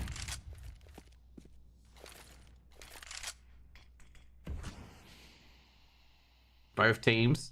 Looks like Alliance being ultra aggressive. Oh, damn, the HG hits Template on the head, and Pleasant heard that. So they definitely know players at A main. Toxic looking towards drop. Advid's playing a very passive position on drop as well, so it's probably a smart position there. They heard Bodemeister go away. Molotov's been thrown in just to stop that drop execute. The HE's been thrown in as well. Beautiful HE from Twist. So much damage, but they're going to crunch on towards A instead. They should have heard Advid there. Oh, no, not Advid. No, oh, sorry, Robin. They should have heard Robin. Jump up. It's going to be a double flank here. Bodemeister. Gotta be careful. They're hearing him, but this CT crunch is gonna be very careful themselves because they're gonna run into Robin. Robin's got a 2K, and that's the AK all picked up. Right, they had to be extremely careful because they were getting crunched themselves. The flankers have become deflanked. Now, Template, he's grabbed 1. Molotov being thrown in. Template looking towards Tetris. Doesn't see anyone yet. Trying to go for the wall bang. Doesn't see anything either. Doesn't get anything. Pleasant. Molotov's been thrown deep into Tetris. He has to go away. Pleasant. Smoke being thrown in. Pleasant actually got the bot bomb there, but can't take down Malchus. Malchus got the big green. Bomb with 10 seconds to plant. And Malchus makes it a 3v3 now. Advid has grabbed 1. Malchus trying to poop through the smoke who's being deeped. And Malchus gonna quick no scope. Can he get a second? He can't. Created up by Twists. And now Twist going for the defuse. Not really much Fires can do. The defuse has already happened, but does take down Robin at the end of the round. And Alliance put 11 on the board. That was literally down to the final players. Which is going to be to the detriment of Alliance, by the way. Because CT sides cannot continue to have only 1 or 2 players alive. Having 1 or 2 players alive is going to really toil their economy. I know they've only had to win 2 more rounds, but still, it's going to really impact them. Like, see here with Advid having an MP9. LaserCat's doing really, really good to just still twist the knife into Alliance, even if they win a round. This has got to be the round here, LaserCats. LaserCats can put this up to 11. They're able to 1-for-1. They can't get the trade. Another H is going in. So much damage. Robin able to at least convert it to be a good trade for Alliance. Eyes unable to trade out. A lot of utility being thrown into that ramp, but it's just all the Alliance ones doing the damage.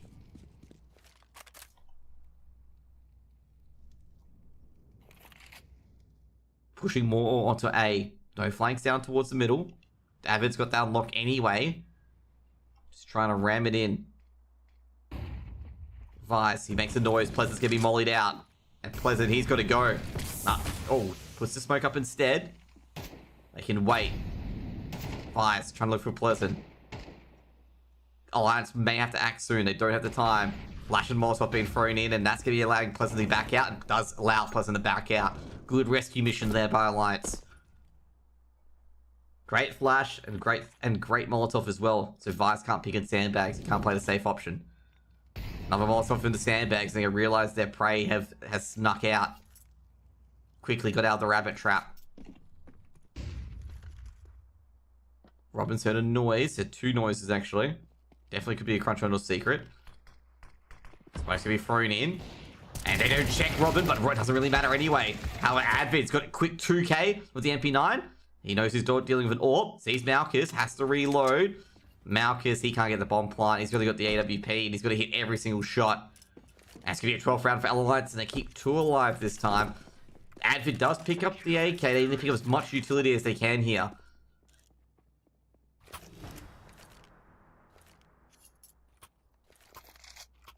No bomb plant from LaserCats.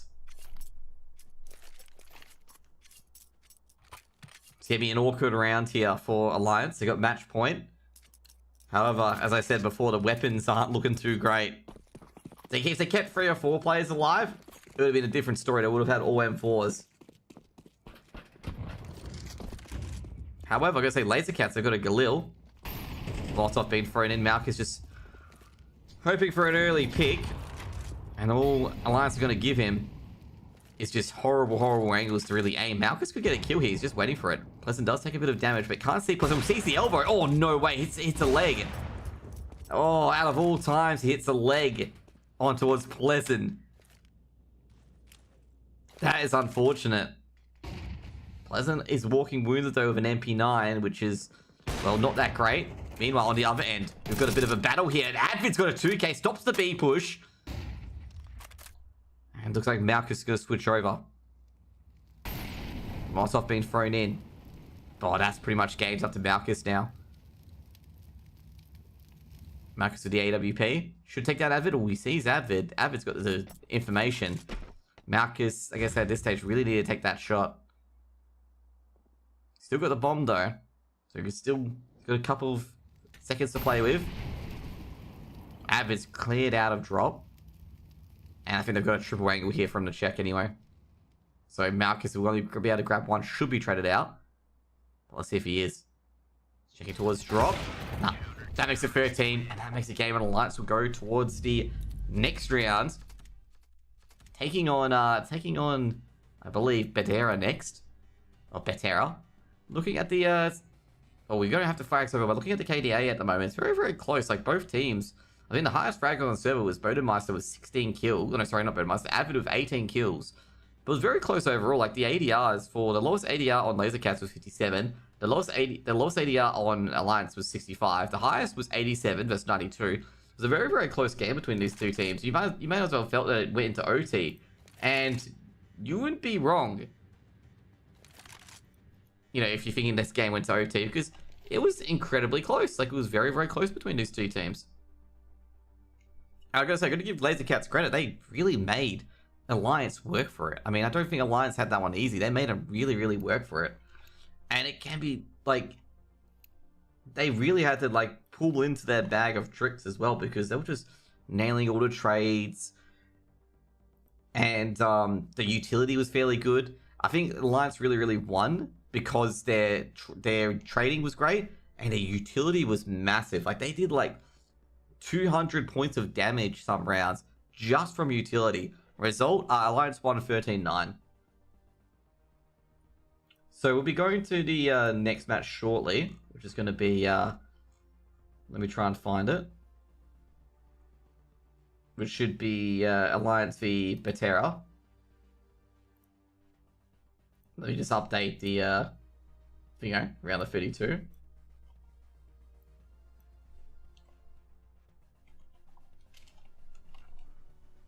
So I gotta say, Betera is going to be a bit of a jump up in experience for the Swedes. I'll tell you that much. Gonna be definitely a jump up in experience, because of course now instead of you got the maybe the inexperienced CIS roster, now you've got the experienced CIS roster. So Alliance, of course, you know who they are, you know who they have. But let's introduce you guys to the Betera team. They got Lollipop 21k. That's the main player in there. Very great rifler. Played for Namiga a lot of times and absolutely kicks some ass. He's been the free agent for a very, very long time. You got some Masval in there as well, and you got a few others just getting ready to go. We're waiting for Twist to get ready, so I assume they're gonna have a quick break before doing anything. So they are gonna have a quick break. It's a good game. Yeah, it was a very good game. Like, it was very, very close. Like, you know, I guess say Lasercats shouldn't be let's just put it this way, not too unhappy with themselves. Next match will be Alliance v Betera. We're just waiting at the moment for it to begin. Basically, the teams usually get given a 15-minute break after their game, so they can, you know, obviously freshen up, drink up, and go ahead of the action. But yeah, the other side, I think it's Rush B versus Ilan at the moment. Not sure how that one's going. But waiting for Betera v Alliance as well. I think Alliance wins this too. It'll be a lot closer. Like I'll say, this one will be a lot closer. Like you got Masval and Lollipop in this one as well, so it's you know, you don't know much about Betera. Well, Lollipop 21k was like one of the best riflers in Amiga, and like, you know, basically compared to Lasercats, it's a lot better roster on Betera than Lasercats, and they also have Masval as well, who's a fairly decent rifler in himself. So it should be at least a bit closer, or it could be like a slight win by Betera.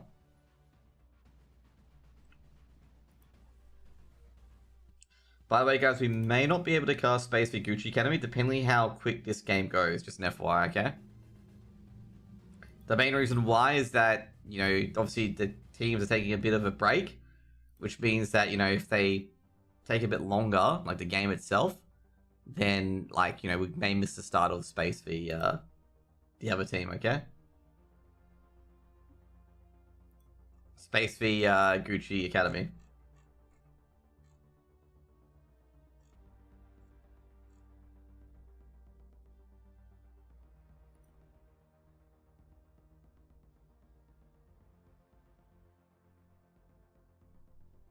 So I guess just checking a few things. So we've got well, everyone's getting ready up. We're just waiting for Twist to get ready up. But yeah, so pretty much it'll be like 10-minute break. Let's just put it that way. Or at least a 10-minute break. And then probably like 5 minutes for them to get in the server. I'm not sure if I have to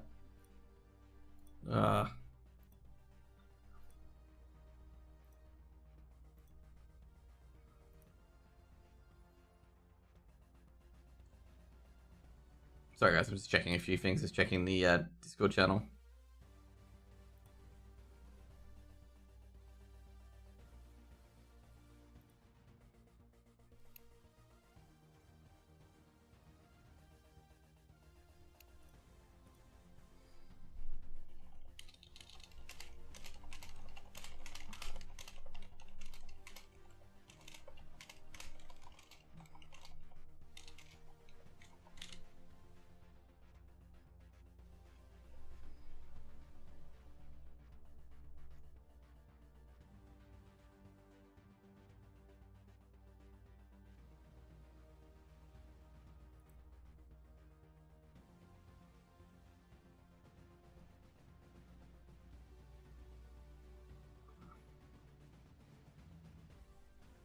Here's if I go Jay-Z instead of Joshua or Jusui. I have no idea what that means. I think the Mexican thing is Jesus, I believe, or Jesus. But nah, this bottom tag, I've been meaning to get it changed for a long time. Just changed to Josh.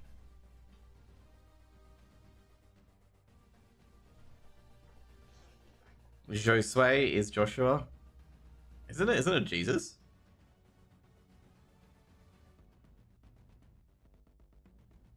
Okay,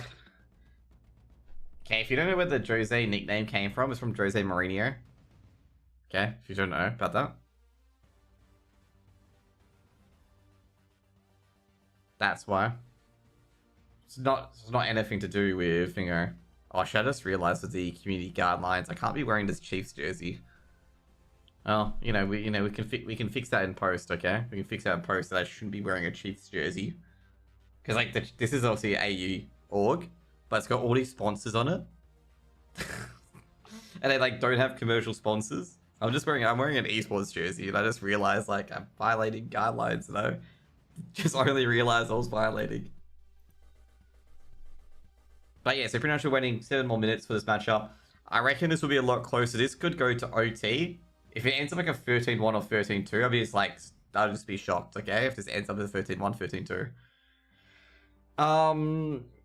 It'll be very unlikely if you're here for Space v Gucci Academy, because I reckon this game will be quite close. We may miss the start of it, okay? We may miss the start of Gucci Academy v Space. I do want to watch that game because I think Space is a very good team. And, if they get into the RMRs, they'll be a team to watch. Is it Laser Cast? What's Betera? Oh yeah, 2 seconds. Okay, I changed the title, but guess what? Didn't update the logo.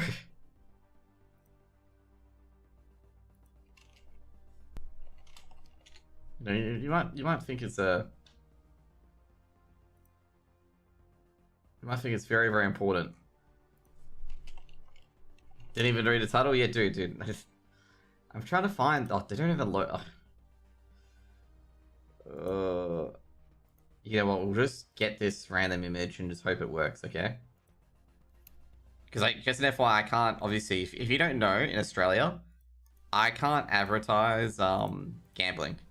Someone's gonna be like, oh, why not? You just can't, okay? It's illegal. Like, you have to get a license. So someone the other day, okay, one of the gambling organizations, okay, contacted me, okay, and they're like, hey bro, can you play slots on your stream or gambling games on your stream using this crypto link and whatnot? And I DM'd him back being like, this is obviously an email, I'm like, bro, you know you can't advertise gambling in Australia? And why are you trying to promote it in Australia in the first place? Like, do your research. No one's gonna take this.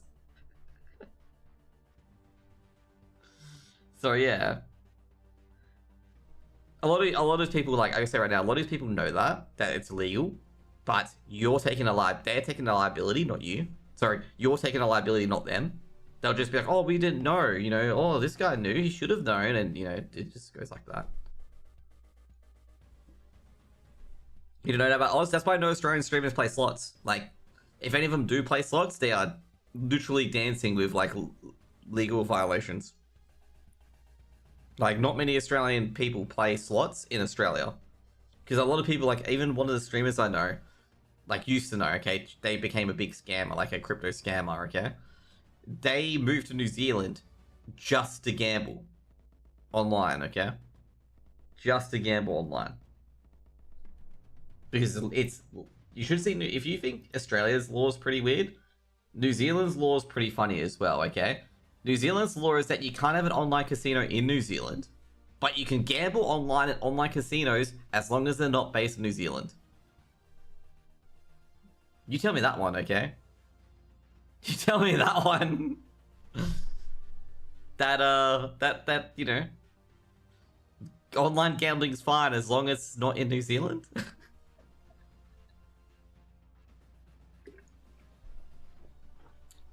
Also, not to mention, well, it's funny. Stake is registered as a company in Australia. If you guys didn't notice that, like Stake, see the guys who back Kick, they are an Australian company. They don't even ask. Okay, it's a strange world half the time. Okay. Oh crap! I don't see a playcast. 2 seconds. Some weird loophole? No, they don't promote in Australia. They can be a company, but if they promote gambling in Australia, it's not good.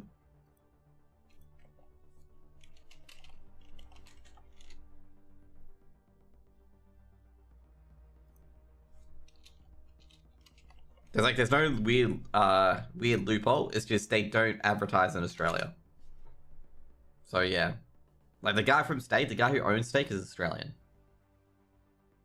Like they promoted him in a newspaper saying like, you know, this crypto guru has got all these mansions and whatnot. And I'm like, why? So where does he get all his money from? Founder of Stake. That's why the newspaper outlets didn't want to advertise it, because Stake is a gambling organization. And he's not really a crypto guru. So yeah, gambling is legal, it's just not promoting it, like cigarettes in the States. No, you can't do online gambling. You can't do slots online, you can't do poker online, or anything like that. Like, if you try to enter a link for it, you just get redirected back to their main page and just be like, you can't access that. So you can gamble, like, you know, betting and whatnot, but it's like heavily regulated. Like, very heavily regulated. Like, you gotta have, you know, always these advertisers saying, you know, you know your limit, you know, don't gambling addiction is bad and whatnot. So it's still legal, it's just like all the online, you know, slot machines. You know, some guys like Trainer X TV just play slots all day, basically. That shit's banned in Australia. You can't do that in Australia. You know how people play that online poker with, like, you know, the chicks or the guys or the dealers you can talk to and whatnot? That's banned in Australia too. So it's like very restrictive of, you know, how online gambling works. Like even betting agencies in Australia, just remember this as well. Like, match fixing is a criminal offense in Australia. So, and also they have an obligation that all betting agencies must share the information with the police if the police suspect someone's doing match fixing. So it's not a, oh, we can choose to give it to you. No, you must give it to the police. That's why, like, you got a lot of, like, low tier bookies not in Australia, because they don't want to share that with the fucking cops if they're, you know, in delinquent, stuff like that. Oh, of course, like, there's sites that have licenses as well. Like, Australia does have a licensing system. Like, with betting agencies and whatnot. They do have a licensing system.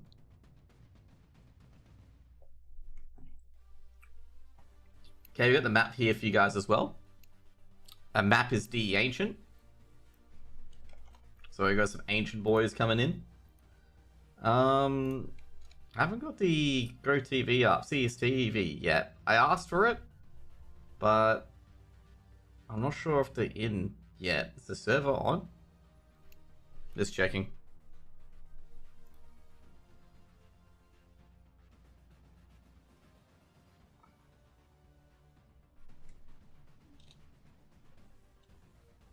But yeah, US I know is slowly becoming legal, but yeah, it's illegal in Vegas. Fuck off, cunt.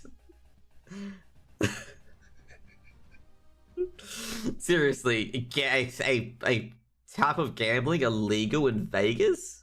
Bro, come on. And even I don't believe that, okay? Even I'm struggling to believe that.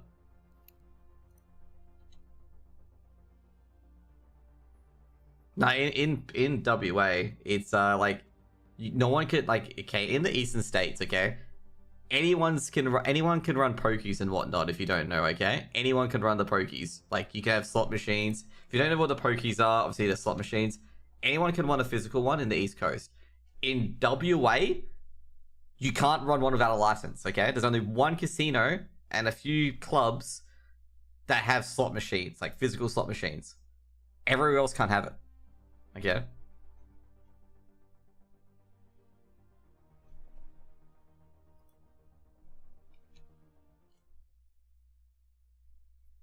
Meanwhile, my state only has 3 starts of sports betting and 1 esports. Yeah, that's like kind of the same with WA as well.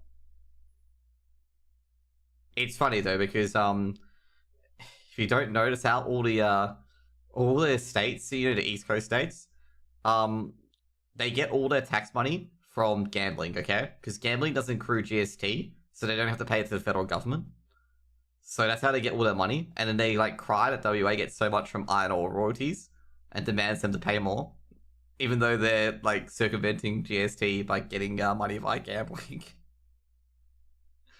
It's kind of fairly interesting. So we're in the game at the moment, but as you can see here, we're missing one key aspect of the game, okay? Can you find out, guys, one key aspect of the game that we're missing? Okay, one key aspect. So we've got the map. The map's fine. The map's good. Like, check this box. Is this box real? No, it isn't. Okay, so this box isn't real. Okay, it's empty.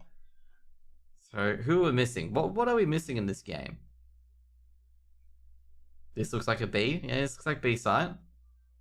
Yeah, this looks like Naztec Temple. Wait a second. Don't do X-ray truck maps and not BO3.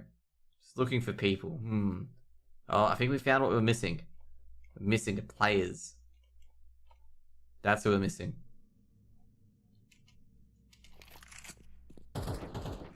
People called it, I can say right now, people called us Jaguar. Is it? Oh, yeah, that's right, because it's got Jaguar here, that's right. I call it church because it has an altar and a lamp. Okay, I got a reminder to call this place Jaguar. I was wondering why it's called Jaguar, then it just hit me in the face. So this is a BO1. I forgot to mention the title. And I'll just probably put it in there now, just sneak it in. Just say it's BO1. And we'll just clear up the commands.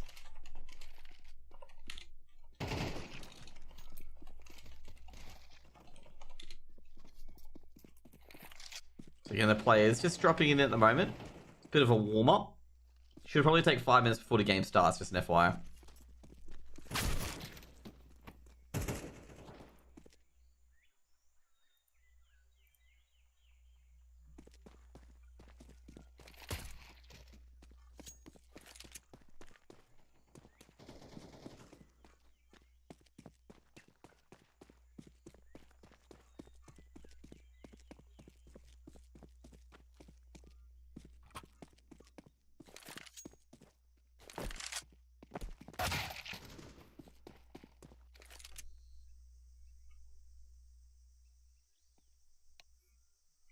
You know, we should like just play a 2v3, you know?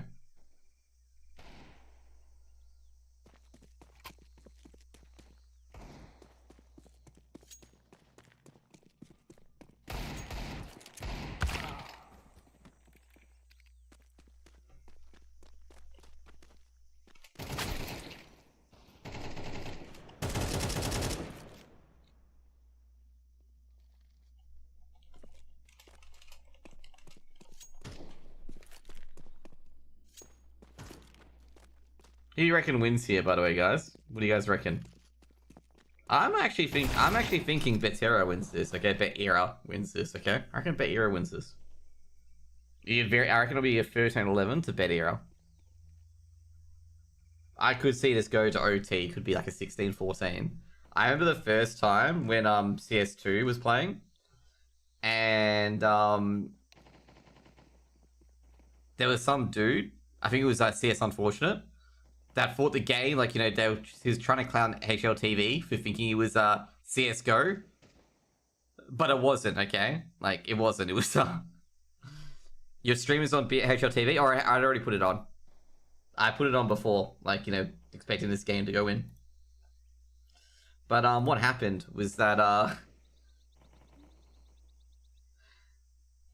he didn't realize that the game went to OT. So he was trying to clown on like ESEA for still having CSGO for Asia, and then the HLTV guy responded like, "Bro, it went to OT." So it was like the biggest skull like ever, like the biggest rip. There's actually an Australian player, by the way, in CSGO Unfortunate, or CS Unfortunate, where he has 3 failed clutches in really horrible manners, like 3 embarrassing ways to die on clutches. And recently, okay, because he's only going to be remembered from those horrible clutches where he dies embarrassingly. The last 4 times I've seen him clutch, he's clutched them like 1v2s, 1v4s, 1v3s, and he's clutched them very well. Is Betera quite good? Yeah, they are. Like I say, they're quite good. They've got Mazval, they've got Lollipop, 21k. Like Lollipop's very good. Like they've got a few good rifles in this team. Like I would say overall, like with the riflers, I think Lollipop would be definitely better than most of Alliance's riflers. Like if you matched them up on 1-for-1 basis, basically.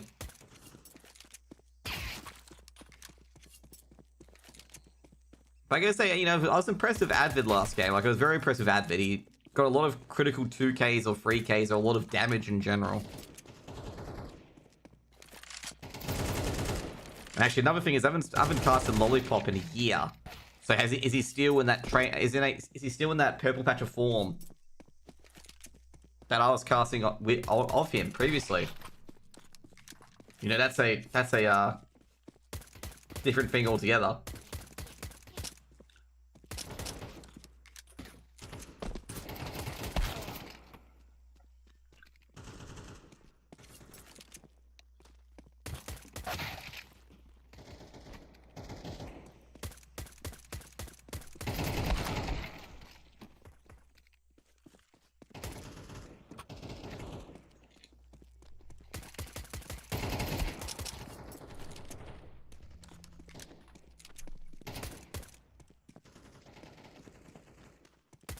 Like, I'd say they're definitely a step above Laser Cats. Definitely a step above Laser Cats.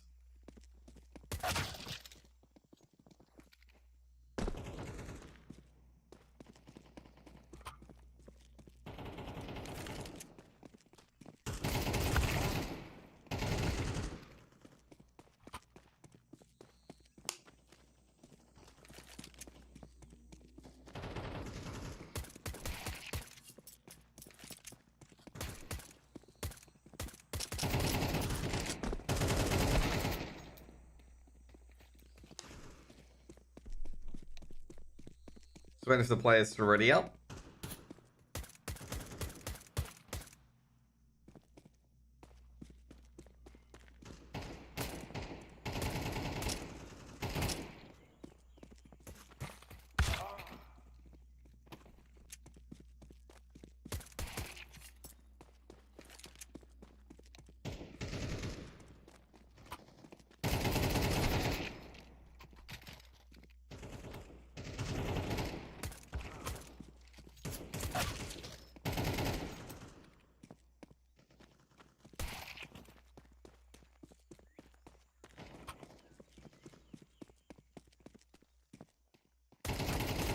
Yeah, I'll ask you guys something interesting, okay? Who's watched the H Bomber Man? I was gonna say H3. Who's watched a H Bomber guy video? Okay, a H Bomber guy video about plagiarism and you for YouTube. The 4-hour video, plagiarism in YouTube. Anytime plagiarism is mentioned, I just post a picture of his face every single time, okay? If any plagiarism is suggested, I just post a picture of his face. And it gets like 50+ likes on Twitter always. He's just the face of like calling out plagiarism.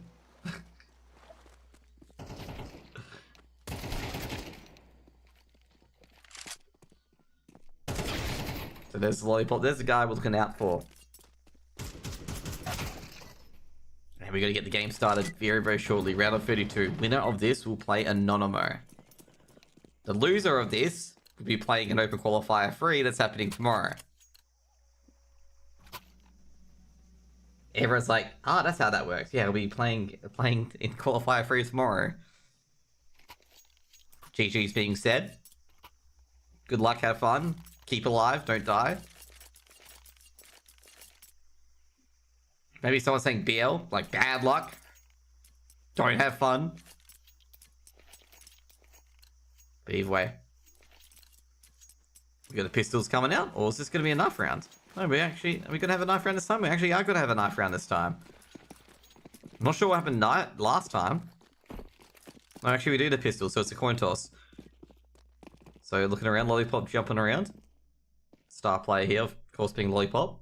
Sashki. See what they can do. Pleasant, Avid with the dualies. I think one set of dualies this time. Grenades being thrown in. Avid going to counter with his own smoke. Molotovs, a lot of flash being thrown in as well, but at least that smoke will block him off for the meantime. Avid with the dualies does no damage, doesn't hit a single shot. And meanwhile, somehow Bodemaster's pushed down all the way through A main, and they're going to switch it up. They're going to have Robin activate, but Robin can't get a single kill. Misses the first few shots. Does take down Lollipop. And Bodemaster's just being traded out. And they're onto the A bomb site. And not much they can do at the moment. Bomb's getting planted. Robin's rotating. Twist takes a bit of a damage. Robin can't get the pick. But one for one on the A bombs at the moment. Now looking on the site is Robin. Robin, oh, just can't get the killer blow. Does reload his pistol. Twist is able to finish off Mazval. Robin, it just can't get that headshot. He's trying everything. Advid with the dualies. He grabs one. Can he get the second? Now, defuse coming in from Twist. Twist sticking it. Advid trying to open up the angle. Alex, can he stop the defuse? No, he cannot. No, actually does take down one more. And Alex with the clutch. And somehow, Advid can't get that last bullet of the dualies. And Betera take the pistols by a measly 6 HP. Oh, the Alliance not going to be happy about that one. 2v1. Unable to convert it. Oh. Anti-eco coming in. No force buy from Alliance.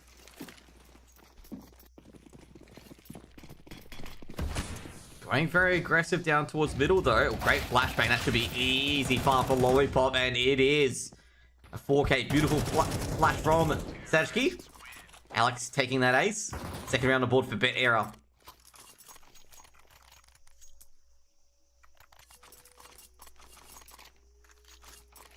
Good start.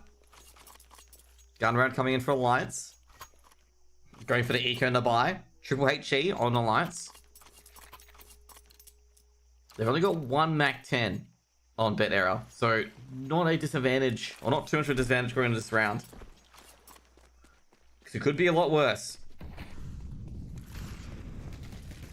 Oh jeez. Great HE. Maxwell takes a lot of damage. And those wall bangs do a bit of damage as well.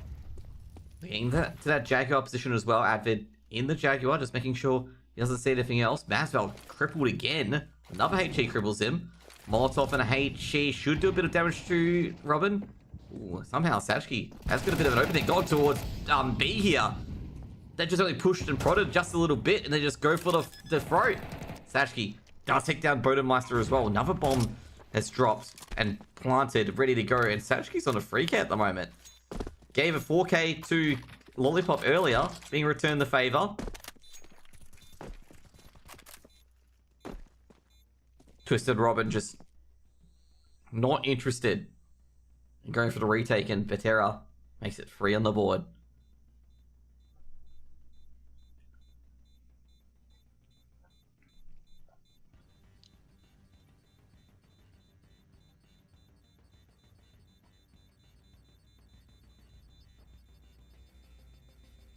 Masval going so deep. Like, so deep. He's just like, bombs here. And Masval's like, nah, I'm going to crouch up here because we know that bomb radius is probably going to, you know, kill me out. It's probably going to do like 10 HP of damage. And, you know, basically he'll be, you know, bleh, you know, not happy, okay?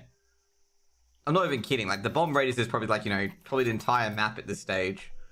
With how memey the bomb radius has been and how, you know, people have died deep in CT spawn from a bomb on B site. I know I'm a bit of a rant there, but the bomb radius is pretty big, by the way. Pretty big thing, okay? It has a large circumference, okay? G'day, Kate. Hope you're having a great day so far. Niffy. They've got a few AKs and M4s from the previous round. Force Buy comes in from Alliance. Actually, not a Force Buy, it was a save. They have built some upgrade pistols. Flash goes in towards A. Niffy checking the boost. Smoke being thrown down towards Temple. Now, another flash in front as well, making sure they can't push in. Looking towards Stone up. Bodemeister's drops. Niffy dodges a flash, but Twist does get one, but Lollipop able to trade out. Should be an A side default. Should be a 4th round here. Ooh, however, Robin, he's actually caught Sajki at Temple. 3v3 could go for the retake here. Pleasant and Advid in suit. They are going for the retake. Making it even. However, big stop here is going to be done by Lollipop. Isn't. They will try to go for that retake. Might be successful. Pleasant picks up that AK. Go for the defuse. Looking towards Donut. Alex is trying to buy time. Alex does grab one. Molotov on the bomb. Great control by Betera. Pleasant sweeps in. He grabs one. Do they have a kit? No, they don't. If they had a kit, they may have been able to defuse it. That's going to be a 5th round on the board for Betera. Robin could die after the bomb. I think he might. He does die after the bomb. Had to run a bit further. And I wasn't kidding.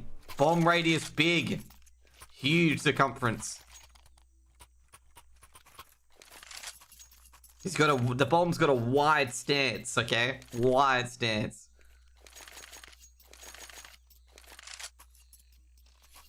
Should I continue to make that meme over and over again, or you guys hate me at this point? Okay. The amount of jokes of how big a bomb site is, the bomb is, the radius. But anyway, Betera just absolutely smoking Alliance at the moment.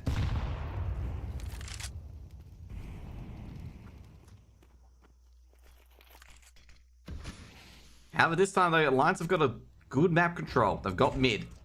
And this is how getting mid works. Avid wins at Jaguar, takes down Niffy. Now, as you can see here, Betera have no territory. They have no ramp. They have no Jaguar. And Avid's going to check it out and see no one's cubby and no one's aggressing, which means they're behind the doors. And it's going to be very hard for Betera to win. They need to win at Jaguar or at middle at this stage.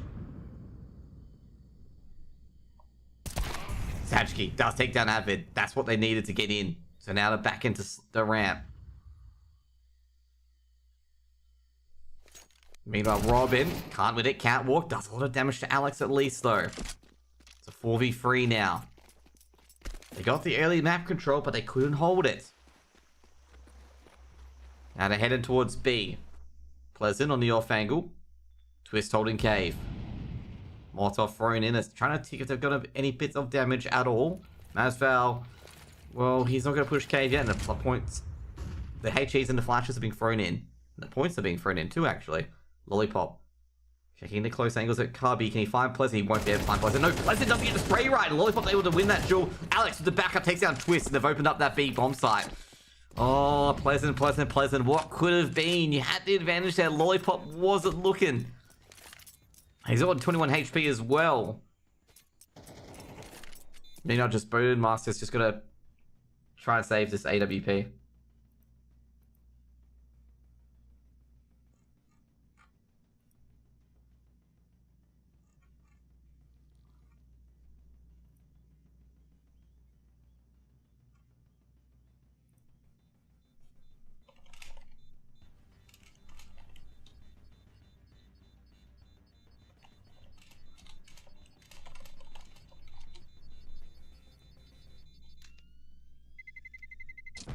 Fifth round for Betera. I gotta say, Betera is doing a very good job at the moment.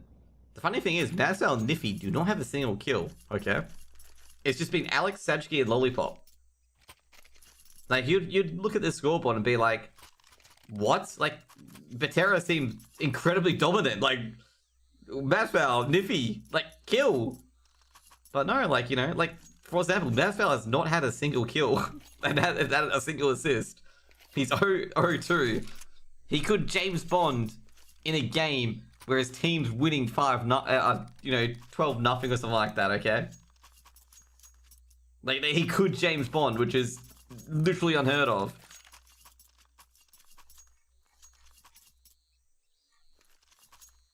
Obviously, we hope he doesn't James Bond, but anyway.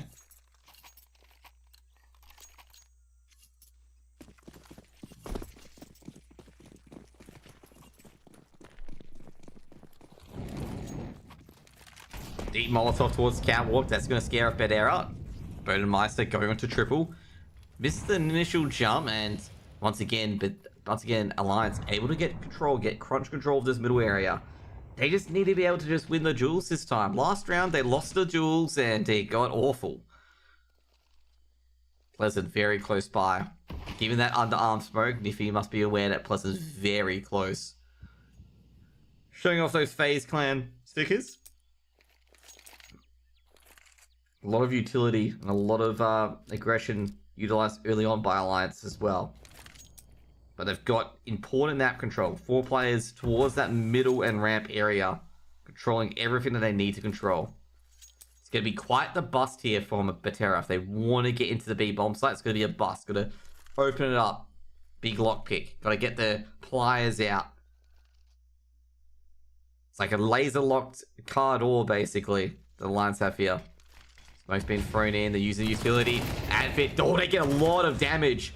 HG going to be thrown in. Could get Kobe. Doesn't in the end, but does a lot of damage on the Advent. Can't escape. Is traded out. Fortunately, Bodenmeister comes in with the... Oh, it doesn't really matter. They've done so much damage here. Pleasant of the FAMAS just cleans everything up. Can he get the one Dixie? Can't. Masval does get his first kill. He's no longer the James Bond that we know him as.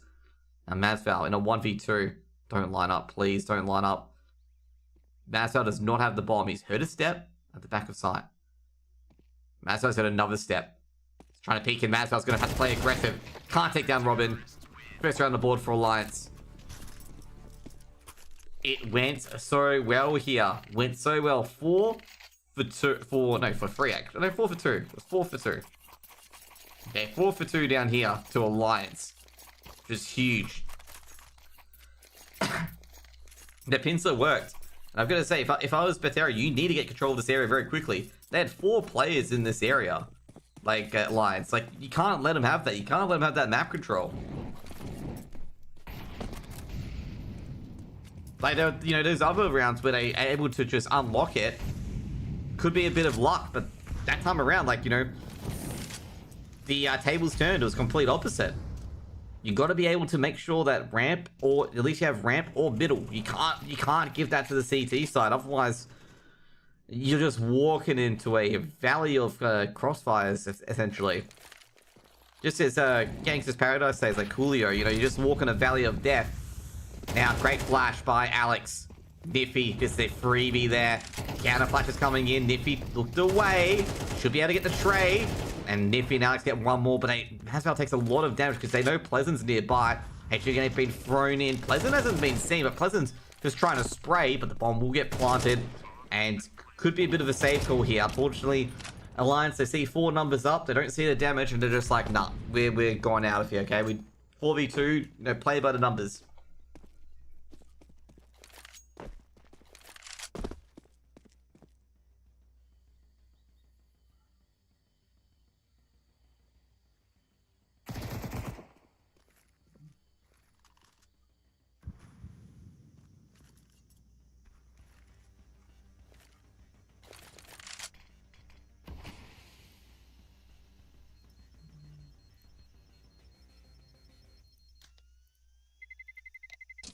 Terrorists win.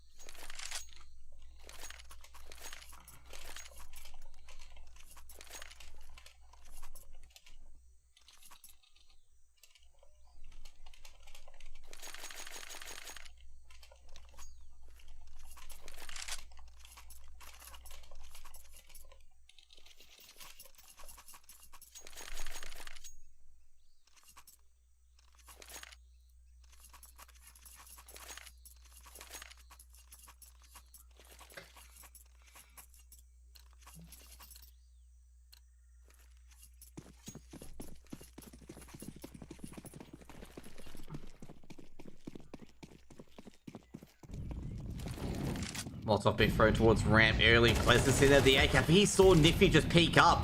And this is looking very good for Alliance. The initial picks. But Alex has actually gone to the site. I don't think they heard Alex get to the site. Advent chomps down. They didn't expect Alex to be over the Molotovs.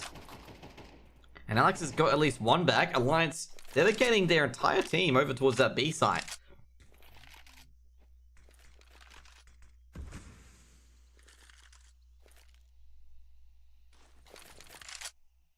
Extra grenade being thrown in.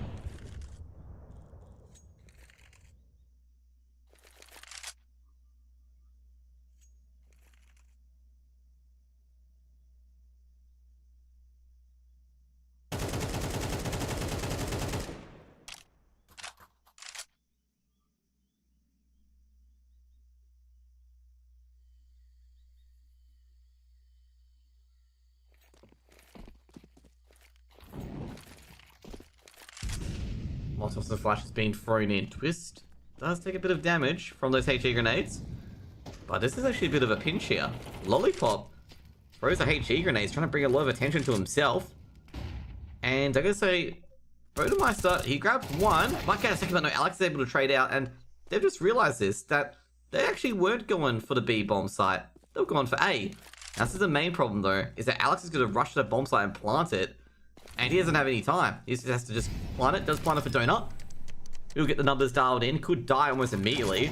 Pleasant aggresses. Alex tries to aggress back. He goes down. Lollipop. Hiding a Donut. He has to play with a lot of time here, but doesn't have that much time. Well, he does have a lot of time to play with, but it's got a lot of time to just make up. Have a deep HE. Doesn't hit Lollipop too much damage. Smoke's gonna be thrown on. Now try to defuse this Lollipop, try to make this 1vx happen, but it won't. Alliance put 2 on the board. Looking for the AWP of Sajki, able to pick it up. Alliance get a second round the board on their CT side.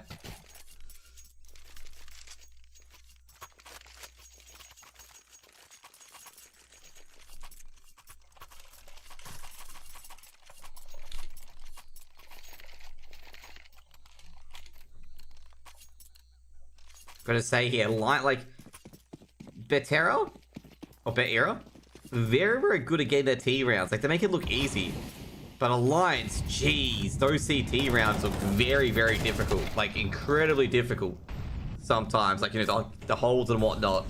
They make it look a lot harder than actually it is. Or make it a lot harder than it actually is. And I gotta say one thing especially, it's not Alliance playing poorly or anything like that. It's that Betera just challenging them so much that, like, if you want a single round, you just have to put so much effort, just so much hard work into it. Like, you just have to be, the aim has to be great, the spray control has to be great. There are no easy rounds. But Betera, on the other hand, are making it look very, very easy. But still, it's been quite tough. You know, Alliance have been challenging them. They're getting that map control and whatnot. And Robin, through the flash, he gets a second. Bomb drops. Robin's not aware of it. Alliance, they're grinding this one out. If they get a third round on the board, gives them a bit of breathing room coming in to the rest. Avid. Hold on, Alfango and Cave. Sajki will not be able to check it. Alex may go down here as well. They won't check it.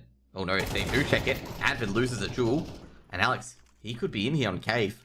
Molotov can be thrown towards the backside. Back of sight of A, and smoke as well towards the other area. Now Alex gonna go, almost gets orb. Sajki actually texts his Bodemeister, trying to go for the wall bangs, but Alex able to get the bomb down.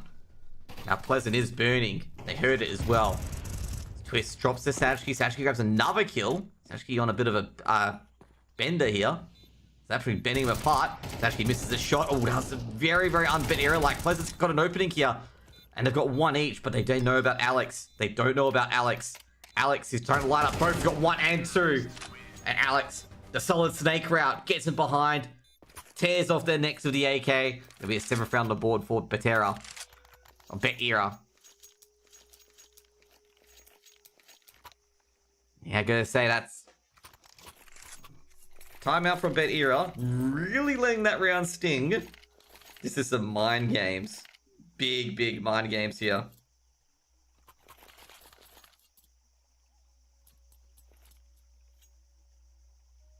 Not even joking, this is some top tier mind games. They just call a timeout immediately.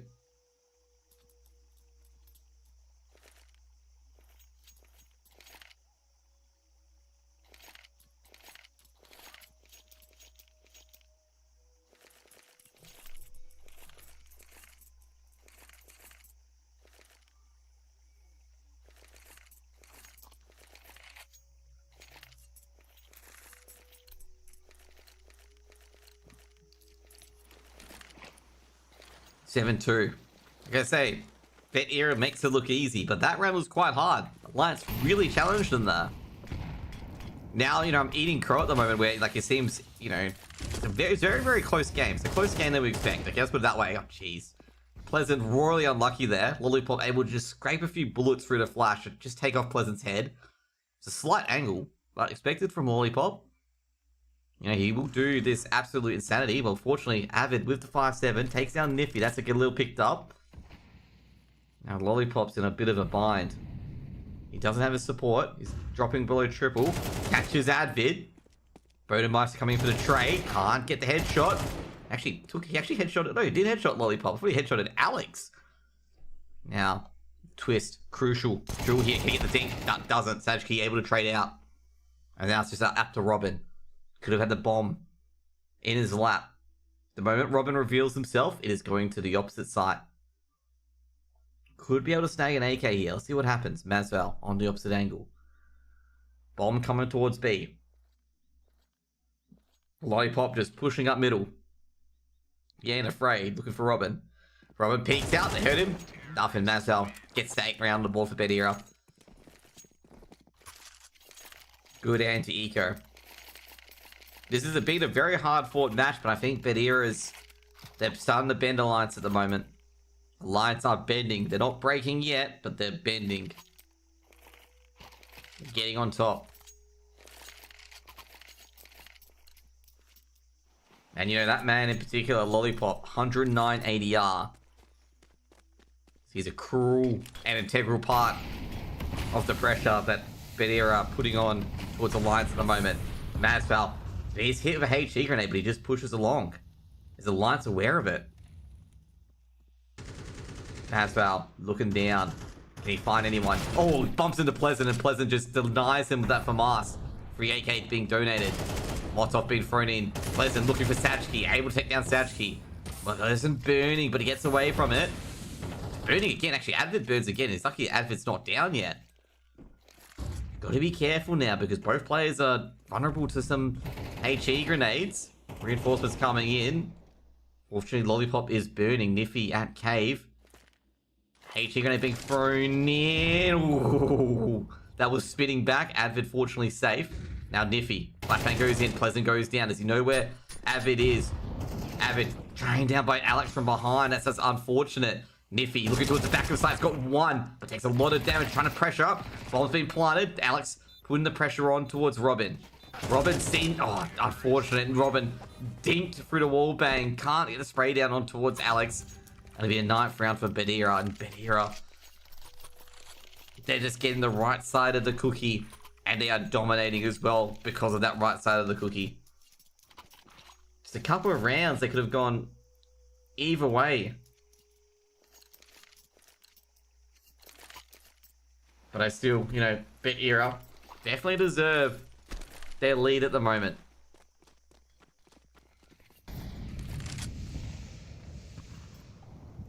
I guess at this stage, like, unless Alliance have a killer T side, they just can't let their heads drop at this stage. Can't let their heads drop. You know, Betera could be a terrible CT side. They could be able to just dig themselves out of this. But it's looking pretty grim. Once again, Alliance, the utility's there. They've got middle. They haven't got ramp yet. But they can go for it if they want to.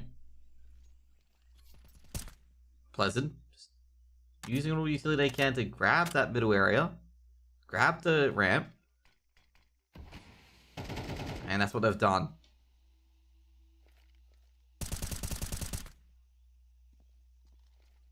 Training blows, but not too many. You know, Advid's got to look 2 directions, like a swivel chair.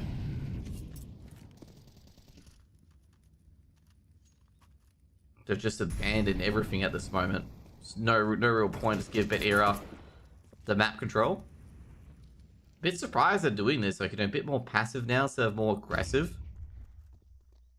I prefer a more aggressive sort of play from these teams. Not really a passive sort of style. Especially from Alliance, given like earlier, they were super aggressive. Boost goes on Sajki. What can Sajki see? He's looking towards the back of sight. Back of sight player can't really peek.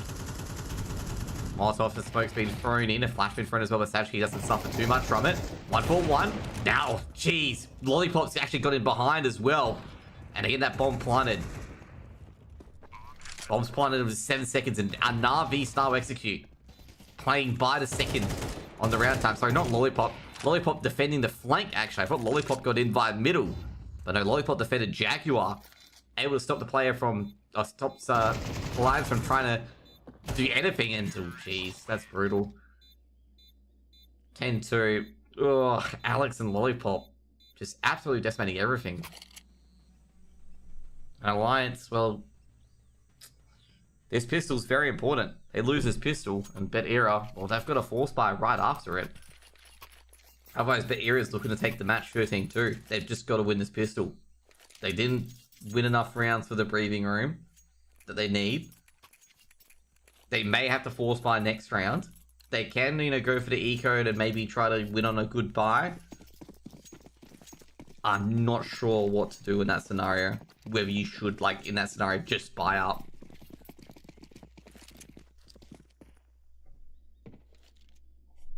I reckon 3 more rounds and finish. It could be, it could be. We haven't seen Betera on CT side though, so you can't say that with any sort of confirmation. Dualies, 3 USBs, and a flash. No kit at all from Betera. Just a Molotov and a smoke. Mastel has to drop back, and they are just charging in. Should get that bomb down, and that at least allows them to force by next round. Now, Mastel, jeez. Did they stop the plant as well? Oh no. Oh no. Well, they had the utility. They had the players out of sight. And just within a couple of seconds, you just saw Alliance cut down to 2 and no bomb plant. So this has to be an eco. I don't think they're going to force buy on 2K.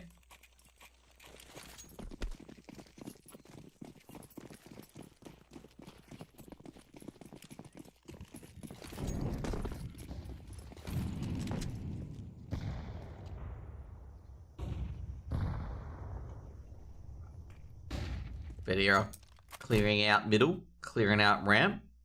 They can control this area if they want to. Pushing Masval a bit in. Masval just being a bit careful. They don't have the manpower there yet. They're actually a bit paranoid. I feel like someone's in cubby. Niffy's seen one pop out the doors, and I'm gonna say, I think Niffy said, "Hey guys, I don't think actually one's in cubby." But they're charging towards Niffy. Niffy in Jaguar. Got 1. Can't get the second. Trades comes in from Masval. Masval's got 1, 2. Can't get the third of the MP9. But at least he's got his value refunded. M4 picked up. MP9 picked up as well. Lollipop grabs 1. Grabs second. And that M4's going to be recovered. And it'll be a 12th round for Betera. And it'll be 10 match points. Elias did do a bit of damage with those pistols. They did do a bit of damage. I gotta say, I think for all those MP9 kills.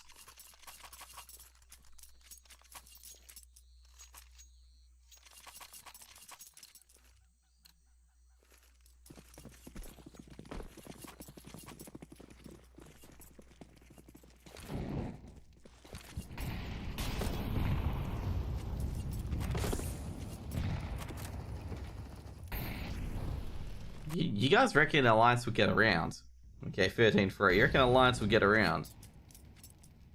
I'm trying to think how Alliance can get around here, because it's been all just Betera. Twist takes a bit of damage, but Alex will not hurt it. Meanwhile, Lollipop progressing towards Catwalk. He doesn't see anyone behind the smoke at Catwalk. What is he looking for? Another re-smoke towards Catwalk. Gonna take it down to probably about 50 seconds on the clock. Trying to poke and prod of the information. Maybe 3 players towards the Catwalk angle.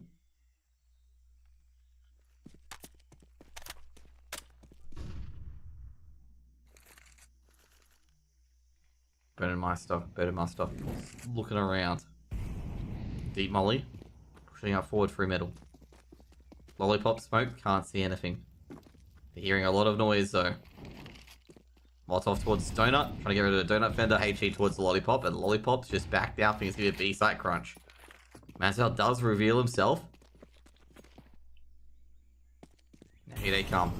Flashbang being thrown in towards ramp. 2 for 1 in the favor, 2 for none.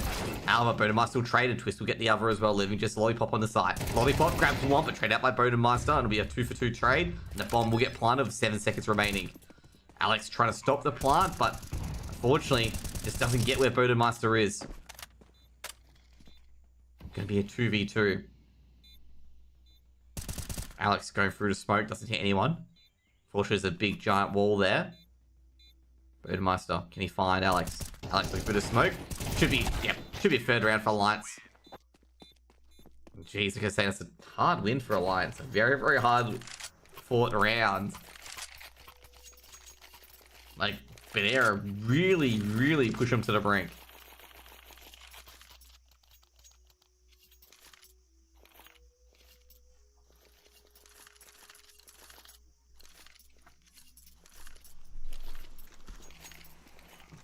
I was thinking, like, how would they win a round?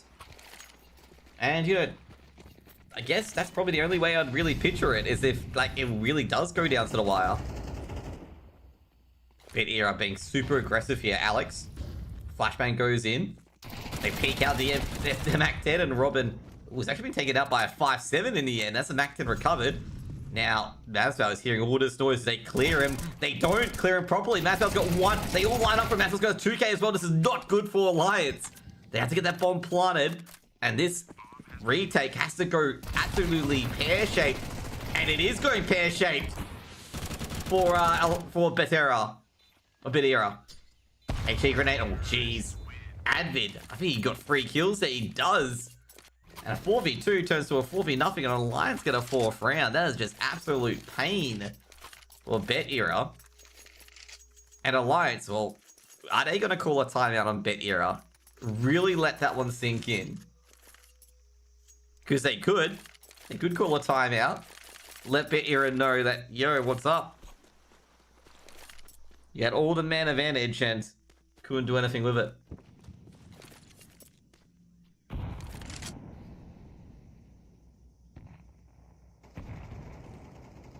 Stack on the B bomb site. Oh no, I don't like rounds like this. It's always rounds like this that could always go terrible. They could lose a few players, lose a few guns, and they're running down ramp. But however, Pleasant, he's got 2 at least. Lollipop the trade, he get a 3rd. Lollipop, last bullet, doesn't take down Advid. And Alliance get 5 on the board, and Alliance handle that audacious push down ramp by Betera, and Betera can buy up again. Betera have only got a few rounds to buy up in, just an FYI. Only a few more rounds before it starts getting a bit dicey. A bit like, okay guys, we gotta be careful.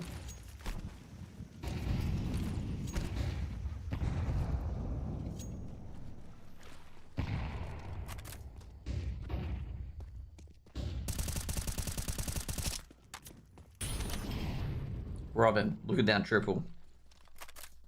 I think, no, Diffy's not aware that Robin's down triple. Robin's gonna get a freebie here. There we go. There's Robin's freebie. And that is gonna be round number 6. Just as Robin gets his freebie, Twist and Pleasant are able to push up A. And the rest of Betera pushing up daisies.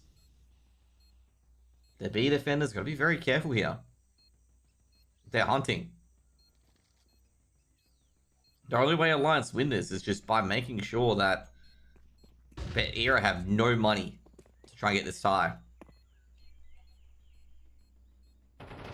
Even if they give guns away, doesn't really matter too much. They can just take an M4, take an MP9 out of their hands, it's great. Maswell should be able to sneak up an AK. He's able to.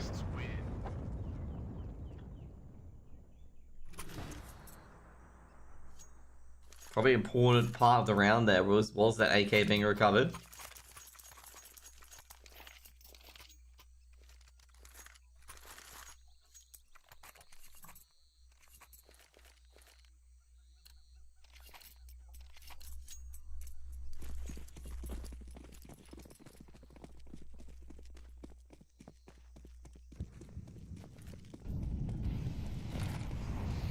Lollipop pushing forward. Yeah, anything? Not yet. Sashki though, with the scout, gets an opener. Yeah, the orb fire off, but Bodemeister just gets absolutely clonked. Oh, jeez, Sashki was his own teammate there. Fortunately, Maswell went flying for him just a bit longer. Pleasant picks up the AWP himself. Lollipop's gone down as well to Advid in middle. So no middle control. Niffy wins at Jaguar. Pleasant's just making sure he doesn't peek out. Robin. Twist.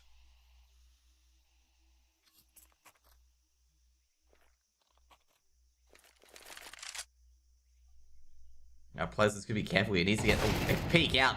Pleasant doesn't adjust enough, and Mazwell's got himself an AWPer on the ground. Now it's just up to Twist and Robin. Problem is, at this stage, Alliance need multi-kills. They can't go for the one-for-ones anymore.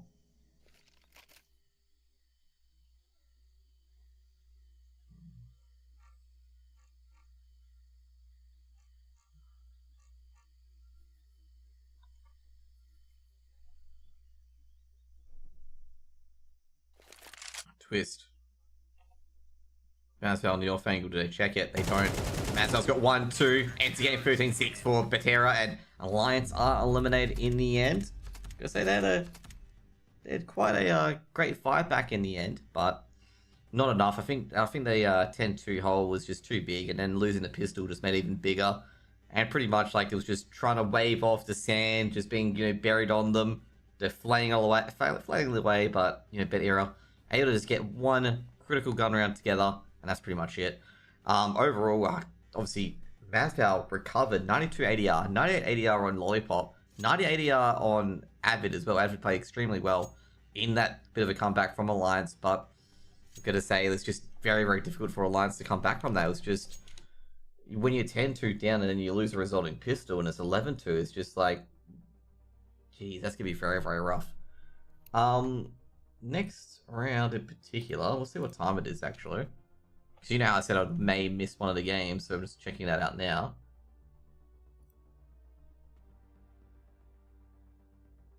Rush B are playing Ilan at the moment.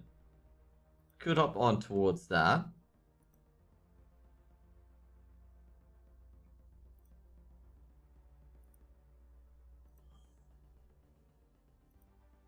Just checking all the other games as well.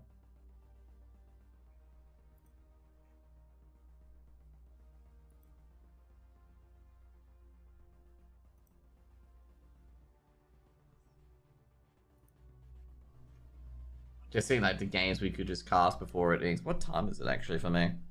10:44. Yeah, we could go into the Rush B Ilan game for a bit.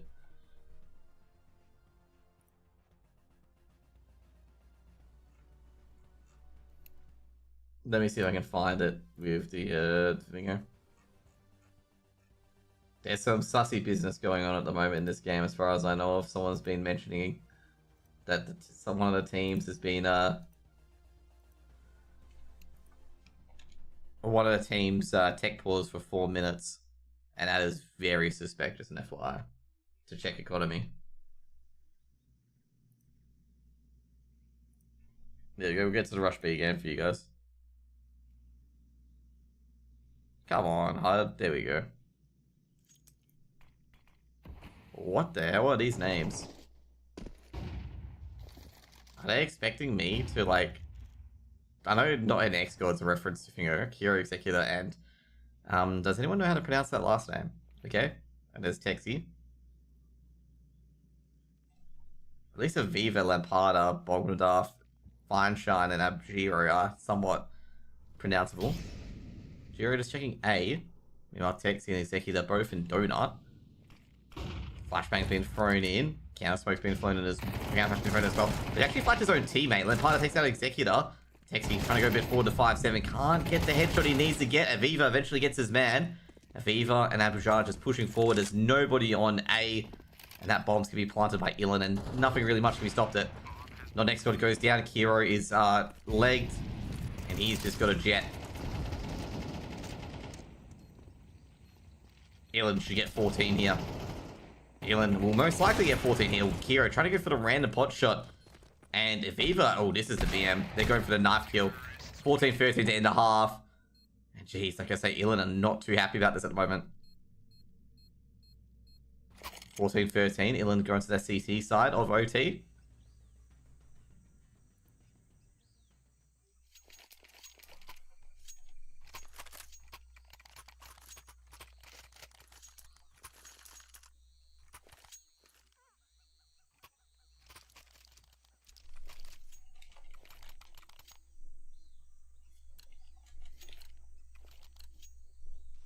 (14-13).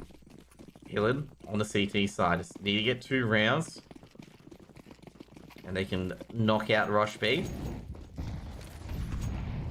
turns out they're expecting Rush B to Rush B, and Team Rush B did not Rush B. Counter HE being thrown in. Abajaro takes a bit of damage. But they've got that ramp set up, all secured. They haven't got middle secured yet. Aviva. It's poking and prodding. No smoke's been thrown down towards the doors.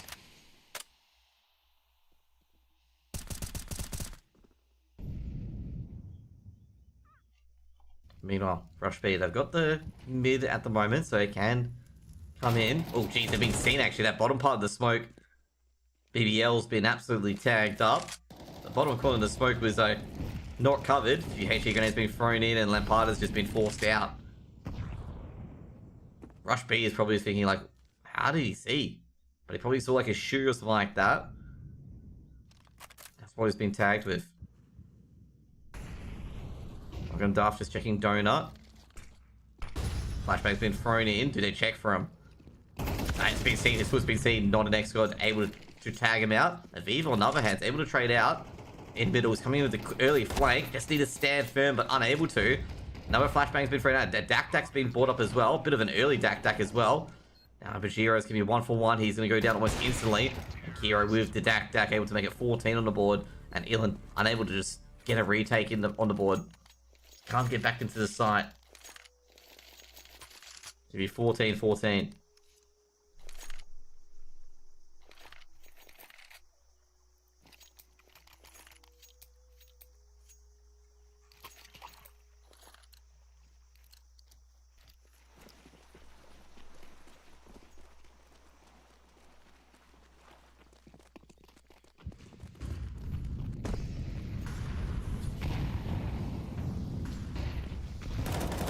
Lamparda trying to get a bit of information. Has tagged up PBL. He's actually doing Kiro to get tagged up as well. Abajiro is able to take down Kiro, but Abajiro is not getting away with that. BBL able to trade back. Now Lamparda should get it. Oh no, that's unlucky.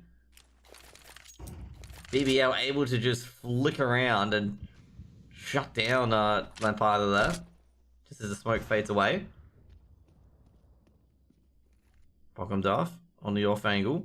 Is BBL aware of this? BBL shut down by Bogandov. Bogandov trying to get back onto the B bomb site. Not Axgo has been tagged up. Bogandov's trying to negotiate his way around it.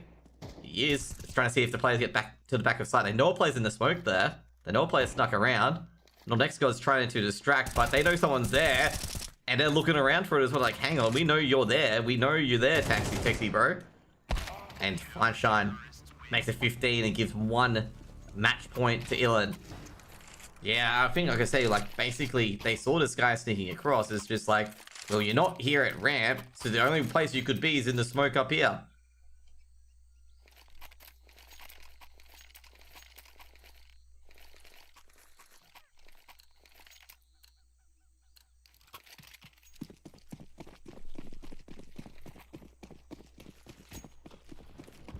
(15-14).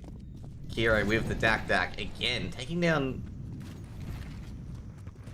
How? Where did he die? Eh?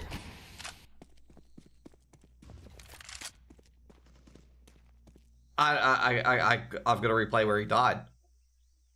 Yeah, that's really suspect. I think Bogum Duff's not gonna be happy about that one. I wouldn't be. Ooh, the HE's come out fine. Trying to grab 1 at least. Just in case you're wondering, it was Dak from spawn. HE gonna be thrown in. Counter smoke been thrown as well. He's not planting it yet. Now Abajaro is trying to stop this plant. The bomb has been planted, unfortunately. Trying to poke and pressure. Now in the temples could be a 2-for-1 in the favor of the CTs of Berlin. And they've caught Kiro. They know Kiro is at the backside at the moment. But it has to be the players and Donut to make the magic happen. And it should be, oh, fortunately, Fine Shine's got the orb. Picks up the AK instead. He knows Kiro's at back of sight. Not at A main. Now Fine Shine going left, going right. Kiro can't get it done. And it's going to be Ilan going to be able to secure. It's 16-14. Sorry guys, I didn't get that, but yeah, basically, let's just put it this way. He took down Bogomdar from spawn. Like, that's just fishy as shit from me, okay? Like, that's probably really fishy that he takes them out from spawn. Now, I'm not sure, like, obviously I wasn't here the entire time. Like, I'm not sure whether, you know, he kept doing that, like, where he just kept going to hut and being super aggressive or not. Or, like, they've been practicing in practice or whatnot. But that just doesn't bode right with me, okay? This doesn't bode right with me at all. Like, so basically, he was wallbanged from here to here, I believe. Or maybe wallbanged from, I don't know, like, he was dead either in front of hut or behind hut. So I got to replay that one again, but yeah, it just doesn't feel right. I'm not sure. I'm not going to accuse him of anything. It just doesn't feel right. If you get what I mean, like being able to nail that shot. I only blinked, like, you know, I was only just doing the pregame before he hit that shot on Bogomdar. So, like, you know, I wasn't even really thinking he was going to get a kill in the first 2 seconds. So yeah, I'm just, you know, really explaining what happened there. I'm just not terribly too sure. I can't really give you even a fucking explanation for it, to be honest. Other than, like, you know, the person to be continuously doing that line over and over again and then be picking up on it, or, yeah.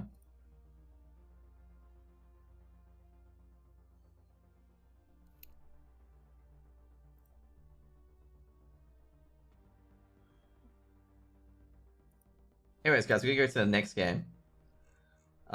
Which, of course, I'm believing that I'll be casting, because everyone's on the next few games or so. We'll be casting Space v Gucci Academy. So I do like the fellas at Space. Like, you know, Space is one of my favorite teams. Or Gucci Squad, actually. That's what I think their name is. Do you have any idea, Robin, on, like, that sort of killer? Because, like, does anyone actually do that? Assuming, of course, you play for Alliance. Like, I've never seen, like I said right now, I've never seen that happen on Ancient. Never seen that happen on Ancient. So that's why I'm like, I don't know, I'm not, like, saying it's bad, like, there's something sussy-wussy. I'm just saying, like, that, I don't see it too much. Trying to find a Gucci Gaming logo that isn't a WebBM. Finally, okay. And then we got Space.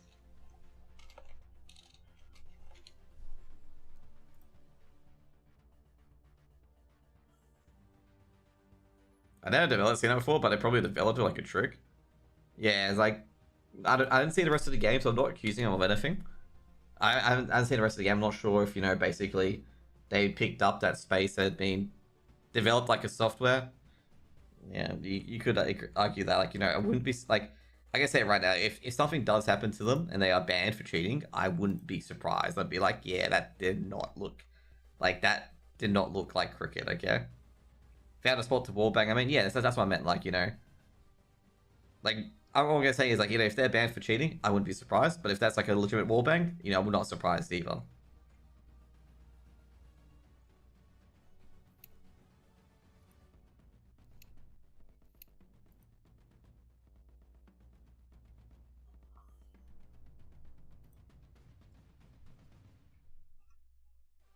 Team Space, my beloved.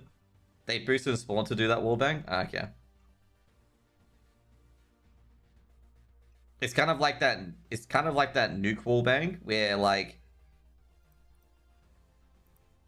where you boost up in T-spawn and you just basically whack at heaven. Just to hope, you know, that someone gets killed there. Like, it's not that they know someone's there, it's just like, or like body wallbang and cash, yeah, exactly, yeah. Because Nuke, I think Big did that as well, and they just kept cleaning out the Heaven player over and over again.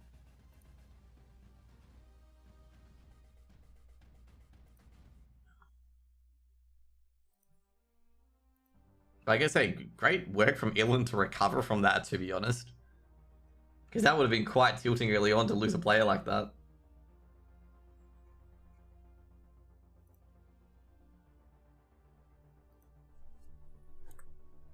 So yeah. Unfortunately, I wasn't really focusing on the early game because I didn't expect the player to die 2 seconds in. That's why I was observing the stage or the CTs in general. But now I know, okay? Now I know to really expect that. So just waiting for all the teams to get to vetoes because, funnily enough, this ended 2 minutes before 11 o'clock. Which means, like, basically all the other games are starting. Gucci Gaming looking pretty good. Yeah, it should be a pretty close affair because, and to be fair, like, with Shock's RPK Smith's mix, that's, I gotta say right now, like, that's not really a strong lineup. Like, back in the day, it's like, still, it's back in the day would have been a great lineup, but now it's not really a strong lineup. Winning against 9 is so-so. 9 have really lost a lot of their flair. But winning against Tenacity is fairly good. They're versing Space as well, and Team Space is actually quite good. Like, Team Space is a very, very underrated and not known team. But they are quite good. Like, they are quite good. Like, I think in their first season in ESA Advanced, they made playoffs. Okay? They came, like, 8th in main. They barely got into Advanced. And they made playoffs at Advanced. Like, they got, like, their last spot in main. Took 4 seasons from the... Yeah, exactly. Like, you know, they did very well. Like, they're a team to watch, but I'm actually really surprised that team has not been picked apart yet. Like, any CIS org can pick apart that team. Like, you know, when, like, you know, teams that have, like, very, very, like, you know... Like, they have great players, but the org that owns them is, like, you know, they can't keep those players there. Like, if someone offers them, you know, a contract that's 10 times the pay, they may take it. Yeah, that sort of stuff to a player. Because I think they were Fantastic 7. There was something else before Team Space. And yeah. Oh yeah, I better update something, yeah. You know, I forgot to update the config.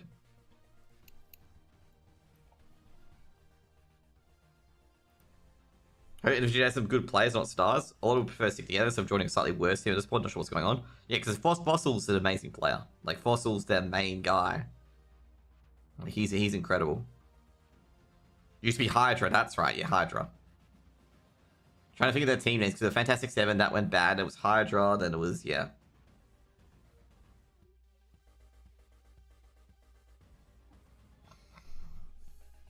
Are they in ECL or are they in did they make it to ESL Challenger League? Or are they still in advanced? Well, as I call advanced, ELO hell.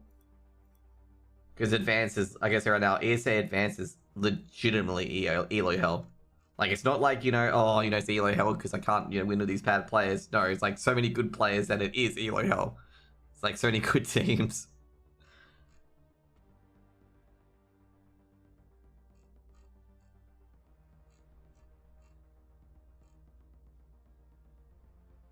It's really, they still have a really hard road if one of them has to play 0-0 Nation to BO3. To be fair, like, you know, is Gucci Gaming sponsored by Gucci? Yes. To be fair, you're gonna have a hard path regardless. Like, if you want to qualify for the closed qualifiers, you're gonna have, like, you may, like, go into a path of at least top, you know, 2-3 teams that are expected to qualify. Like, you're not gonna have an easy road into that, you know, into that closed qualifier, even to the RMR spots. You could be versing a fairly decent team at least once.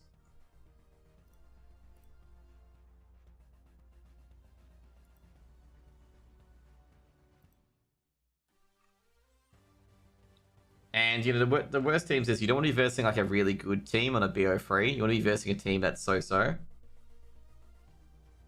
Because if you verse a very good team on a BO3, yeah, they're going to be able to just sweat you out with attrition. So I'm just checking the, bracket. Actually, I'm going to check out 0-0 Nation's team as well. Zero Zero Nations team's alright. Like, it's nothing too special. They're alright, nothing too special. Like, it's possible. Like I say, it's possible for Space to beat them. Like, they've got a few players in there that, you know, are quite above average, but I wouldn't say that, you know, it's an impossible obstacle for Team Space or even any of the other teams here, Gucci Gaming, to get over. Like, wouldn't say it's impossible.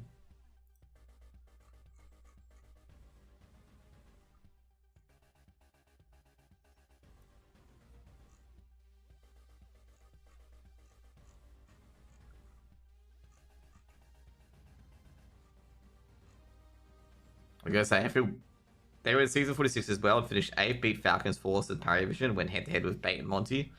Yeah, I do remember that matchup. Like, Bait, I gotta say, Bait and Team Space, they're versed each other quite a bit, okay? They versed each other in Advanced and Main a lot as well. Like, those two teams in particular have had quite different trajectories. Like, very different trajectories. But they've versed each other quite a bit.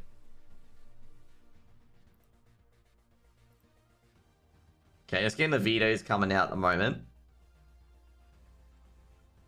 So, no Inferno, no Vertigo.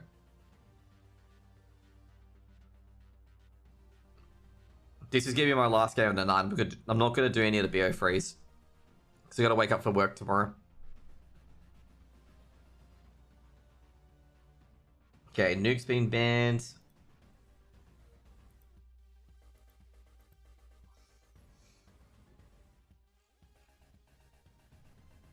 See what else has been banned. They're going to be quick with the bans and it take a long time. So basically Gucci Gaming's doing a second ban, by the way.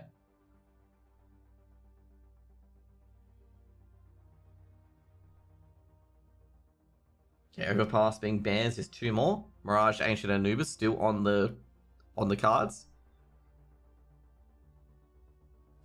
I wouldn't be surprised if we get an Anubis, by the way. Would not be surprised in the slightest. Mirage being banned, so it's Ancient or Anubis.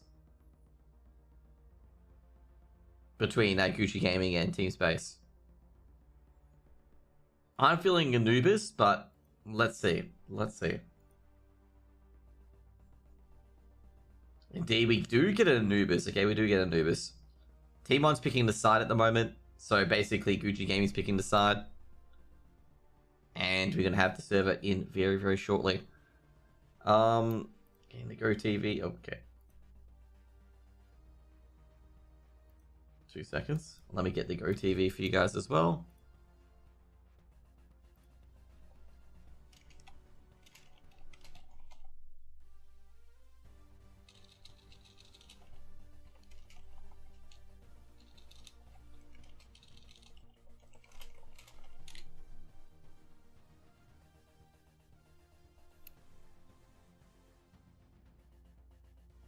They picked Anubis, so we're gonna have a.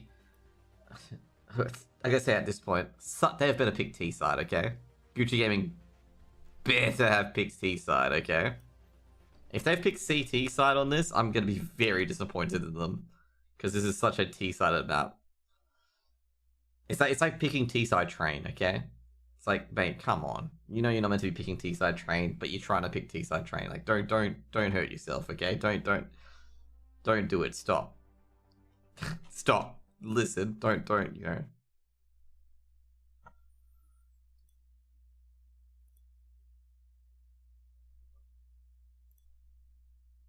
So we got a few other games going on at the moment. So we got Heroic v Havu. We got Prisvayanet v Cynic. Who you got for the W? I reckon Team Space is gonna win this.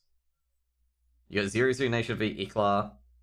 You got Sinners v Vidar, Endpoint v Island, Anonymous v Betera, Para v Permitter. That's pretty much it.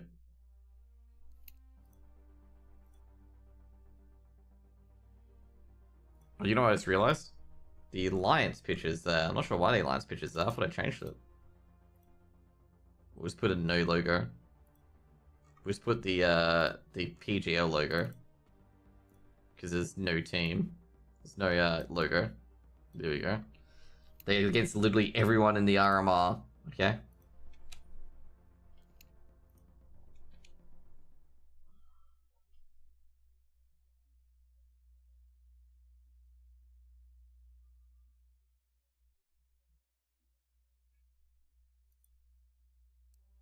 My neighbor too high gonna win, sorry. Do you think Gucci's gonna win? It's gonna be a close game. To be fair, every time I said it's gonna be a close game, like, you know, Betera completely slammed Alliance, which, you know, I wasn't too happy about. Because I thought that was gonna be a lot closer game than it was. But I did expect Betera to win. Just didn't expect them to win by that much.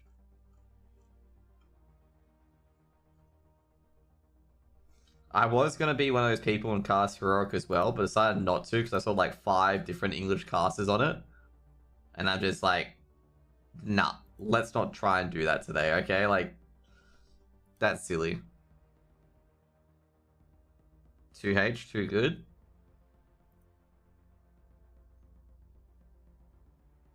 It's going to be a close one, like 9. Yeah, it probably will be. Another Macedonian player, okay. Oh, they got SoFly in their team, that's right. Jeez, another Macedonian rifler, jeez. Who's better, Cesanito or Too High, okay? Who's better? You have to pick one, okay? You have to pick one now, okay? Who's the better player, okay?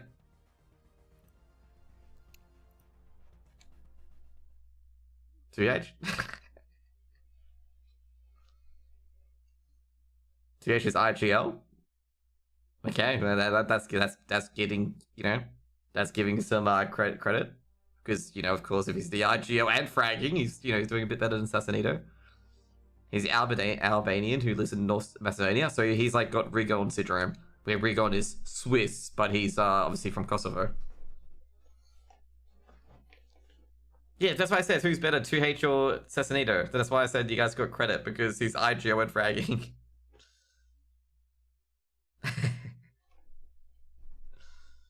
Gucci Gaming Academies.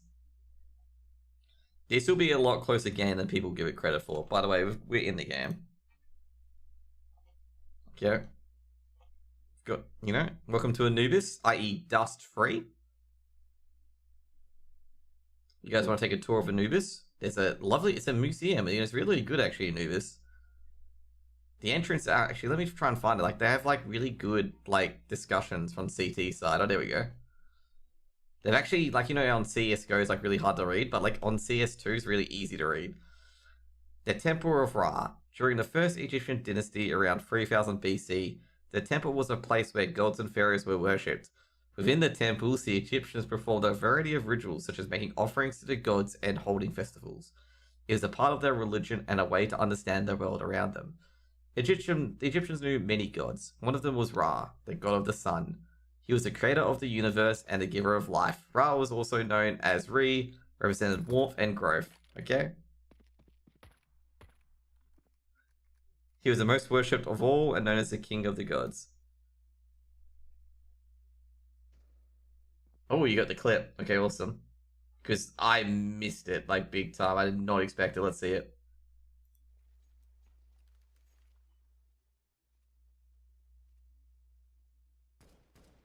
Ooh. I'm Morgan, dude. I'm not liking that, okay? If I'm gonna be real, I'm not liking that.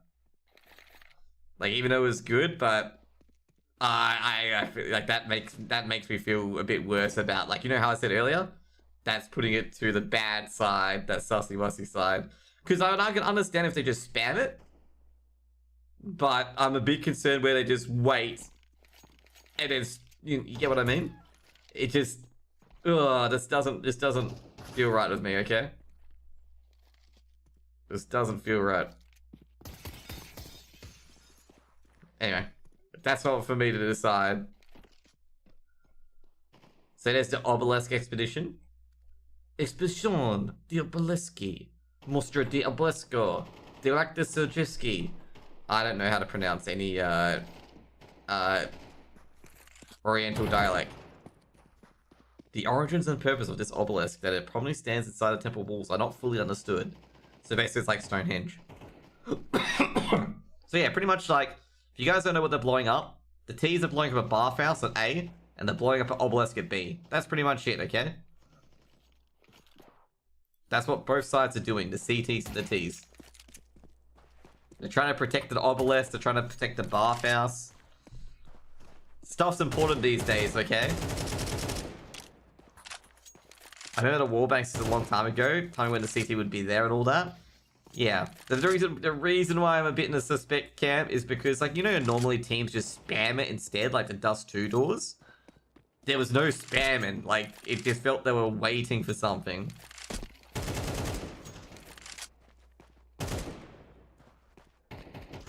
But anyway. Maybe they could have, like, you know, it didn't feel like the boost was on properly, so they waited a bit and just made sure the boost was on properly before spamming it. And that just coincided with the players just, you know, walking around in hut.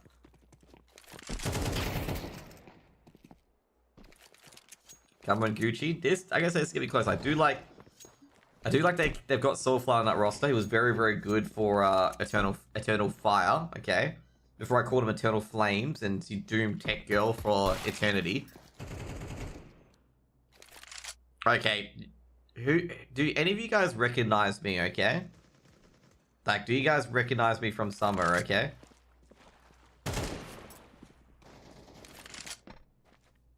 And maybe because of boosted the timing, but I agree it looks weird. Yes, it's because, like, maybe it was like this, okay? The guy was like, okay, yeah, boost me up. Oh, actually, no, I don't think the boost is right. We got to adjust a bit. And then the timing was just that. Like, could have been just like that. Like, they didn't think the boost was right. They thought they got it off on the wrong angle. Because you got to remember, they didn't even look at the lineup on that boost. They just did the boost. So they could have been that questioning, being like, hang on, maybe we're just on the wrong spot. We didn't line it up. I don't know how Sungal left Soulfly. I'm not sure how Eternal Fire didn't keep him, to be honest. Oh, he was on Sungal, that's right. But yeah, pretty much, if you guys don't know, like, I was interviewed at DreamHack Winter by Tech Girl, okay? And we called it Eternal Fire, Eternal Flames, okay? So that's why I've got to be so careful with Eternal Fire, because I'm like, don't call them Eternal Flames, don't call them Eternal Flames, don't call them Eternal Flames, don't call them Eternal Flames.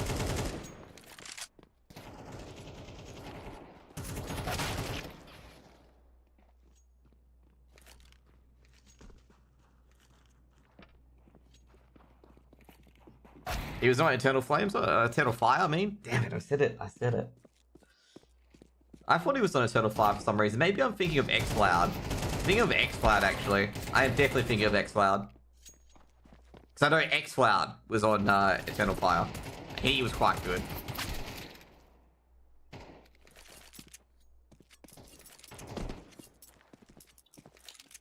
I've always said this about Eternal Fire. If Eternal Fire stopped roster changing every goddamn week, they'll get somewhere, okay? And they are getting somewhere because they're not roster changing every week.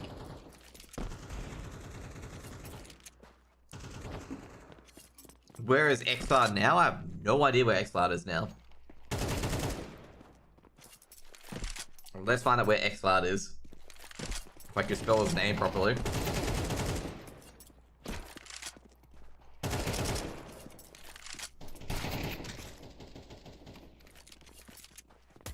You picked up a team? Yeah, definitely.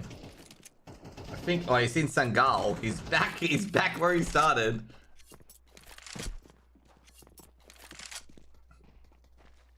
No, he's not back where he started. He's back where the Turkish team started.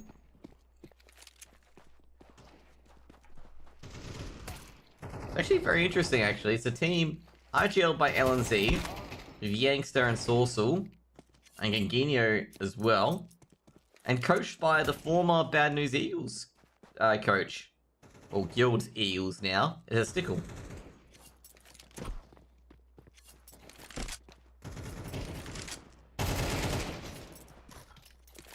Just an FYI, guys, if the players on the server have a different name to their actual name, it's not... We're going to call them what they are on the server. Okay, to make it a bit easier, because, like, some people have no idea, like, you know, Too Hard could actually be called, like, you know, God X or whatever it is. But, like, people trying to watch the game, so if the name's there, it's great. And half the audience probably don't know, like, the actual name of a player or whatever, you know, stuff like that. So just be aware of that. So just an FYI, for, like, Team Space in particular, Vertical is actually just Vert. And N0 sound is just actually N0. That's pretty much like the things there in particular. So So that's just an example of a player's name, like, being different. Yesterday, actually, I heard that Trunic was carrying pretty hard yesterday, okay? And also Fossil didn't play that well, which is really odd, because Fossil is the player to watch for on Team Space. Like, and also, I was gonna say, Soulfly too high are probably the players to watch from Gucci Academy. Like, Fossil is a very, very good rifler.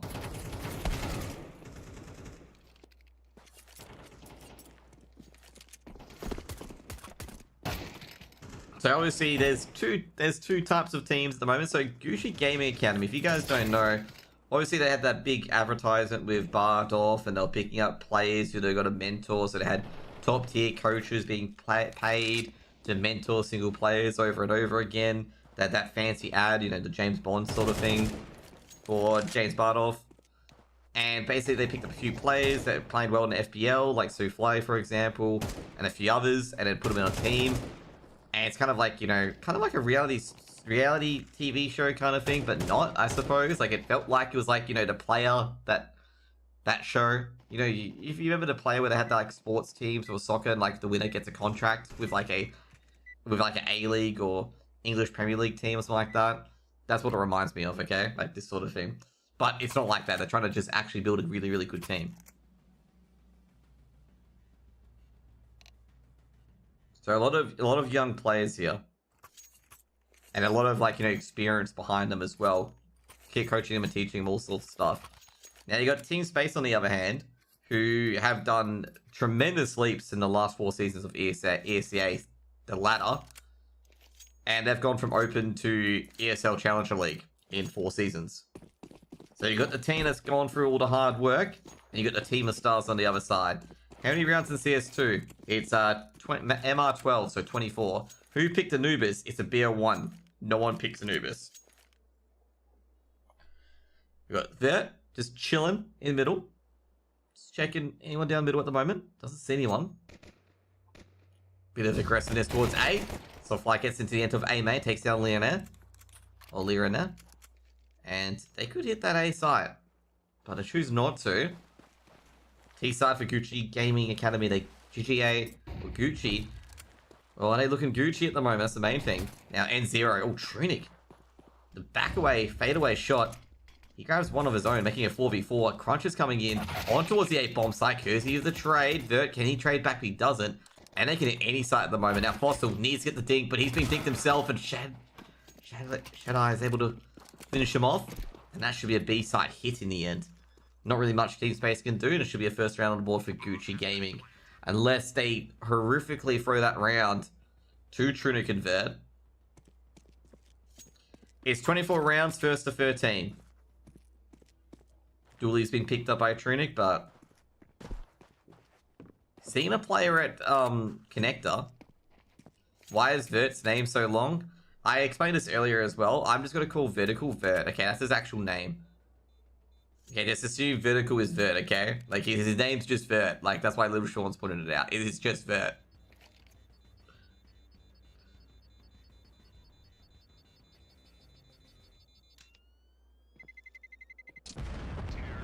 Gonna say, good round by Gucci Gaming in particular, but just, yeah, just... Shady? Okay, cool. Awesome. Makes it easy.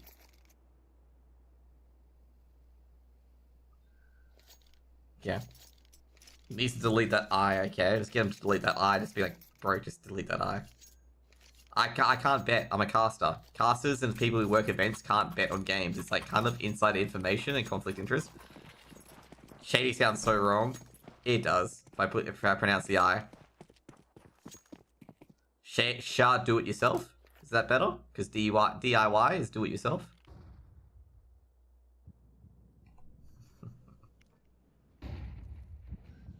Now, Force Spike coming in from Team Space here.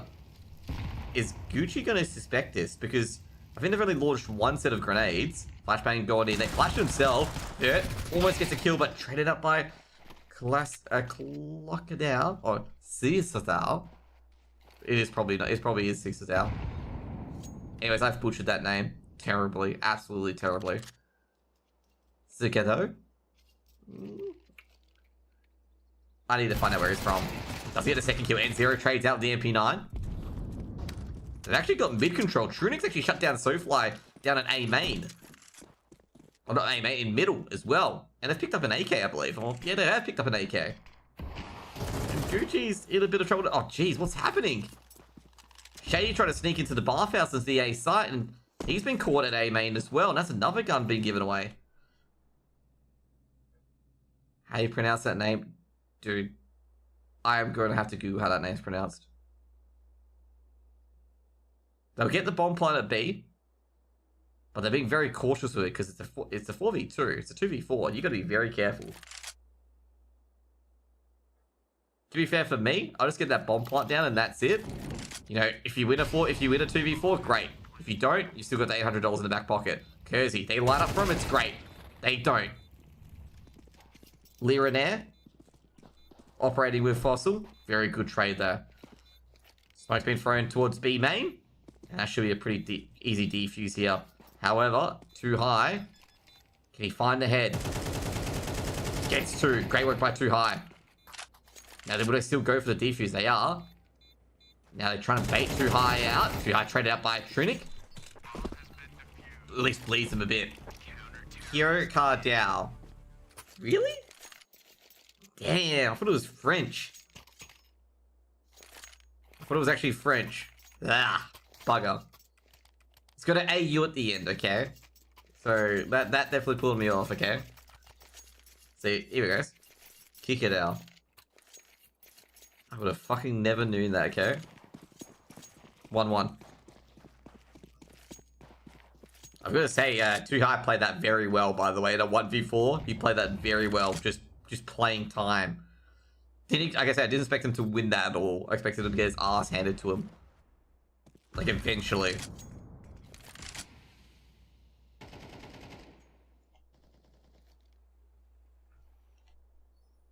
Shady. Just putting the boost up.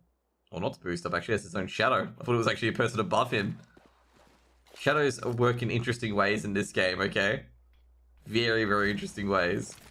Because the sun is to the right, and the shadow is being cast forward, which shouldn't be the case.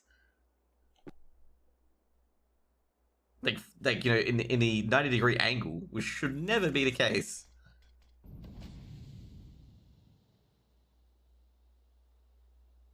Nothing really much going on currently.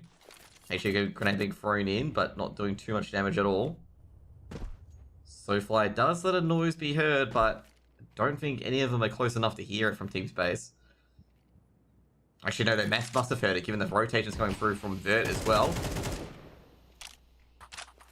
Trying to poke and prod. Here comes the barreling in, and that's what they do. Molotov's been thrown in. Fossil goes down. Kikadell's the victor there.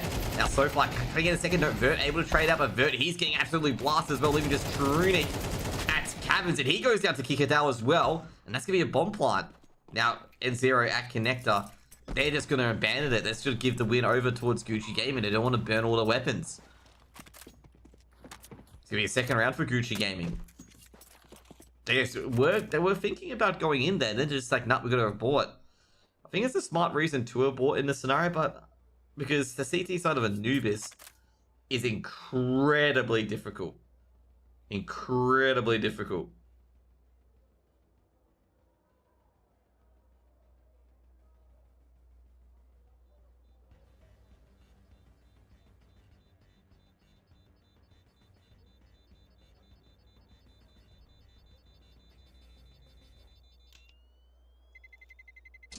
Terrorists win.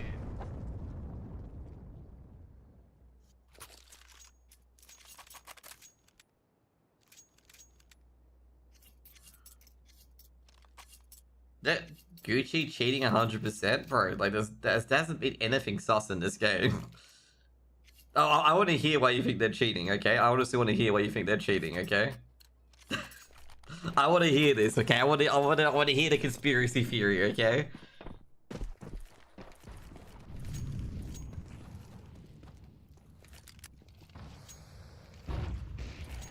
I don't believe it, but I want to hear it. I shouldn't entertain conspiracy theorists, okay? You know that guy, that Dab Master Daniel dude, that just posts, like, So all this crazy hyperactive conspiracy stuff about Valve. Oh geez, Trinic's a dead man. Oh, Trinic's still alive. 5-7 on cue. They feel he's close by. They are right.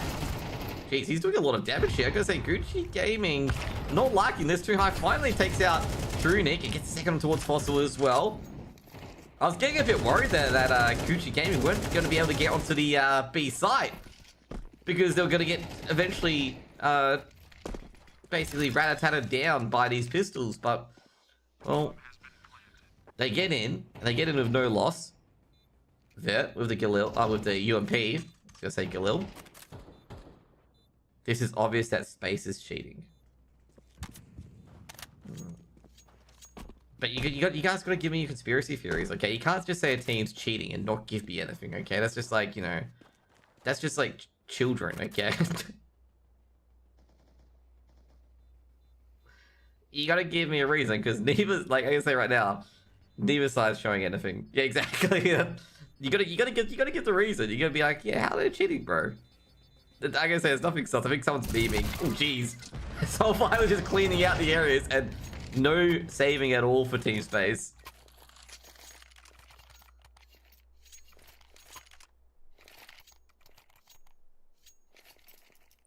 You can't cheat on VAC servers. You guys gotta realize, okay? As I'm gonna say in the future, you guys can be like, oh, wow, this is revolutionary, okay? It's very hard for an anti-cheat to be ahead of the cheating, okay? It is very difficult. So, I'm gonna say right now, every anti-cheat is not 100% anti-cheat, you know, like, this stops every cheat, because people find new ways to cheat. I know you're joking about VAC, okay? I know the meme about VAC. I'm just saying in general, so for people who don't know. Oh, looks like Leon there gets a kill, and they've taken an AK out, and Zero's thinking he can do a bit more damage, and so far it's just like, nah, you ain't taking that AK. 4-1. Gucci's looking pretty good at the moment, but remember, it's a T-sided map. This is like so T-sided that a 10-2 scoreline is very usual on this map. That's all you need to know. Someone might be like, oh, no, wait. Anubis is not 10-2. Yes, Anubis is very, very T-sided, okay? Why is the Academy no main team? It's to trick the other teams to think it is actually a better team than Gucci Gaming Academy. Now, Gucci Gaming Academy is basically like, you know, a mentor club, a mentorship for, as they push forward, Trinic. Ooh, actually catches Hikadao looking away as he throws the HE. But, overall with Gucci Gaming Academy, it's like a development course for Faceit players in particular, I believe. It's like a partnership with Faceit, where they develop FPL players into like a kind of a team. It's like kind of like the, if you ever watched a player or any equivalent show where they like, you know, trial players for a team as per se. It's kind of like that, but not a reality TV show. And not scripted either. Damn, did I just roast reality TV shows? Yes, I fucking did.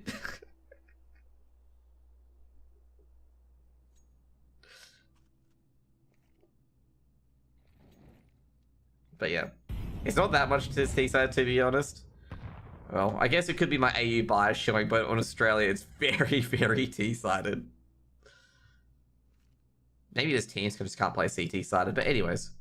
I've not been talking about the game, I've been talking about absolute rubbish. Shady.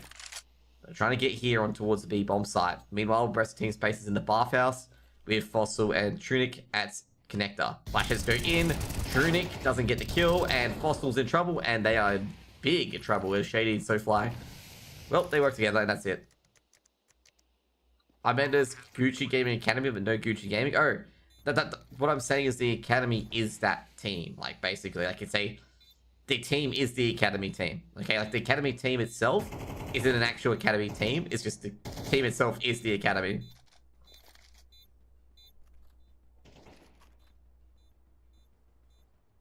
So it's like, you know, Davenport University, okay? There isn't a Davenport alumni, you know, alumni, which is obviously the people who've graduated.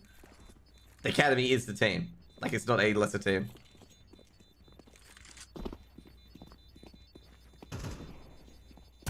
Are we really going to get into too high puns? You know, soon you'll be like, you know, the mountain is too high for Team Space to climb to get back into this game, okay? You guys want to start this sort of stuff, okay? The standards of Gucci Gaming Academy is too high for Team Space, okay? Kill you guys with all my puns, okay? The score is too high. Either way. That sounds so shady. Oh my god. That sounds too shady. Indeed it does. Yeah, Kikadao sounds very shady. It's a very shady name. I wonder what Kikadao means. Does it mean something? Also, with the HE grenade will do a bit of damage. Runic does have one, but Kirsty with a trade. They should be able to take down Fossil. Yeah, Fossil's not got a chance. Kikadao's already snuck into the site. And that is going to be 6. Because, oh, no. They're taking it really slow, Gucci Gaming. Like, Team Space are like going, yeah, we're saving this. And Gucci Gaming is like, no, hang on. There probably is too many other players on site. Like, I gotta say, Gucci Gaming took that very slow after, like, you know, Team Space was like, YOLO, we're out of this.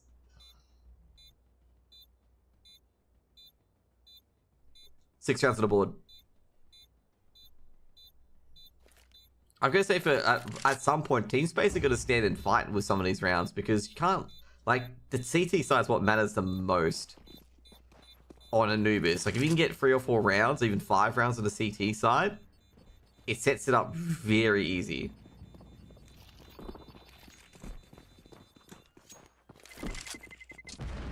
Kikadao looking for the hunt. Ezra and Lyra there being very, very just chill. Just don't want to give their weapons away. Did you see they couldn't deploy overtime yesterday? Just an FYI, I'm Australian, so that was probably happening at like 3 a.m, 4 a.m. my time. Which, no, I was asleep, okay? Soon I get me called, you're not a true fan of CS, are you? And I'm like, mate, I have a job. I'm a financial advisor, okay? I've got to go to bed, okay? I've got clients, okay? I've got actual living people that I advise, okay? We got a tech pause here. Someone DC'd, 100%.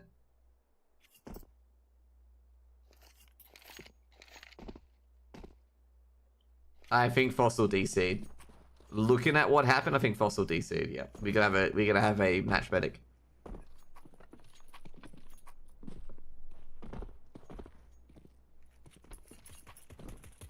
If someone's like, "Oh no, Fossil didn't DC," I'd be like, "Come on, bro. It's the only one he didn't buy. Okay, come on. It's the only one that didn't buy." Oh no, he is actually there. So what's going on? I thought he disconnected. No, he's here.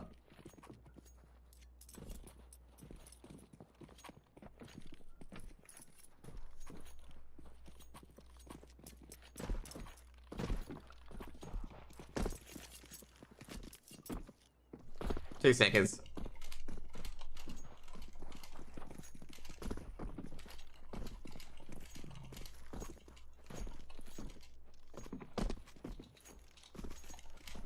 Yeah, I was gonna ask the admins just in case they know.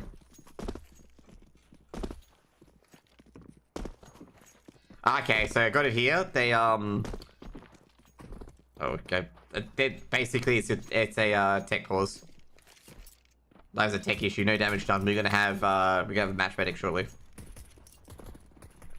I asked a question and I looked up one line of chat above, and it's like, "Oh, can we have a backup, please?" Okay, cool. Like I literally asked a question, and it's just like, "Oh yeah, by the way," and I read like the support ticket, and I'm just like, "Why did I ask?" The answer's literally a line above.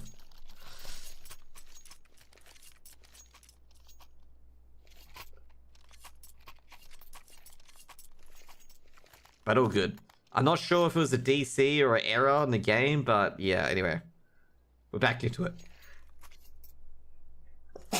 With the rulebook, guys, if you guys don't know, if you take no damage in a round and someone DCs, you can reset the round. If you take damage, you don't have to, okay? Like if they like, you know, if they're like, if you're winning 4v2 and they DC, nah, that doesn't matter. Deal with it. 6-1.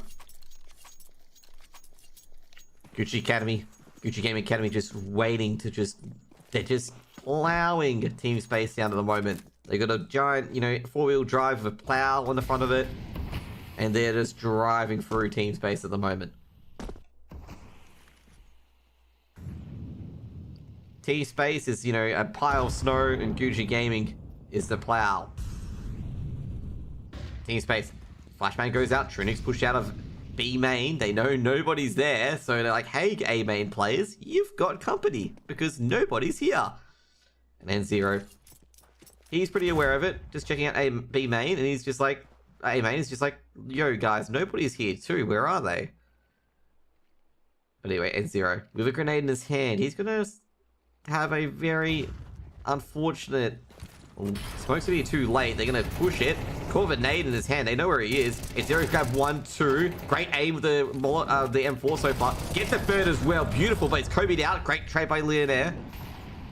That was huge by N0. A big free K. Now it's just up to Kersey Super Saiyan 4. Maybe he can become Super Saiyan God here. What do you guys think? Kersey. It's only SSJ4. Bombs there. Looking towards the back of sight. But no, unfortunately, Trunic, he's powerful than an SSJ4. Catches Kersey completely unaware. Second round on the board for Team Space. So Team Space get a critical round. Great information. Like, great information on getting that early B main pressure. Team Space at an 11% win rate on Anubis. Win rate means nothing. Like, generally what you want to do, you want to dig into that win rate. Because they could have a crap win rate against, like, Heroic, okay? It could be versus, like, you know, Team Space could have versed Heroic, FaZe, Complexity, Astralis, and Vitality. And it's just like, yeah, they only have 11% win. Yeah, but they did verse, like, tier 1 teams that should smash them in the, you know, like, you gotta check the teams that they verse. They may have versed teams that are really good.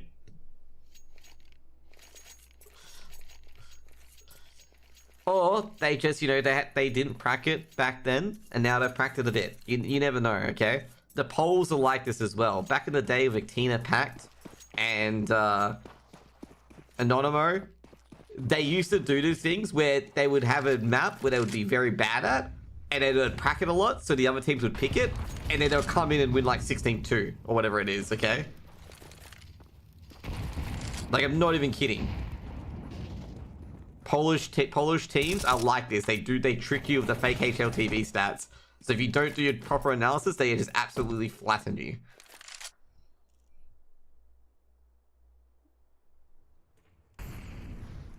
I'm trying to think of the other Polish franchise as well.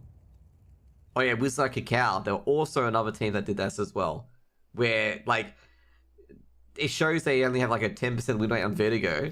But they, like, crush a team 16-4 on Vertigo. This was back in the CSGO days, by the way. That's why I'm mentioning 16-4 and stuff like that. Like, you gotta be very careful. Well, Gucci Gaming Academy have got middle control. They can crunch on any site. Also just making sure they can't fully crunch. Like, if there's a rotation, he can flank middle almost immediately. It's gonna either be B or A at this stage. Gucci Gaming Academy are expecting a crunch on themselves as well, but Trunix just holding true at B main. He's just being like, nah, we're just gonna stay here. We know it's most likely going to be A. So it's going to be prepared for that. And if they switch it to B, we're ready to go as well. So Team Space are reading this as a execute. They'll be right. But the execute's just going to... Nah. They didn't last as long as I thought they were going to last. N0 at A main. Dead man. Yes. Unless Fossil. Fossil's grabbed 1. Missed orb shot. Could get a second here. Fossil does get a second. Bombs planted. Too hard to trade. Doable here now. Actually getting being thrown in, and Too High doesn't get damaged whatsoever. Molotov's been thrown in, and Too High is going to find himself in a Molotov, and he's not looking the right way as Trunic just chimes in. Thank you, Conjax. It's from Dr. Weiss. He helped me out with this one, Dr. Weiss spot. And all his fellow contributors, and that's going to be a retake. And Team Space, they convert that 2v2, so Fly unable to just buy time. Put around the board for Team Space. And Team Space get that breathing room on Anubis.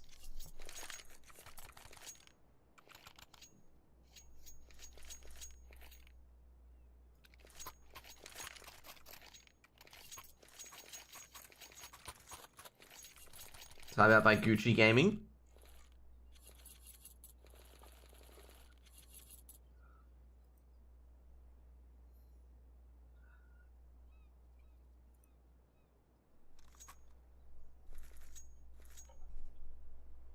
No timeout from Gucci Gaming. I think this is probably a big timeout here. Like, you know, this is the one you got to call.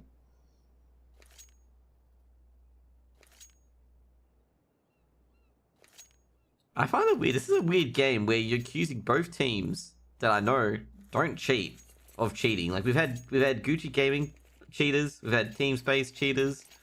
Like this is the most weirdest crowd I've had. Okay, where they both believe the other team cheats, but I know they both don't cheat.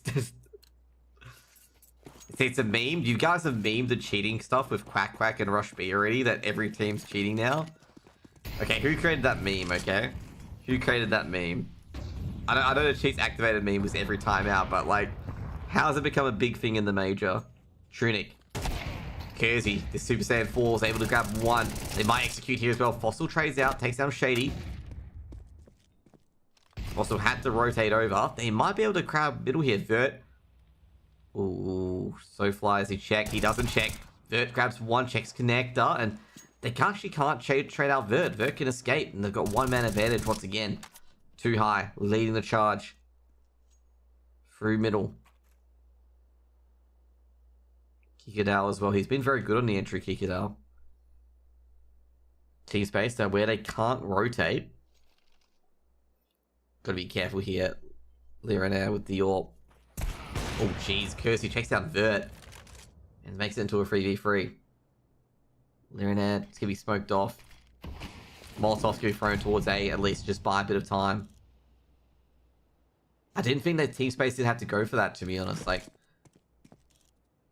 don't think they had to go for it, but fortunately Gucci Gaming isn't taking too much of an advantage from it. They pushed out from A main. They grabbed one, couldn't grab the bomb too high, quick to trade. Now, this is actually a bit of a question here for Gucci Gaming because they know where the bomb's going.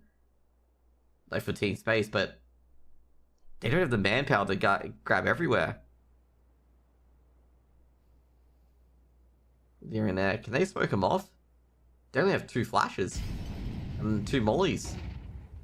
They do have... Oh, jeez, no. Here and there missing it like that. He's not going to be happy. Now give me in a retake scenario. He could have won the round just with that alone. Extra grenade being thrown out. Too high is going to be able to escape with his life.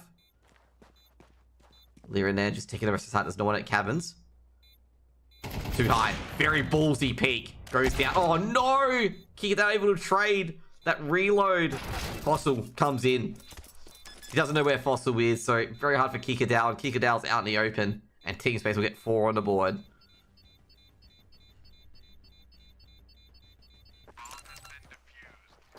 Gonna say, I don't think Lirenair's gonna be happy about that. Because Lirenair could have just ended that round with no plant. And potentially no, and also no loss bonus as well. On the teammate. How did he get sniped like that? Come on. He missed a he missed a bit of a sitter earlier, okay? Like you gotta give him, okay? You gotta give him something, okay? He missed a bit of a sitter earlier to end Too High, who crossed without a smoke.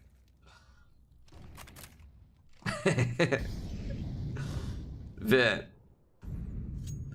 Looking towards outside A main. Being pretty aggressive.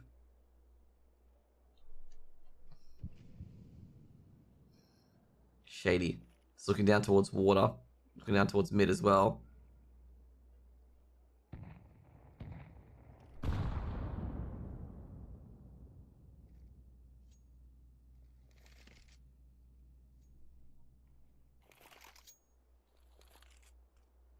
Maybe they're just too high a rating for you, Delirium. Okay, their rating is too high for you. Nah, I gotta say Delirium, nah, these guys are good. These guys are legitimately a good team.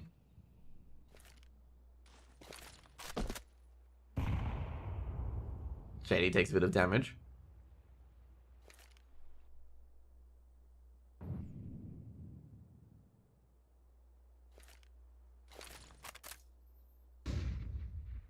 Fossil with the M4.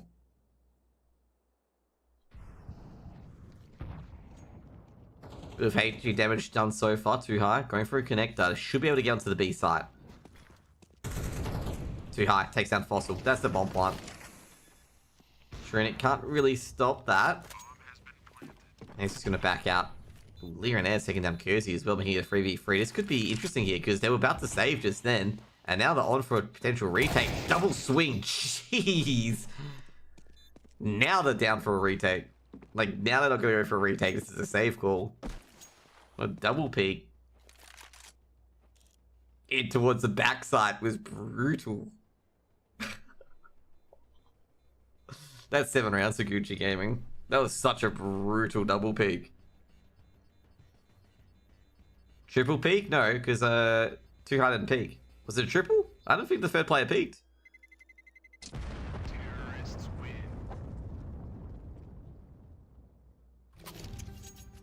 Was it a triple peek? I thought it was only a double peek. I didn't think they triple.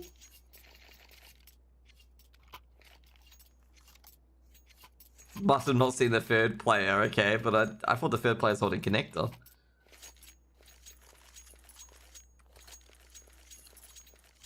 It's a ruthless pick anyway. They weren't even prepared, bro. They were not prepared for that.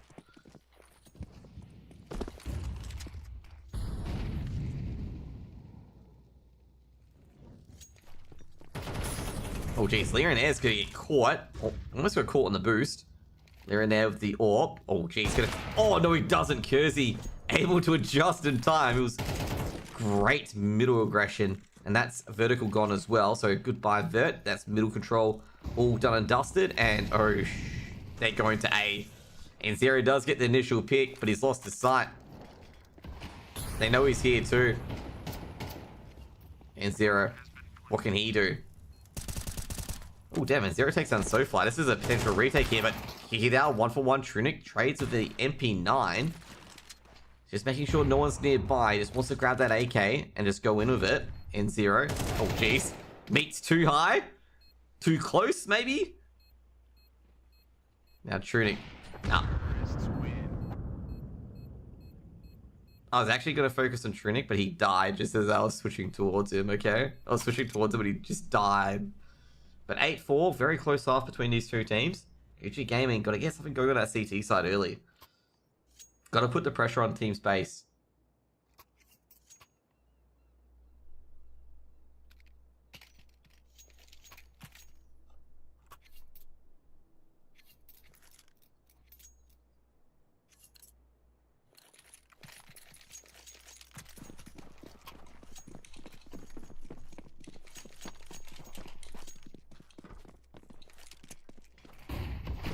They're not even fully rushed on what you're on about.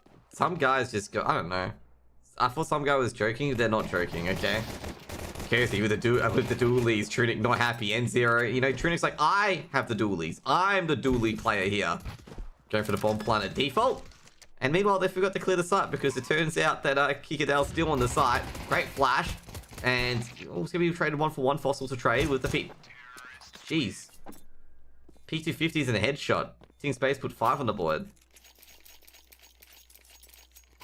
Those last 2 shots from Fossil. Fade away P250 dinks. Not gonna fare so well for the Gucci Gaming side. I'm gonna say the most ballsy part of that round is that Team Space did not clear Ninja. Like, they were in the process of clearing Ninja as they planted the bomb, which is very brave. Very, very brave. Sorry, not that they didn't check Ninja. They were in the process of clearing Ninja as the bomb was being planted.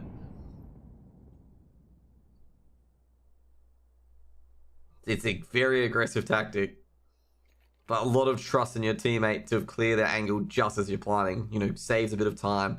Gets that post plant ready. Vert, they're crunching on B. Vert's looking at the lovely Molotov. You know, he's just trying to get some identifying features. He's heard a deagle. Vert, is he going to swing? Flashbang's coming in, and Vert is swinging, and he sees a lot of players there. Sees at least 4, and Fossil's just going to spray into the smoke. Bomb is going to be planted by N0. They know the entire team, so again, the fact they saw 2 players, and, you know, if you see 2 players on the site with pistols, you can see the rest of the 3 are probably there. given their positions. One at Ninja and one, I don't know where. But, like, in positions that you don't expect people to be in. Or, you know, you wouldn't have people in. Unless you had people in other positions. So you see in the foot, Leronair gets a free Mac 10 kill. And he's just going to grab the Galil and get out. Ooh. Leronair's going to drop the Galil. Kersey's doing some extra damage here. Kersey might be able to grab that Galil. Oh no, he doesn't. Getting a bit too close to the bomb. Shady's nowhere near. 6 rounds to the board for team space.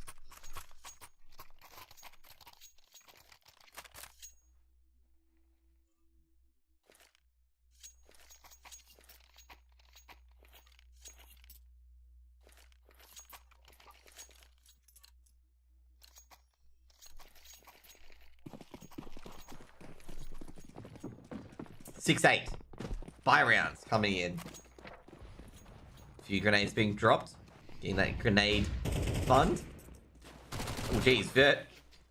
Trying to long range duel there of the Mac 10. Yeah, he's going to be taken out by Shady. Vert in a really awful position at Canals. Just asking to be taken out by the EA player.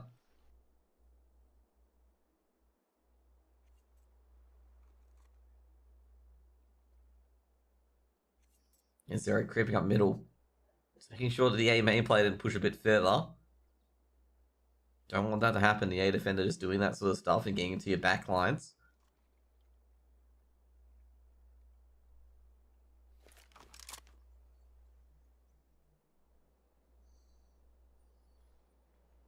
It's easier for cheaters to win T-side. But man, you know, I hope that, you know, it's easier for cheaters to win. Otherwise, what's the point of cheating if it makes it harder to win for yourself?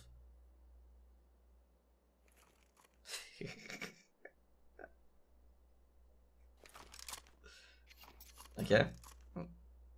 Among Us challenge. Nah. Shady grabs an opener on B main. Now they've got to get into the site and they're going to go towards B instead. Sorry, not A main. Or B. They're going to go B through caverns and Gucci Gaming going to be like, oh, they've chosen the other side. How disappointing. Oh, jeez. Kikadal very brave there, grabs a kill, actually stops this plant from happening. Now they charge him the bomb, and that's reckless. The bomb's been dropped, and it's just, yeah. Gucci Gaming get 9 on the board. They make some very risky decisions that could have really blown up in their face, and they're just caught Team Space completely off guard. That was a big round. I'm going to say that peak once again to make it a 5v2.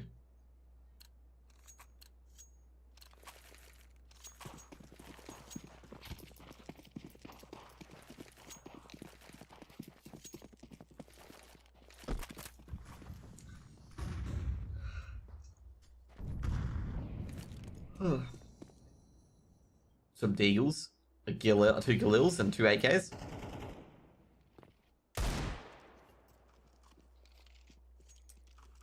Have you guys never watched Space play? Sufly takes down Trunic. Like, Space are a pretty decent team. Like, you know, I expect this one to be close. Like, there are reasons where they should win this game. They're quite good.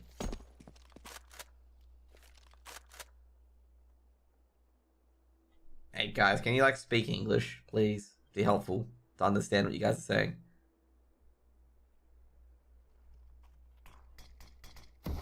N0, ooh, that smoke didn't cover everything and they're not holding the angle. N0 checking all the angles, great flashes, but Kersey able to still get the aim all correct, but Leronair the backup, Leronair himself the backup. We'll get the bomb planted in A, in the bathhouse. Oh, we did not expect SoFi pushing this. I think at this end of the game now, end of the day now, they've got to expect that Gucci Gaming will be pushing everything, okay? You put down a smoke, Gucci Gaming probably sending 2 players. Oh, that was beautiful. That was beautiful. Smooth by Sufly there. Very smooth. Coordinating so well with that Molotov. And that doink doink. The dink doink. Beautiful shots.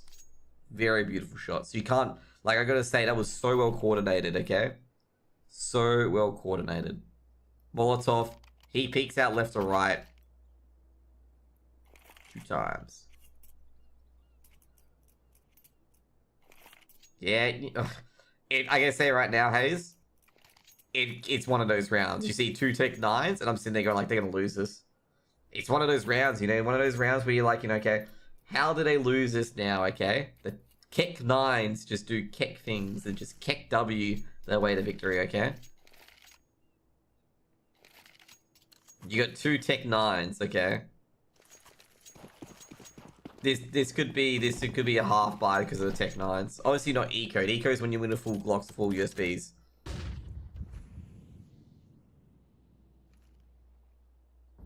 This is one of those rounds. Like, I'm feeling it's gonna be one of those rounds where you get a lucky few shots with the P250s and Tech 9s. It's gonna be absolutely, like, you know, ridiculous, okay? You ready for this? Okay, like, I'm gonna say right now, like, Enzero will enter. He'll take out Sufly, and then Kick It Out will just be a 1-for-1 trade. Okay. Just gonna call it now. Okay. Ready? Flash goes in.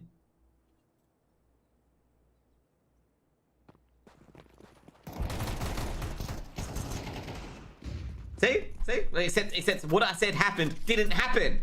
It was a Deagle from Fossil. Okay. Too high. Been tagged up actually from the Deagle from Fossil again. Fossil's done all the damage here, by the way. No other player's done any damage. It's been all Fossil. And they're gonna call a save.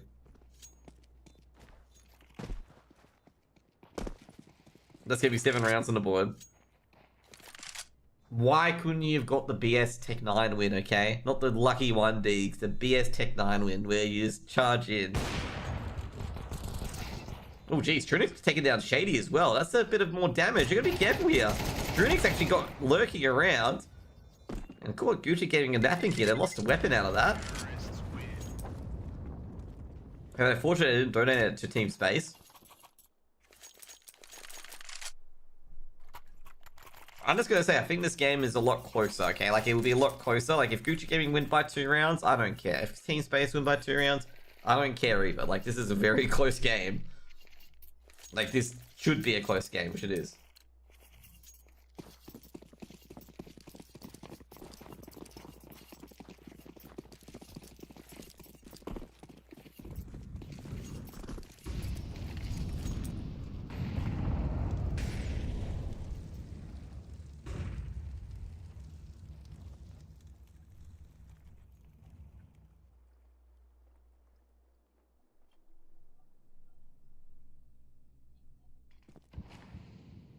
Shady.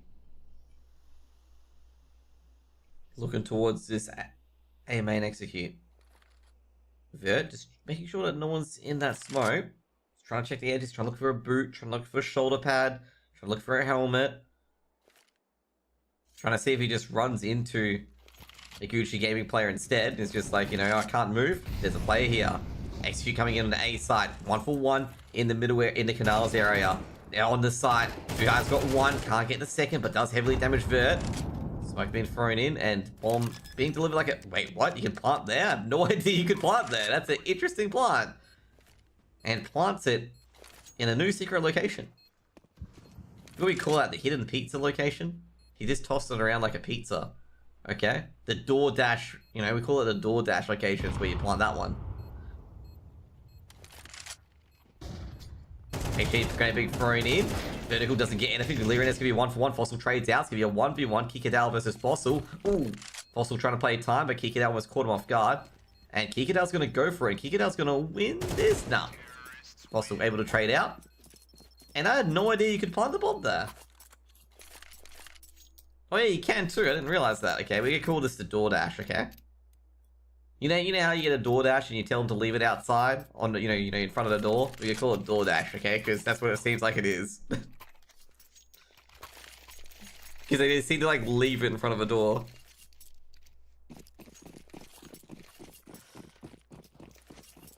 I don't know why. I don't know why I didn't think you can't plant there for any reason. Yeah, it's actually got really good cover. So anyway, give me an anti here for Team Space. The Mac 10's out. And 0 just encroaching middle. looking for another A site to execute. And it's just going to be too high, not a chance. Oh, actually, Zero just trying to go through that smoke. He goes through his own Molotov as well. He knows players are chasing after him. Now, and Zero trying to get 2 Mac 10 kills, gets another, repays his own Mac 10. Go for the Kobe. No, doesn't get it. And Zero just push in with another Mac 10. Yeah, that's what he's going to do. Another flashbang goes out. And Zero looking for prey. He's looking for free money. All he sees is dollar signs. Vert grabs another. He sees both of them. And Zero at 1 gets $1,800. Knife round the board for team space, and they get a lot of dollary dues out of that round. 1,800 with the Mac 10 alone.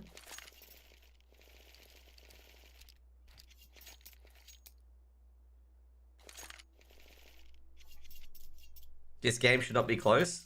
This game should be close. I'm just agreeing with you, okay? This game should be close. I think both of these teams are quite on the same level, okay? They're on the same level. There's not too high of a difference, okay? Fuck, he's Trunic. It's really lighting up as a lurker. Catching Kersey there. The AWP hitting the deck, but Shady able to recover it. They've got no middle control either. The middle player's rotated across.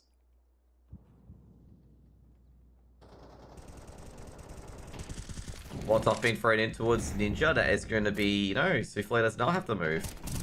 Oh, Kikito doesn't have to move. Actually, the Molotov did not land properly. Hey, Cheese almost caught Fossil there, actually. They need to get control back of the B-bomb site, Gucci. But Souffle goes down to Trunic. Trunic, he's just everywhere at this point. Kick it out. At B mains, just waiting for Fossil to peek. Another smoke. That's going to allow Fossil to creep away. Now, Fossil takes down too high. Kick it out, trying to dodge. He's been revealed. Kick it out's got too much, and, well, they're just going to grind them away. Just Shady left, and I don't think Shady's interested. Should be 10 rounds on the board for Team Space.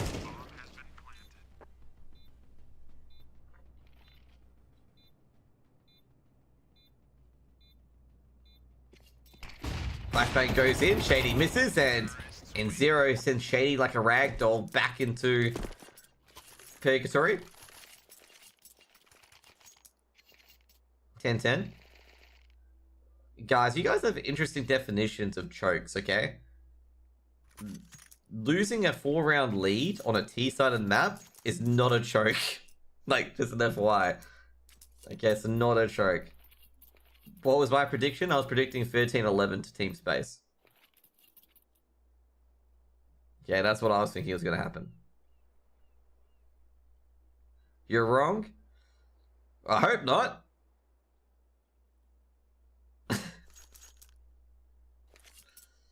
That's why I'm saying it's not a choke. Yeah, no, it's normal. Like, it's normal for a T side to come back on the Anubis, okay? Like, CT side is quite difficult on Anubis. Because, like, let's just put it this way, okay?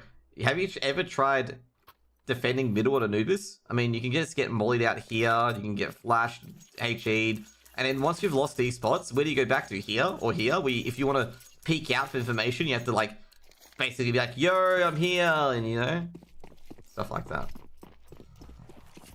And then, once you've got middle, you can just hit any site, basically.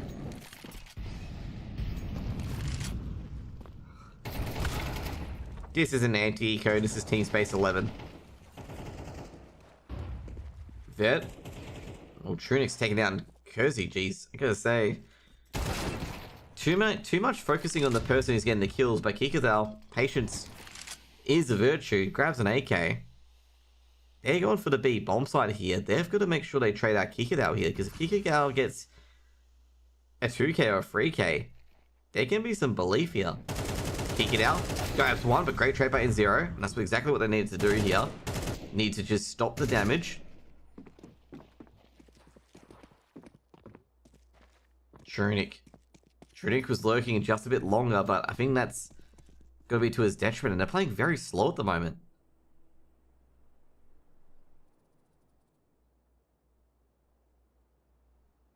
Trunic. He's just waiting. Yeah, he's expecting the flank. Just expecting it. And Team Space put 11 on the board. I feel like Team Space can be very brave to make that call, because I'm always like, just get that bomb on the bomb site. Put the pressure on Gucci. But jeez. What's with my elo in CS2? Silver. Okay, let's just put it that way, okay? But I cast a lot. Like, I have 2k hours, or I think it's 2.5k hours in CS2. All of it's casting.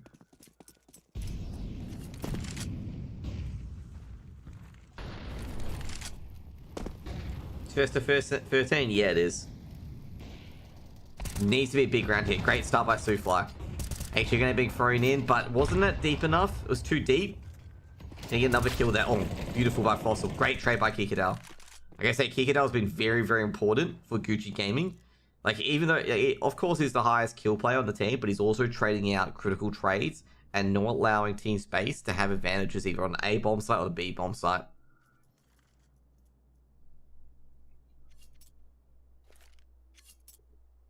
Can you imagine if there's like a Team Prada? Okay, that would be quite funny, okay? Team Prada. Kikadal's just won them around, by the way. I'm just going to be nice and say that Kikadal's won them around. Like, he's given them such a good position in this round.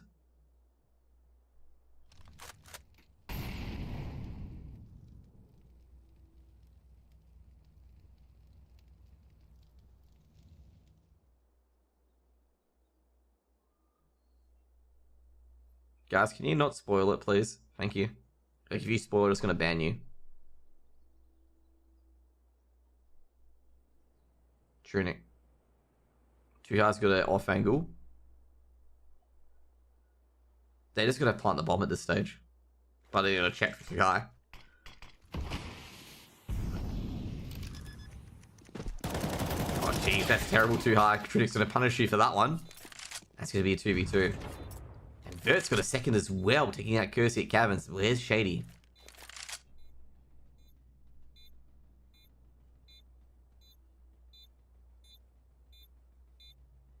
He's got a kit near him, Shady.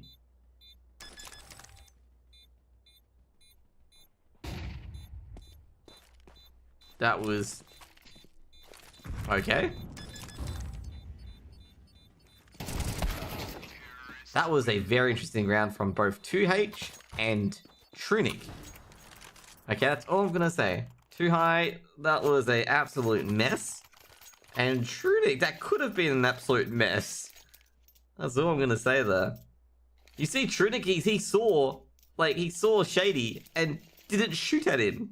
He's lucky that Shady did not obliterate him to, you know, Kingdom Come and made it a 1v1.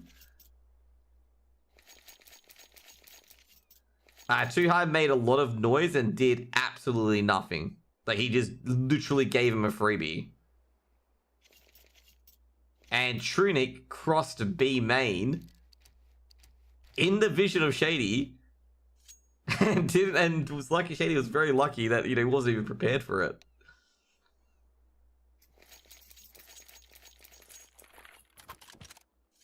Maybe it's just a lapse in mental concentration at this point. I don't know, but just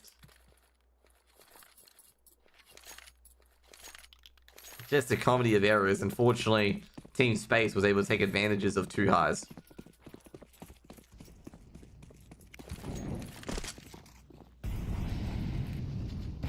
Soulfly with the HE, oh, that is a good start. Bit of HE damage on Leonair and Vert. Vert charging in, Too High playing anti-flash. Too High goes down.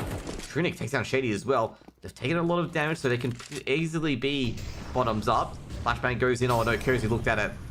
Kersey grabs one, takes down Vert. Doesn't see the second. Kersey's taking a lot of damage.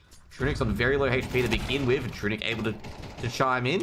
And Trunic gets down Kikadal as well, and that's over. They've seen Soulfly now, that's pretty much it. And Trunic, jeez, he's on an absolute purple patch. 13-10.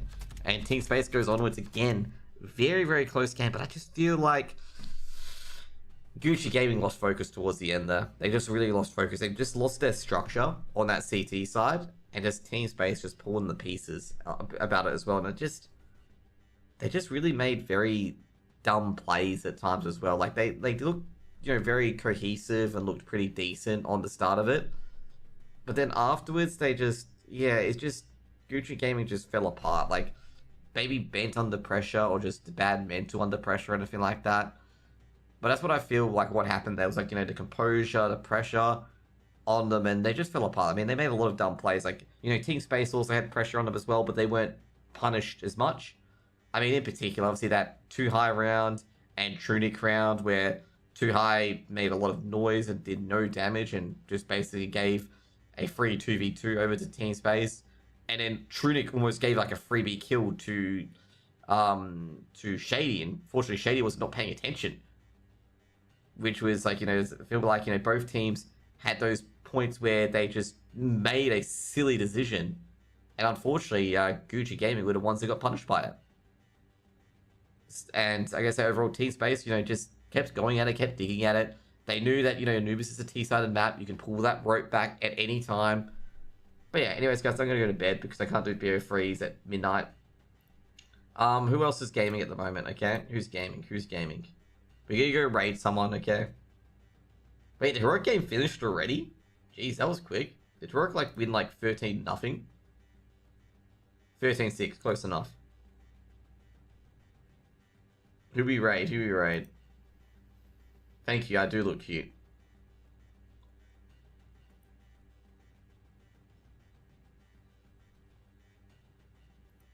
Do you raid Endpoint just as they're getting eliminated? Nah. Can I really do that to Pete? Yeah, I'm fucking doing it to Pete, okay? I'm doing it to Pete, okay? Gucci wins, I think? No, Gucci lost. Team Space won 13-10. We are raiding Endpoint, okay? There we go, okay. Yeah, it was a very, very close game. It's just like Gucci Gaming just bent under pressure. Both teams were under a lot of pressure and falling under it. And the mistakes that Team Space made weren't punished. But the Gucci Gaming ones, sure they were fucking punished. Anyways, guys, see you guys later. Peace out.